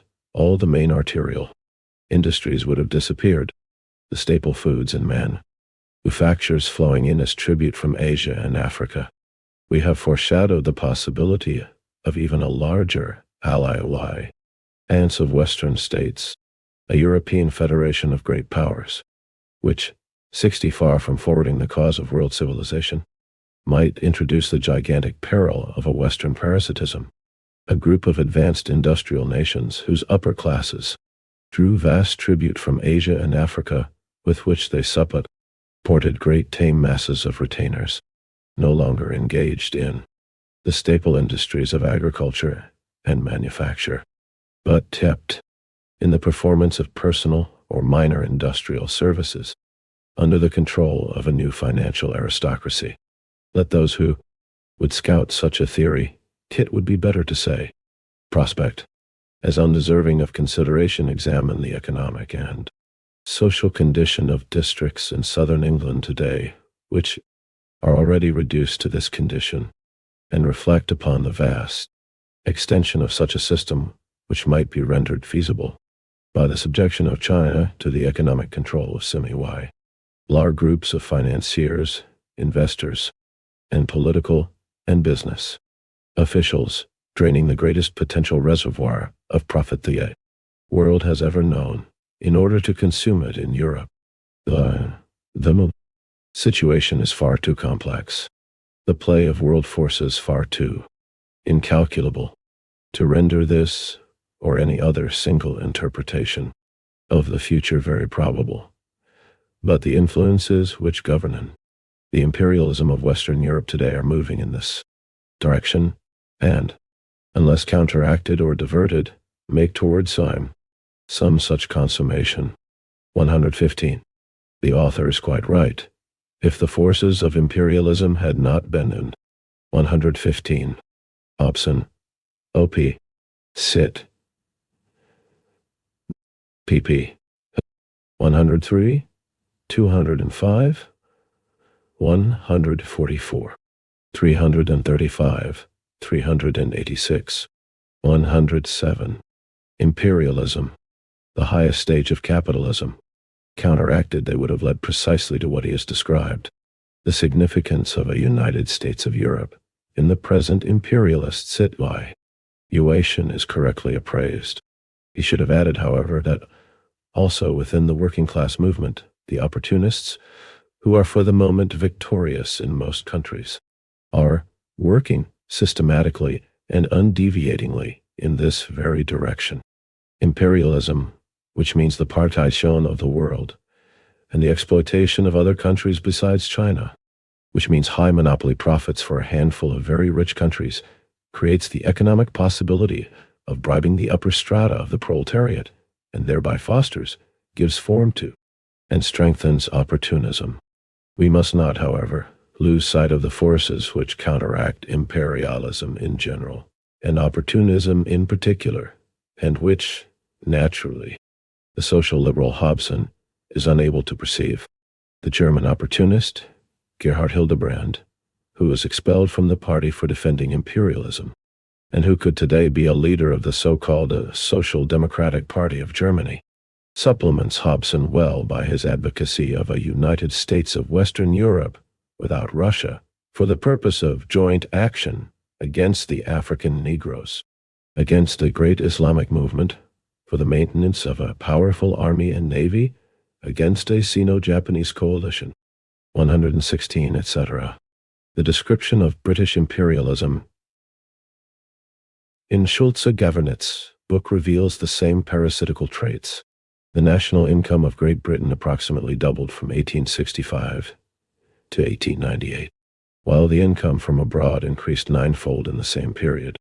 While the merit of imperialism is that it trains the Negro to habits of industry, not without coercion, of course. The danger of imperialism lies in that Europe will shift the burden of physical toil, first agricultural and mining, then the rougher work in industry, on to the colored races, and itself be content with the role of rentier, and in this way, perhaps, pave the way for the economic, and later, the political emancipation of the colored races. Oh, an increasing proportion of land in Great Britain is being taken out of cultivation and used for sport, for the diversion of the rich. About 116. Gerhard Hildebrand. Die Erspütterung der Industrieherrschaft und des Industriesozialismus, the shattering of the rule of industrialism and industrial socialism. T.R.A. 1910. B. Go. 229 A.T. 180. 8. The parasitism and decay of capitalism. Scotland, the most aristocratic playground in the world. It is said that it lives on its past and on Mr. Carnegie. Nay, on horse racing and fox hunting alone, Britain annually spends £14,000 sterling. 0. The number of rentiers in England is about 1 million. The percentage of the productively employed population to the total population is declining. Population workers and basic percent of total England and Wales industries population. Millions. 1851-17. 94. 123%. 1901-32. 54. 915%. And in speaking of the British working class, the bourgeois student of British imperialism at the beginning of the 20th century is obliged to distinguish systematically between the upper stratum of the workers and the lower stratum of the proletariat proper. The upper stratum furnishes the bulk of the membership of cooperatives, of trade unions, of sporting clubs, and of numerous religious sects. To this level is adapted the electoral system, which in Great Britain is still sufficiently restricted to exclude the lower stratum of the proletariat proper. In order to present the condition of the British working class in a rosy light, only this upper stratum, which constitutes a minority of the proletariat, is generally spoken of. For instance, the problem of unemployment is mainly a London problem, and that of the lower proletarian stratum, to which the politicians attach little importance. 117, he should have said, to which the bourgeois politicians and the socialist opportunists attach little importance. One of the special features of imperialism connected with the facts we are describing is the decline in emigration from imperialist countries and the increase in immigration into these countries from the more backward countries where lower wages are paid. As Hobson observes, immigration from Great Britain has been declining since 1884. In that year, the number of immigrants was 242,000, while in 1900, the number was 169. 0. Immigration from Germany reached the highest point between 117. Schulze Gevernitz, Britischer Imperialismus, p. 301. 109. Imperialism, the highest stage of capitalism, 1881 and 1890, with a total of 1,453,000 emigrants. In the course of the following 2 decades, it fell to 544,000 and to 341,000. On the other hand, there was an increase in the number of workers entering Germany from Austria, Italy, Russia, and other countries according to the 1907 census. There were 1,342,294 foreigners in Germany, of whom 440,800 were industrial workers and 257,329 agricultural workers. 118 in France, the workers employed in the mining industry are, in great part, foreigners, Poles, Italians, and Spaniards. 119 in the United States, immigrants from Eastern and Southern Europe are engaged in the most poorly paid occupations, while American workers provide the highest percentage of overseers or of the better paid workers. 120 imperialism has the tendency to create privileged workers and to detach them from the broad masses of the proletariat. It must be observed that in Great Britain, the tendency of imperialism to divide the workers, to strengthen opportunism among them, and to cause temporary decay in the working class movement, revealed itself much earlier than the end of the 19th and the beginning of the 20th centuries.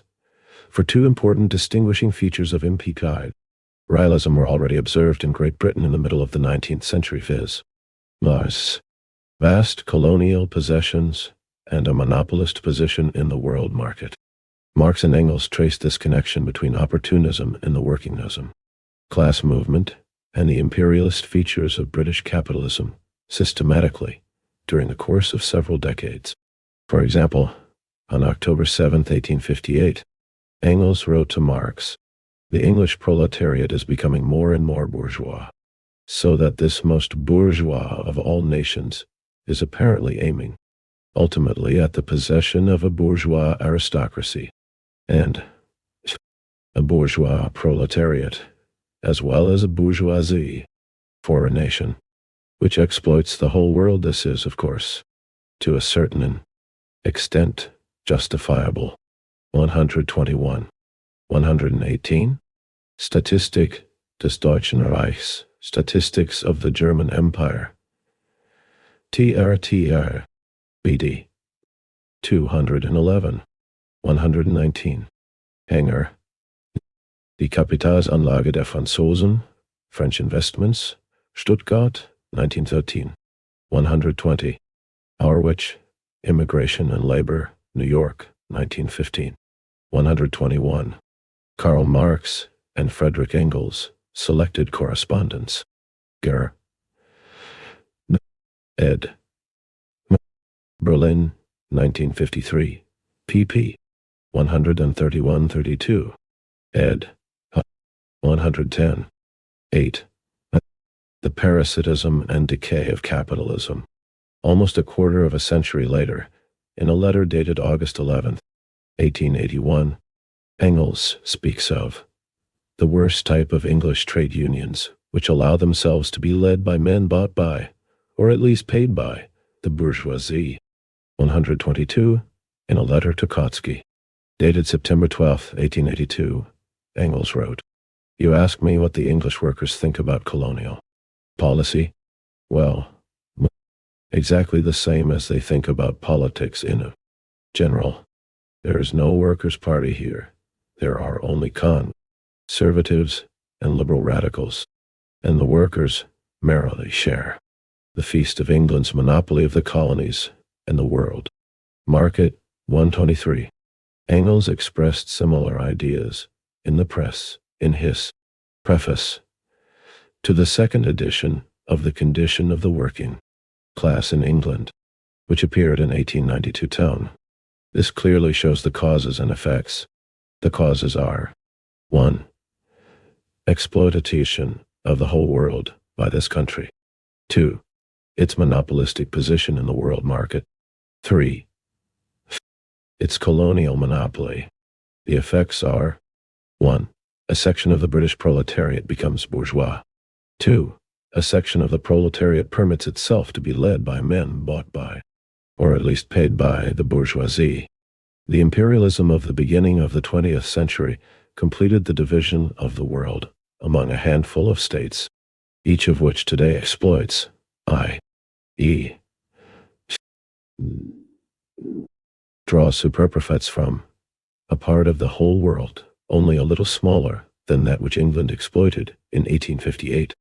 Each of them occupies a monopoly position in the world market thanks to trusts, cartels, finance capital, and creditor and debtor relations. Each of them enjoys to some degree a colonial monopoly.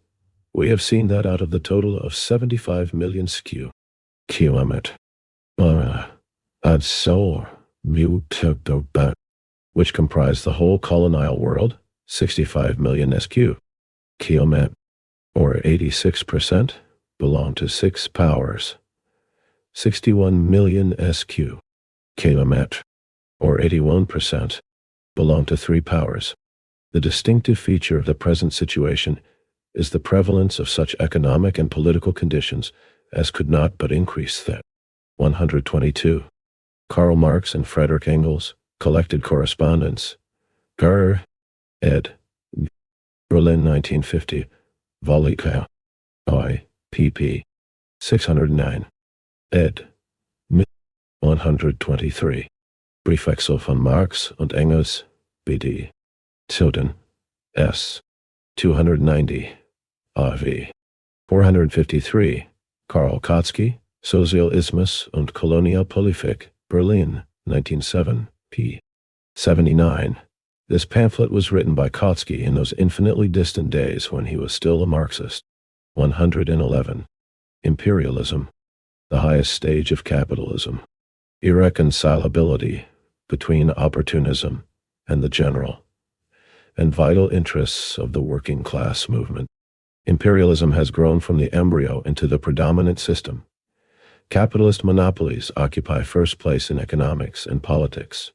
The division of the world has been completed. On the other hand, instead of the undivided monopoly of Great Britain, we see a few imperialist powers contending for the right to share in this monopoly. And this struggle is characteristic of the whole period of the beginning of the 20th century. Opportunism cannot now be completely triumphant in the working war class movement of one country for decades, as it was in England in the second half of the 19th century. But in a number of countries, it has grown ripe, overripe, and rotten, and has become completely merged with bourgeois policy in the form of social chauvinism. 124. 124. Russian social chauvinism, in its avowed form, represented by Messrs. the Potrasovs, Chenkelis, Maslovs, etc., as well as in its tacit form, as represented by Messrs.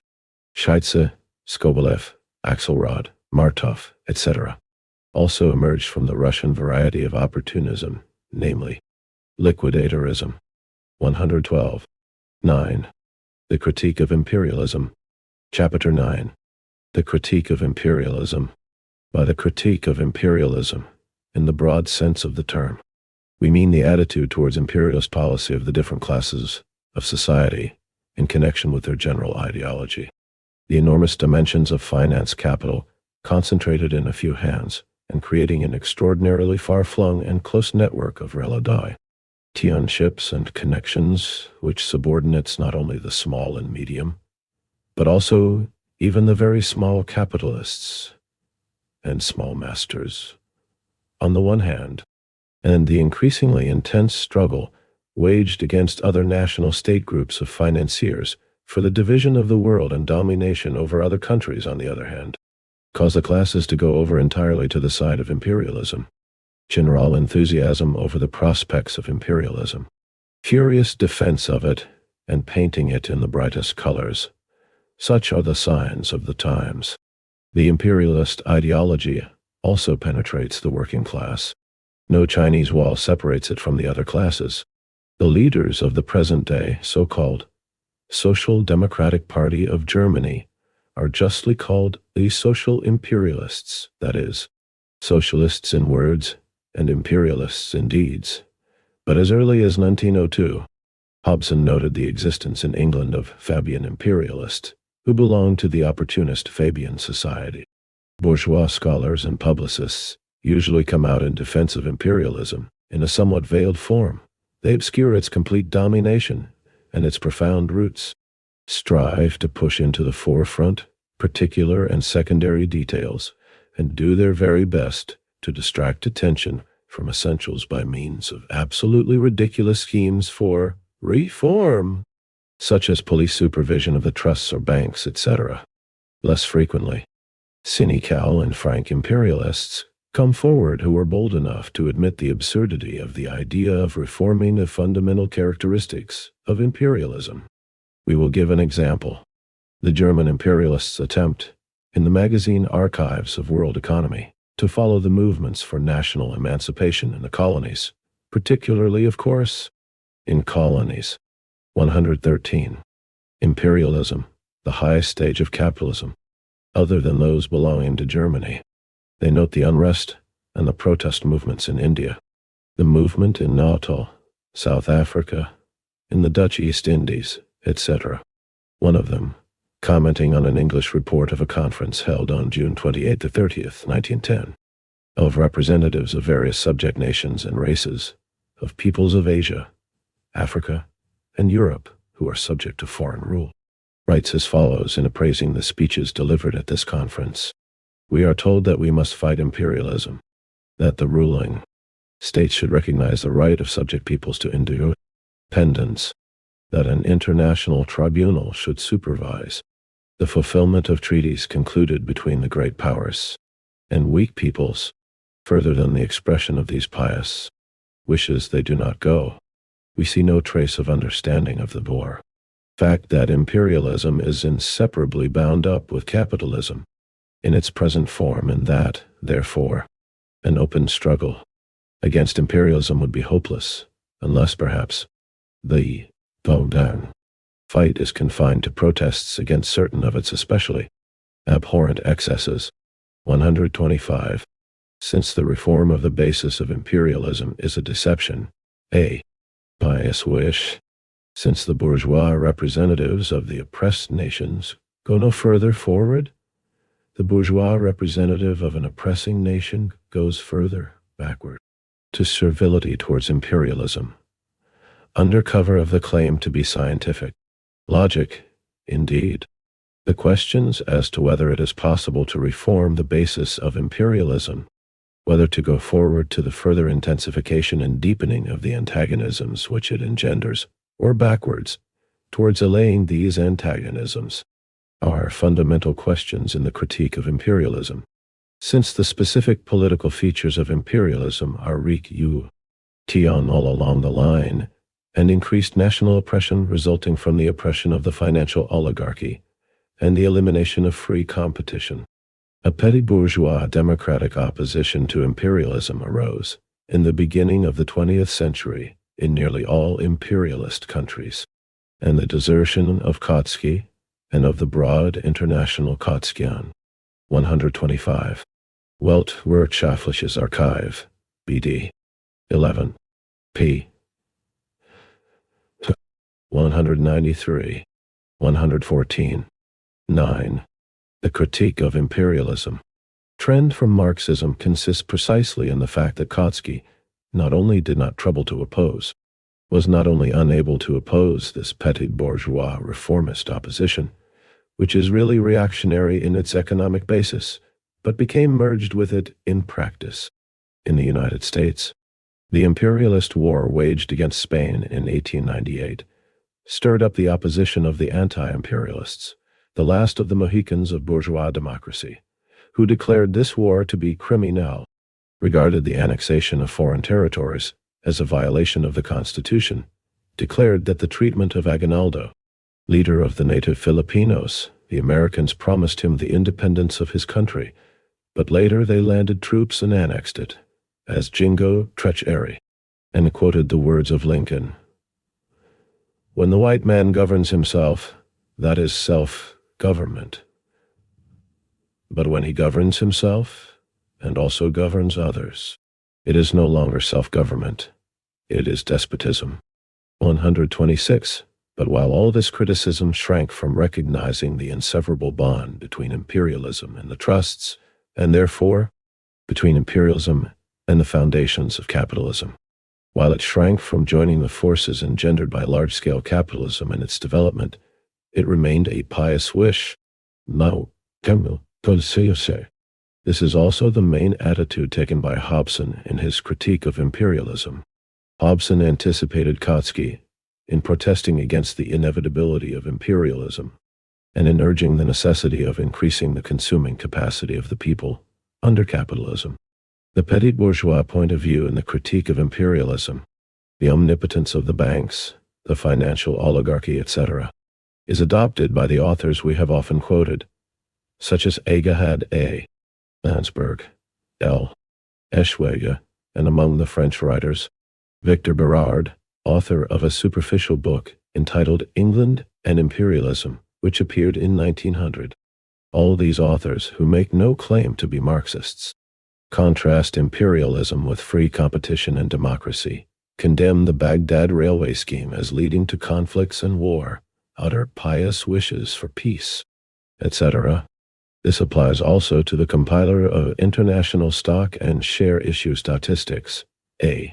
Neymark, who, after calculating the hundreds of billions of francs representing international securities, exclaimed in 1912, "Is it it?" 126. J. Patouillet, L'Impérialisme Américain, Dijon, 1904. B. 272. 115. Imperialism, the highest stage of capitalism. Possible to believe that peace may be disturbed, that, in the face of these enormous figures, anyone would risk starting a war? 127. Such simple-mindedness on the part of the bourgeois economists is not surprising. Moreover, it is in their interest to pretend to be so naive and to talk seriously about peace under imperialism.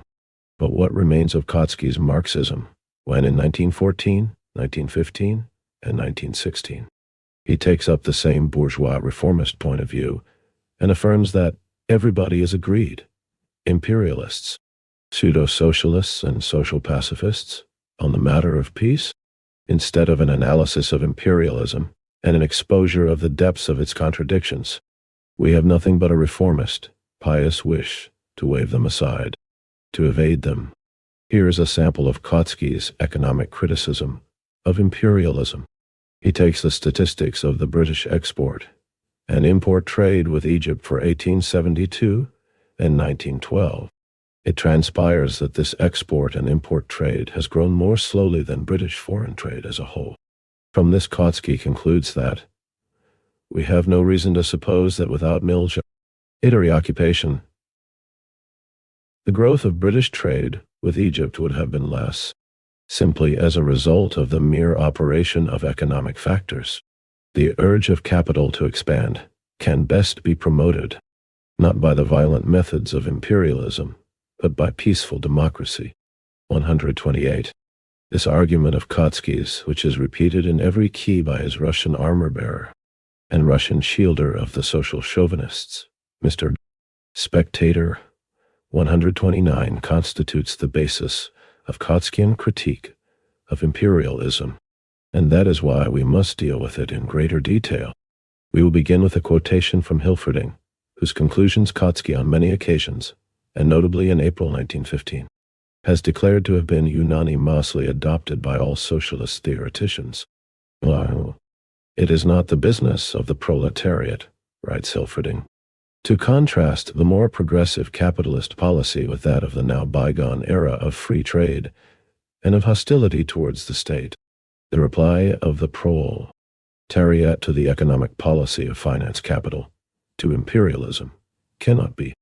127. Bulletin de l'Institut International de Statistique, T.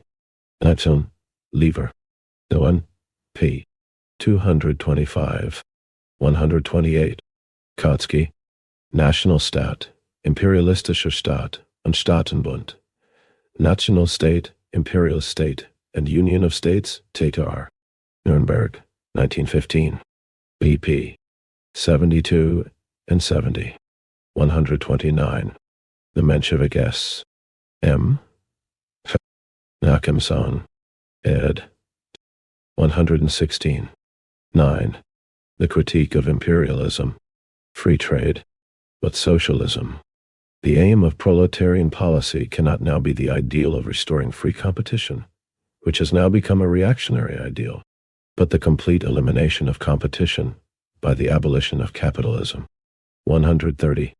Kautsky broke with Marxism by advocating in the epoch of finance capital a reactionary ideal, peaceful democracy, the mere operation of economic factors, for objectively this ideal drags us back from monopoly to non-monopolist capitalism, and is a reformist swindle. Trade with Egypt, or with any other colony or semi-colony, would have grown more without military occupation, without imperialism, and without finance capital. What does this mean? That capitalism would have developed more rapidly if free competition had not been restricted by monopolies in general, or by the connections, yoke, i.e., also the monopoly of finance capital, or by the monopolist's possession of colonies by certain countries. Kautsky's argument can have no other meaning, and this meaning is meaningless. Let us assume that free competition, without any sort of monopoly, would have developed capitalism and trade more rapidly. But the more rapidly trade and capitalism develop, the greater is the concentration of production and capital, which gives rise to monopoly. And monopolies have already arisen, precisely out of free competition. Even if monopolies have now begun to retard progress, it is not an argument in favor of free competition, which has become impossible after it has given rise to monopoly. Whichever way one turns Kautsky's argument, one will find nothing in it except reaction and bourgeois reformism. Even if we correct this argument and say, as Spectator says, that the trade of the British colonies with England is now developing more slowly than their trade with other countries, it does not save Kautsky, for it is also monopoly, also imperialism that is beating Great Britain. Only it is the monopoly and imperialism of another country, America, Germany. It is known that the cartels have given rise to a new and peculiar form of protective tariffs, i.e., goods suitable for export are protected. 130. Finance capital, p. 567. 117. Imperialism, the highest stage of capitalism. Engels noted this in Vol. 3 of Capital. 131. It is known, too, that the cartels in finance capital have a system peculiar to themselves, that of exporting goods at cut-rate prices, or dumping, as the English call it.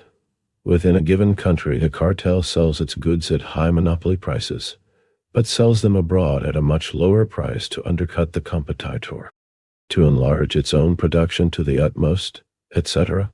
If Germany's trade with the British colonies is developing more rapidly than Great Britain's, It only proves that German imperialism is younger, stronger, and better organized than British imperialism, is superior to it, but it by no means proves the superiority of free trade, for it is not a fight between free trade and protection and colonial dependence, but between two rival imperialisms,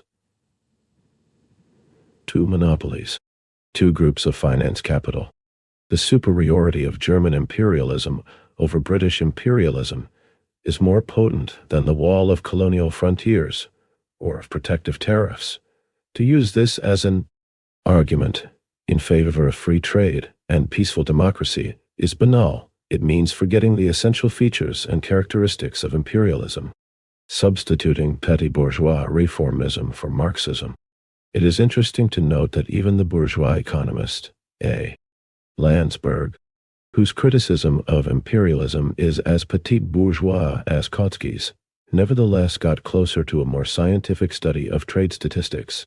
He did not compare only one country, chosen at random, and only a colony with the other countries. He examined the export trade of an imperialist country, 1. with countries which are financially dependent upon it, which borrow money from it, and 2. with countries which are financially independent. He obtained the following results. 131. Karl Marx, Capital, Gira, ed. Berlin, 1959, vol. 3. Son. B. 142. ed. 118. 9. The Critique of Imperialism. Export Trade of Germany. Million marks. To countries. 1889%. 1908 increase Romania. 48. 270. 847% Portugal 19. 032. 873% financially. Argentina 60. 7 147. 0 143% dependent Brazil 48. 784. 573% on Germany Chile 28. 352. 485% Turkey 29. 964. 0 114%. Great Britain 651. 8997. 453%. Two countries. France 210. 437. 9 108%. Financially. Belgium 137. 322. 8 135%. Independent. Switzerland 177. 401. 127%. Of Germany Australia 21. 264. 5 205%. 234. 8 451. 592%. Dutch East Indies 8. 840. 7 363%. Total 12.6.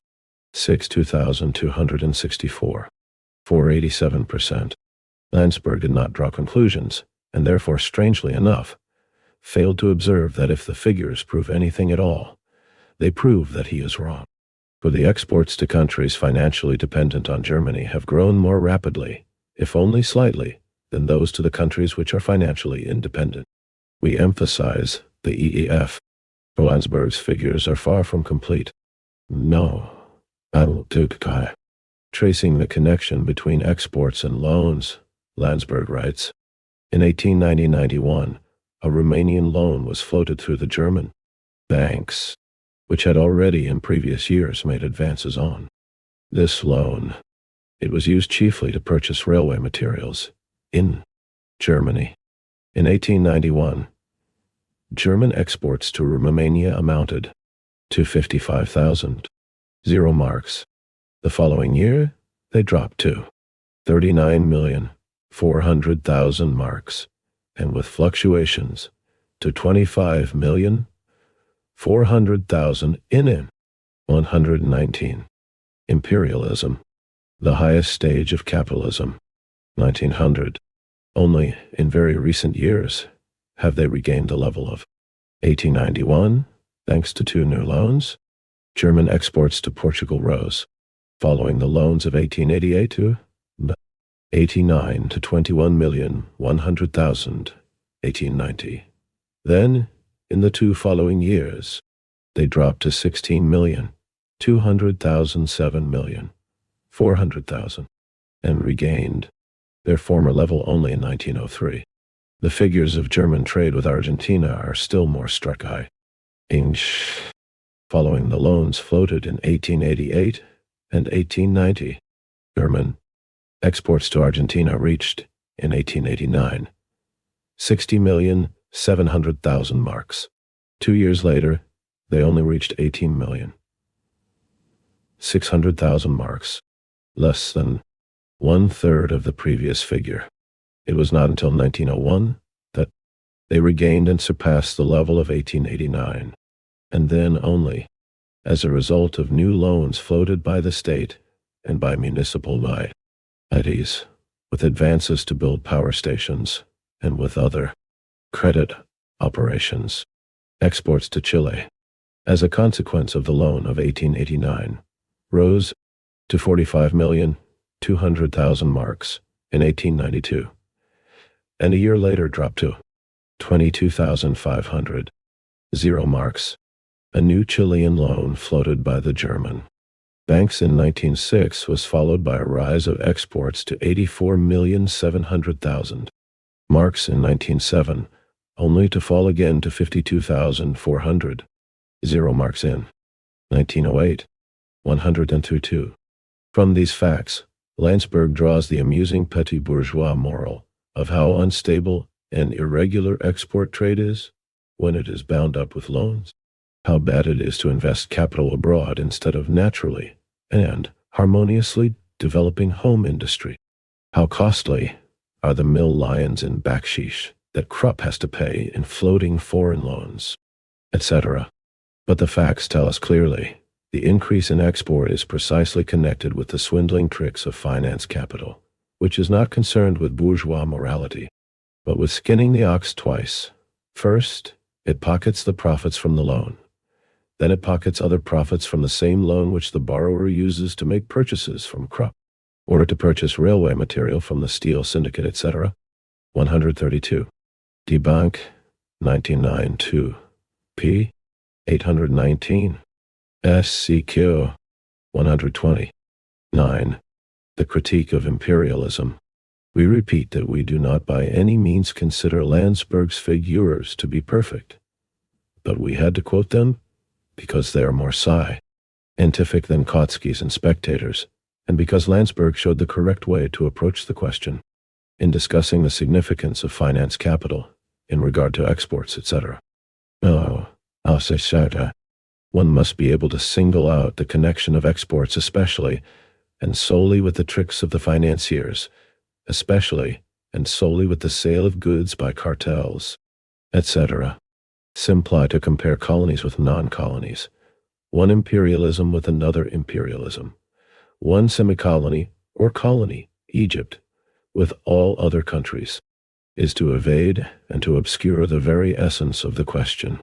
Kautsky's theoretical critique of imperialism has nothing in common with Marxism and serves only as a preamble to propaganda for peace and unity with the opportunists and the social chauvinists, precisely for the reason that it evades and obscures the very profound and fundamental contradictions of imperialism, the contradictions between monopoly and free competition which exists side by side with it, between the gigantic operations and gigantic profits of finance capital and honest trade. In the free market, the contradiction between cartels and trusts, on the one hand, and non-cartelized industry, on the other, etc. The notorious theory of ultra-imperialism, invented by Kautsky, is just as reactionary. Compare his arguments on this subject in 1915 with Hobson's arguments in 1902. Kautsky: cannot the present imperialist policy be supplanted by a new ultra-imperialist policy, which will introduce the joint exploitation of the world by internationally united finance capital in place of the mutual rivalries of national finance capitals? Such a new phase of capitalism is at any rate conceived able. Can it be achieved? Sufficient premises are still lacking to enable us to answer this question. 133. Hobson. Christendom thus laid out in a few great federal empires, each with a retinue of uncivilized dependencies, seems to many the most legitimate development of present tendencies, and one which would offer. 133. Die Neue Zeit, April 30th, 1915, p. 44. 121. Imperialism, the highest stage of capitalism, the best hope of permanent peace on an assured basis of inter-imperialism. Kautsky called ultra-imperialism, or super-imperialism, what Hobson, 13 years earlier, described as inter-imperialism, except for coining a new and clever catchword, replacing one Latin prefix by another. The only progress Kautsky has made in the sphere of scientific thought is that he gave out as Marxism what Hobson, in effect, described as the cant of English parsons.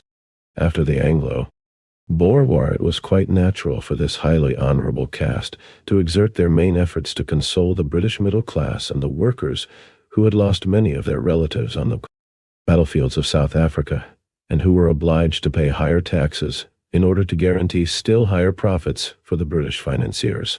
And what better consolation could there be than the theory that imperialism is not so bad, that it stands close to inter, or ultra-imperialism, which can ensure permanent peace, no matter what the good intentions of the English parsons, or of sentimental Kautsky, may have been the only objective, i.e., real social significance Kautsky's theory can have, is a most reactionary method of consoling the masses with hopes of permanent peace being possible under capitalism, by distracting their attention from the sharp antagonisms and acute problems of the present times, and directing it towards illusory prospects of an imaginary ultra-imperialism of the future.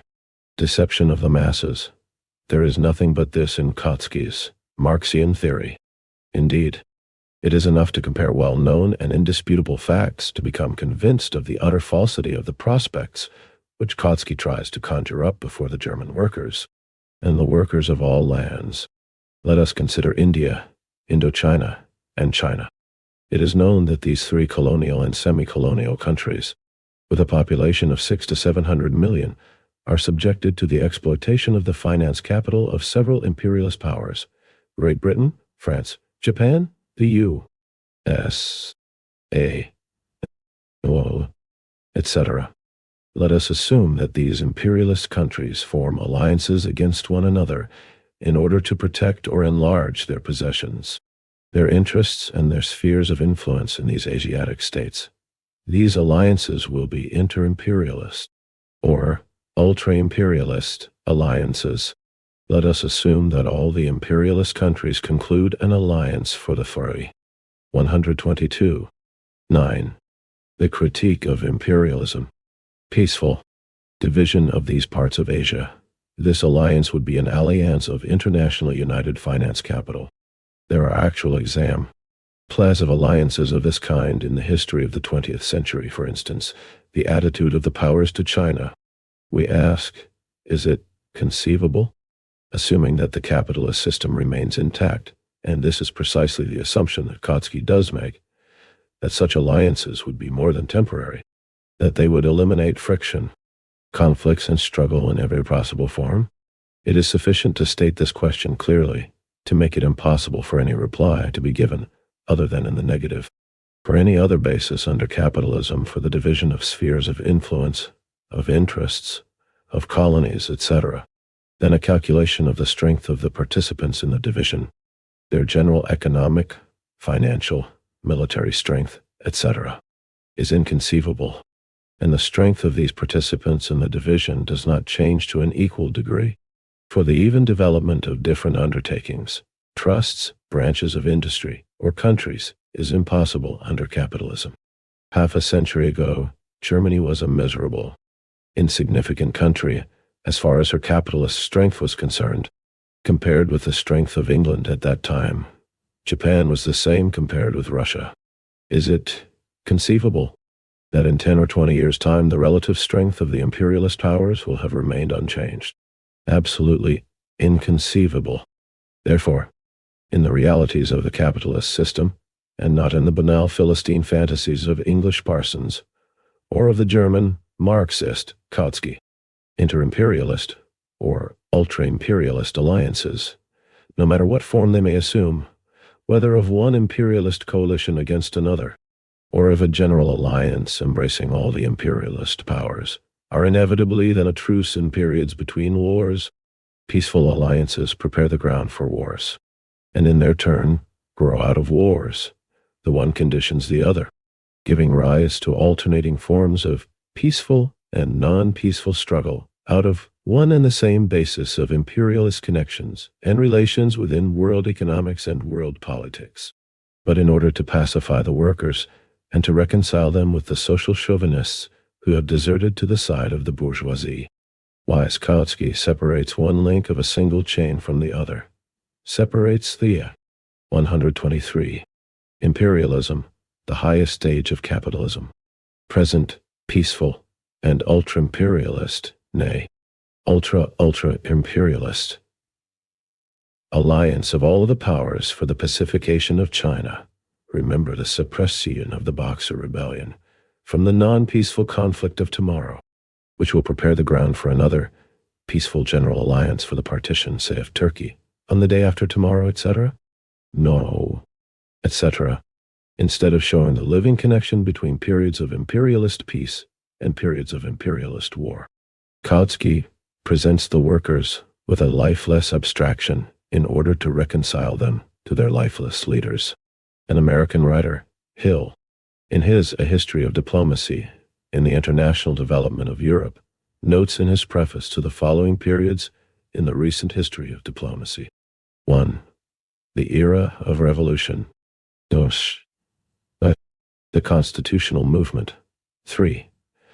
The present era of commercial imperialism. 134. Another writer divides the history of Great Britain's world policy since 1870 into 4 periods. 1. The first Asiatic period, that of the struggle against Russia's advance in Central Asia towards India. 2. The African period, approximately 1885-1902, that of the struggle against France for the partition of Africa. The Fashoda incident of 1898, which brought her within a hair's breadth of war with France. 3. The second Asiatic period, alliance with Japan against Russia. And 4. The European period, chiefly anti-German. 135. The political skirmishes of outposts take place on the financial field, wrote the banker Rieser in 1905, in showing how French finance capital operating in Italy was preparing the way for a political alliance of these countries, and how a conflict was developing between Germany and Great Britain over Persia, between all the European capitalists over Chinese loans, etc. Behold, the living reality of peaceful, ultra-imperialist alliances in their inseverable connection with ordinary imperialist conflicts. Kautsky's obscuring of the deepest contradictions of imperialism, which inevitably becomes the embellishment of imperialism, leaves its traces in this writer's criticism of the political features of imperialism. Imperialism is the epoch of finance capital and of monopolies, which introduce everywhere the striving for domination, not for freedom. The Venonus, Hamatu, Thawfor, Corsi. 134. David Jane Hill, A History of the Diplomacy and the International Development of Europe, Vol. I. P. X. 135. Schilder, O.P. Des. Dot. P. 178. 124. 9. The Critique of Imperialism. Result of these tendencies is reaction all along the line, whatever the political system, and an extreme intensification of existing antagonisms in this domain also. Particularly intensified become the yoke of national opposition and the striving for annexations, i.e., The violation of national independence. Annexation is nothing but the violation of the right of nations to self-determination. Hilferding rightly notes the connection between imperialism and the intensification of national oppression in the newly opened-up countries. He writes, sorry, the capital, imported into them, intensifies antagonisms and excites against the intruders the constantly growing resistance of the peoples who are awakening to national consciousness. This resistance can easily develop into dangerous measures against foreign capital. The old social relations become completely revolutionized. The age-long agrarian isolation of nations without out history is destroyed, and they are drawn into the capitalist whirlpool. Capitalism itself gradually provides the subjugated with the means and resources for their emancipation, and they set out to achieve the goal which once seemed highest to the highest European nations, the creation of a united national state as a means to economic and cultural freedom. This movement for national independence threatens European capital in its most valuable and most promising fields of exploitation. And European capital can maintain its domination only by continually increasing its military forces. 136. To this must be added that it is not only in newly opened-up countries, but also in the old, that imperialism is leading to annexation, to increased national oppression, and, consequently, also to increasing resistance. While objecting to the intensification of political reaction by imperialism, Kautsky leaves in the shade a question that has become particularly urgent, viz. The impossibility of unity with the opportunists in the epoch of imperialism. While objecting to annexations, he presents his objections in a form that is most acceptable and least offensive to the opportunists. He addresses himself to a German audience, yet he, 136, Finance Capital, p. 487, 125, Imperialism, the highest stage of capitalism, obscures the most topical and important point, for instance, the annexation of Alsace-Lorraine by Germany. In order to appraise this mental aberration of Kautsky's, we will take the following example. Let us suppose that a Japanese is condemning the annexation of the Philippines by the Americans. The question is, will many believe that he is doing so because he has a horror of annexations as such, and not because he himself has a desire to annex the Philippines? And shall we not be constrained to admit that the fight the Japanese is waging against annexations can be regarded as being sincere and politically honest only if he fights against the annexation of Korea by Japan and urges freedom for Korea to secede from Japan?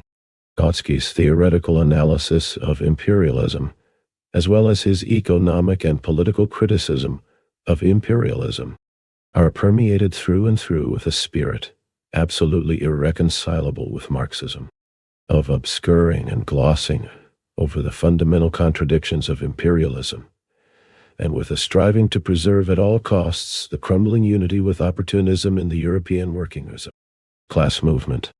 126. 10. The place of imperialism in history. Chapter 10. The place of imperialism in history. We have seen that in its economic essence, imperialism is monopoly capitalism. This in itself determines its place in history, for monopoly that grows out of the soil of free competition, and precisely out of free competition, is the transition from the capitalist system to a higher social economic order. We must take special note of the four principal types of monopoly, or principal manifestations monopoly capitalism, which are characteristic of the epoch we are examining. Firstly, monopoly arose out of a very high stage of development of the concentration of production. This refers to the monopolist capitalist combines, cartels, syndicates, and trusts. We have seen the important part these play in present-day economic life.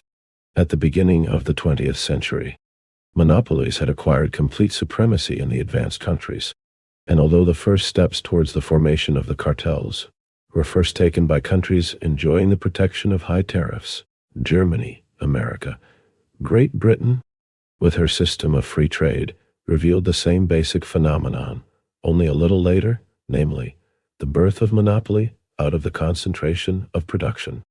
Secondly, monopolies have stimulated the seizure of the most important sources of raw materials, especially for the basic and most highly cartelized industries in capitalist society.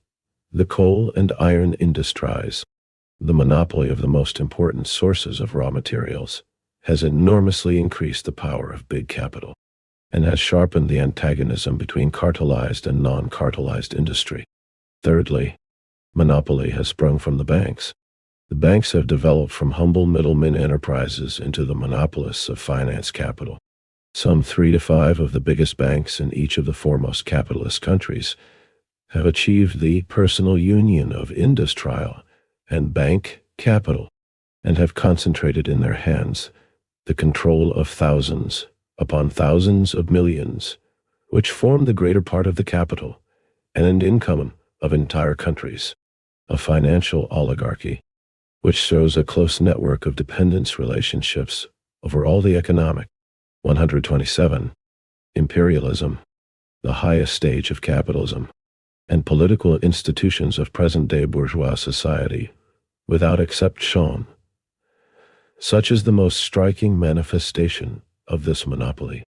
Fourthly, monopoly has grown out of colonial policy.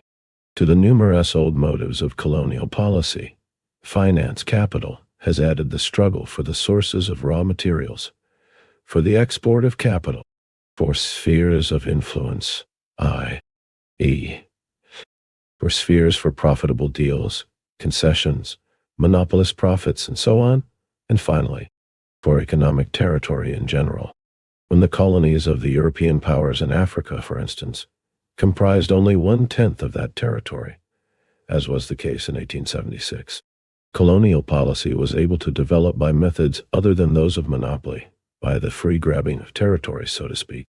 But when 9/10 of Africa had been seized, by 1900, when the whole world had been divided up, there was inevitably ushered in the era of monopoly ownership of colonies, and consequently, of particularly intense struggle for the division and the redivision of the world.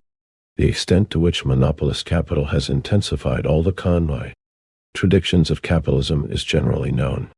It is sufficient to mention the high cost of living and the tyranny of the cartels. This intensification of contradictions constitutes the most powerful driving force of the transitional period of history, which began from the time of the final victory of world finance capital.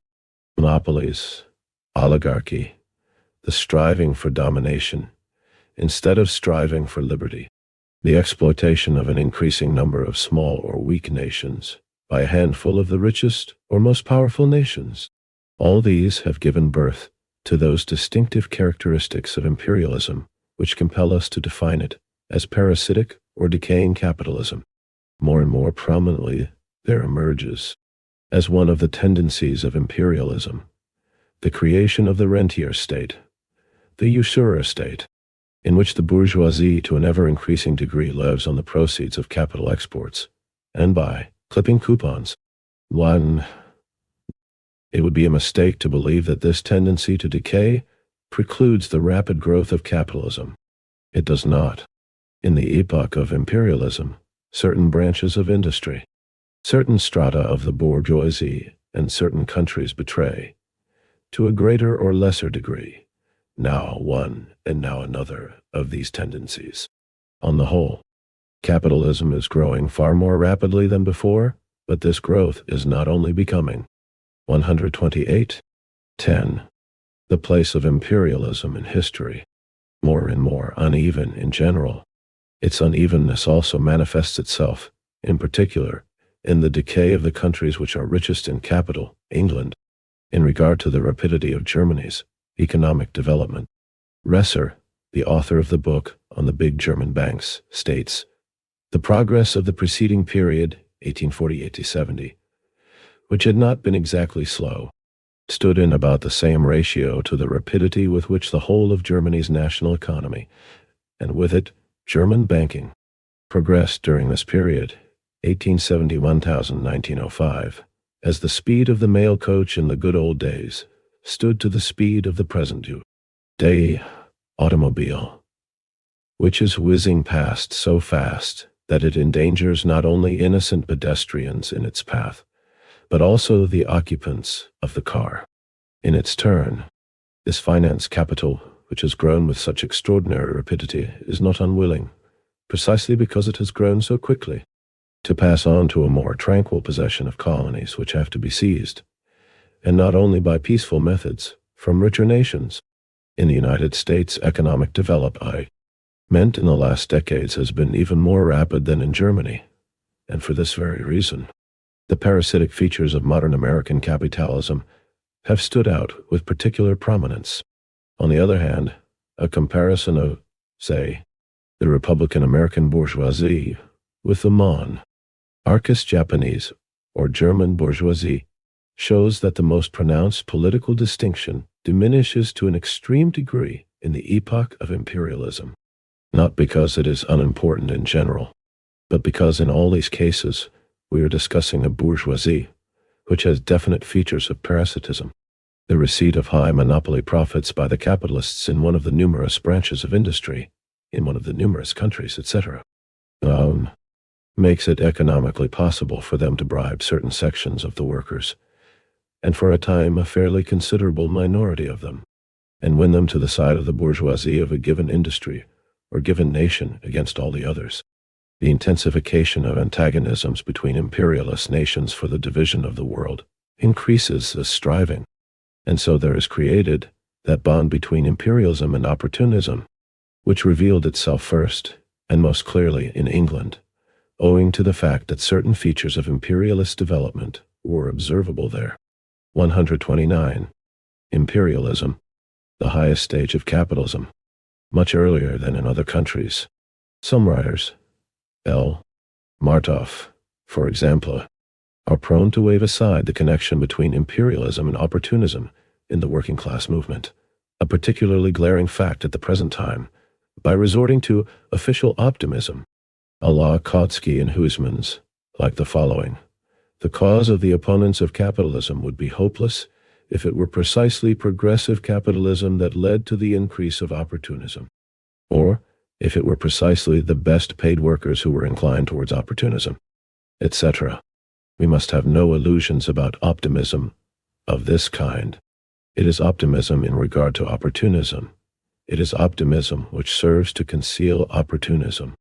As a matter of fact, the extraordinary rapidity and the particularly revolting character of the development of opportunism is by no means a guarantee that its victory will be durable. The rapid growth of a malignant abscess on a healthy body can only cause it to burst more quickly and thus relieve the body of it. The most dangerous of all in this respect are those who do not wish to understand that the fight against imperialism is a sham and humbug unless it is inseparably bound up with the fight against opportunism. From all that has been said in this book on the economic essence of imperialism, it follows that we must define it as capitalism in transition, or, more precisely, as moribund capitalism.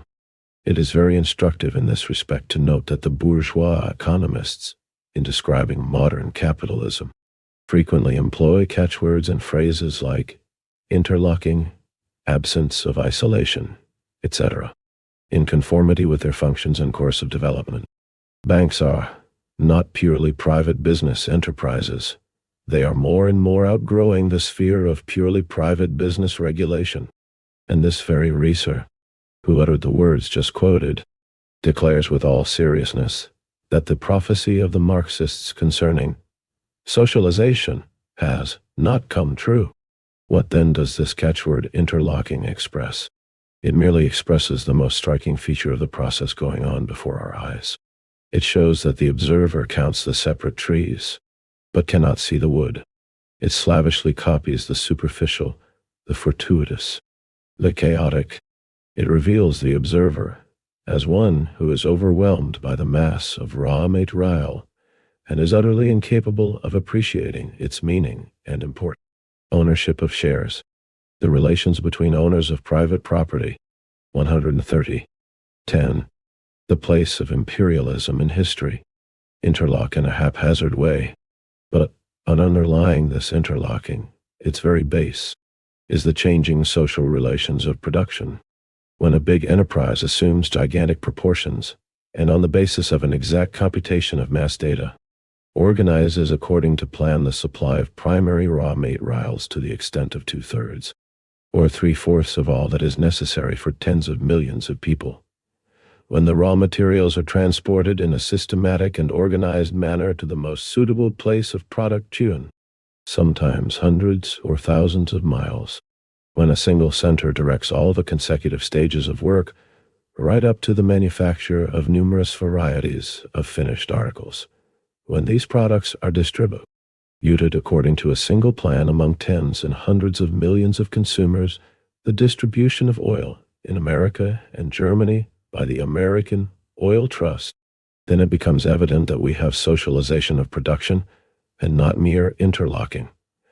That private economic and private property relations constitute a shell which no longer fits its contents, a shell which must inevitably decay if its removal by artificial means be delayed, a shell which may continue in a state of decay for a fairly long period, if, at the worst, the cure of the opportunist abscess is protracted, but which will inevitably be removed. The enthusiastic admirer of German imperialism, Schulze Gavernitz, exclaims, "Once the supreme management of the German banks has been entrusted to the hands of a dozen persons, their activity is even today more significant for the public good than that of whole. The majority of the ministers of state, the interlocking bankers, ministers, magnates of industry, and rentiers is here, conveniently forgotten.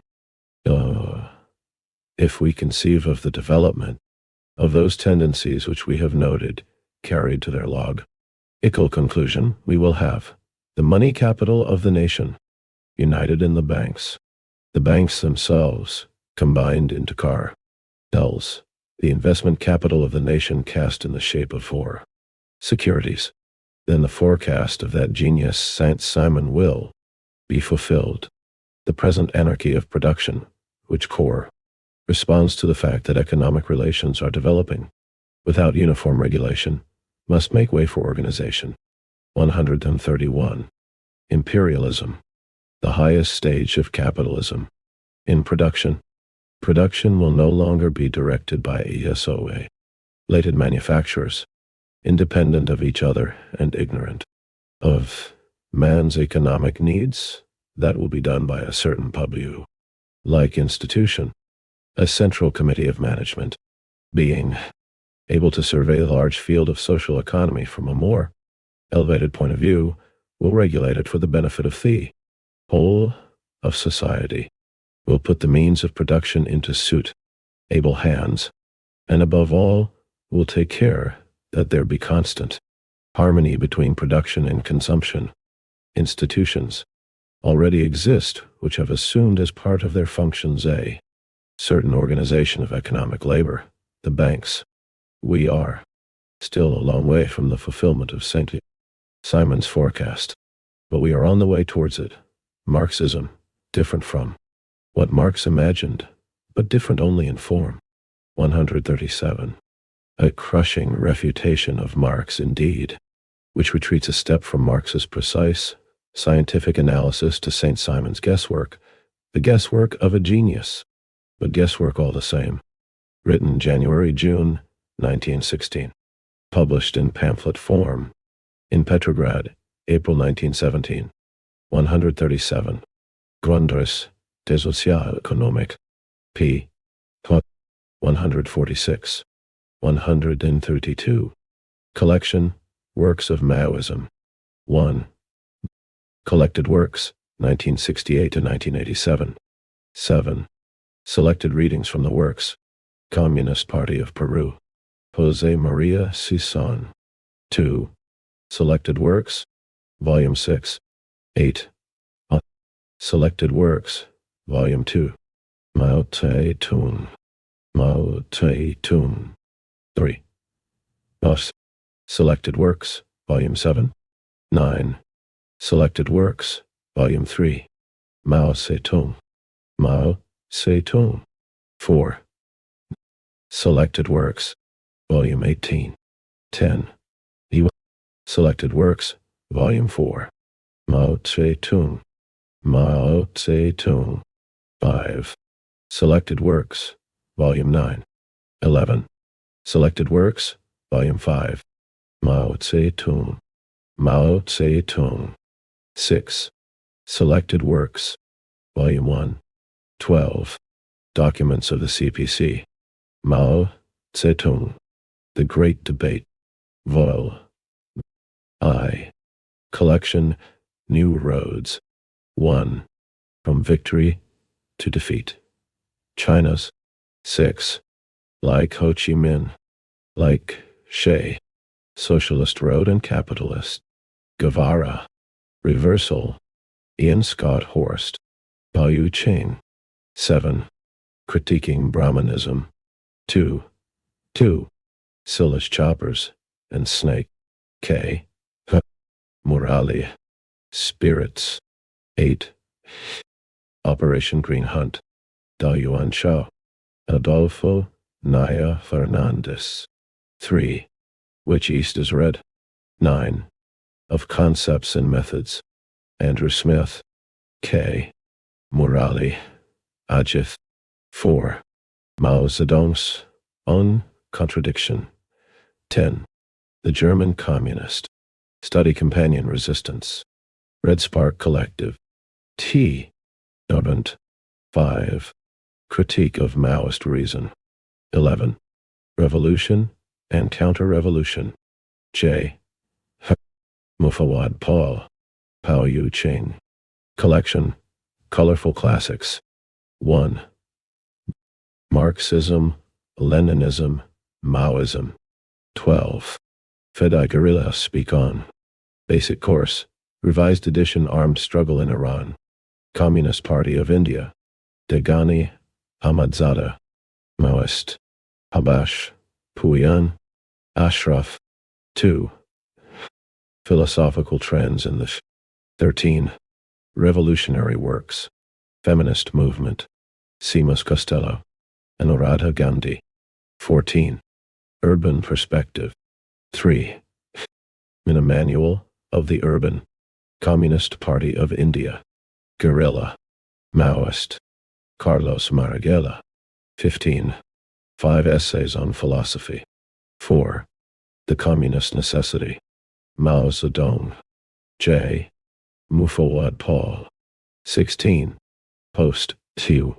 Modernism Today. 5. Maoists in India. Writings. Siraj. And Interviews. 17. The National Question. Azad. Ibrahim Kaipakaya. 6. 5. Golden Rays. 18. Historic Aid Documents. Mao Zedong. Karu Mazunda. 7. Stand for Socialism Against. 19. A New Outlook on Health. Modern Revisionism. Advocators. Armando Liwanag. 20. Basic Principles of Marxism. 8. Strategy for the Liberation. Leninism. A Primer. of Stein. Jose Maria Sison. Fel P. 21. Toward a Scientific Analysis of Love. 9. Against Avakianism, the Gay Question. Aegith Los Angeles Research Group. 10. Specific Characteristics of Our. 22.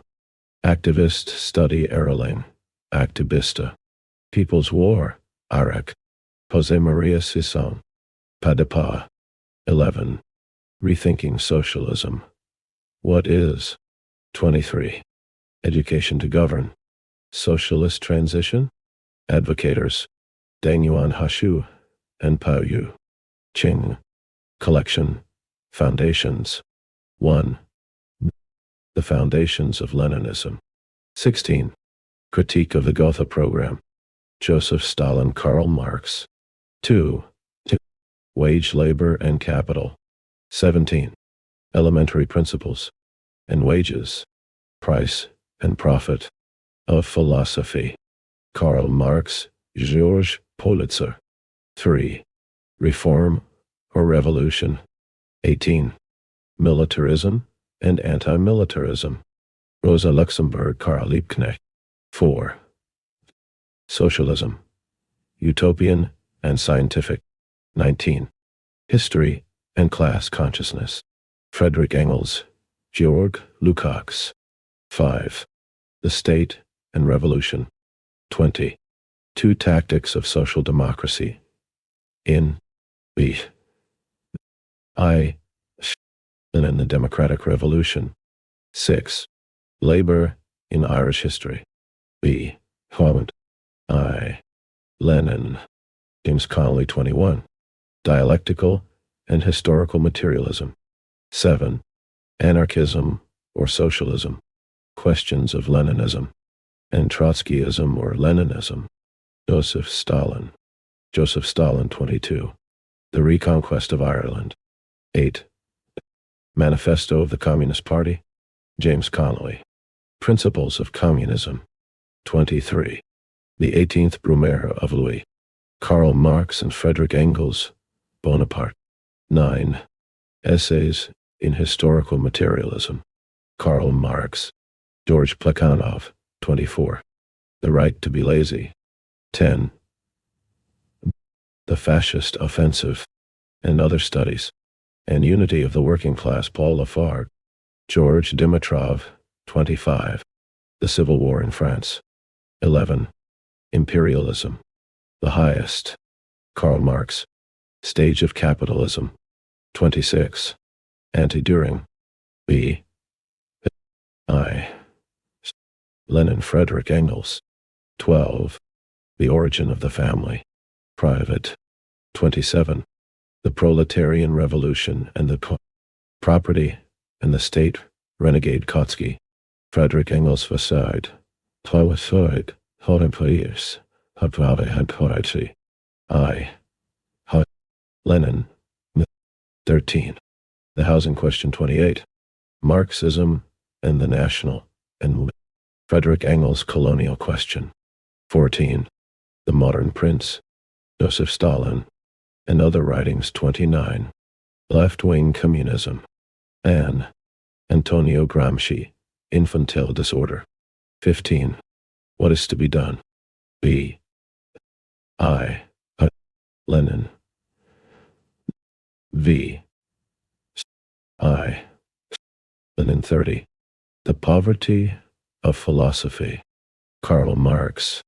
Aceve d'imprimer par Pixart Printing Spa, via 1 degree Maggio 8. 3020, Quarto d'Albinos. Dépôt légal. Décembre 2020. Imprimé en Italie.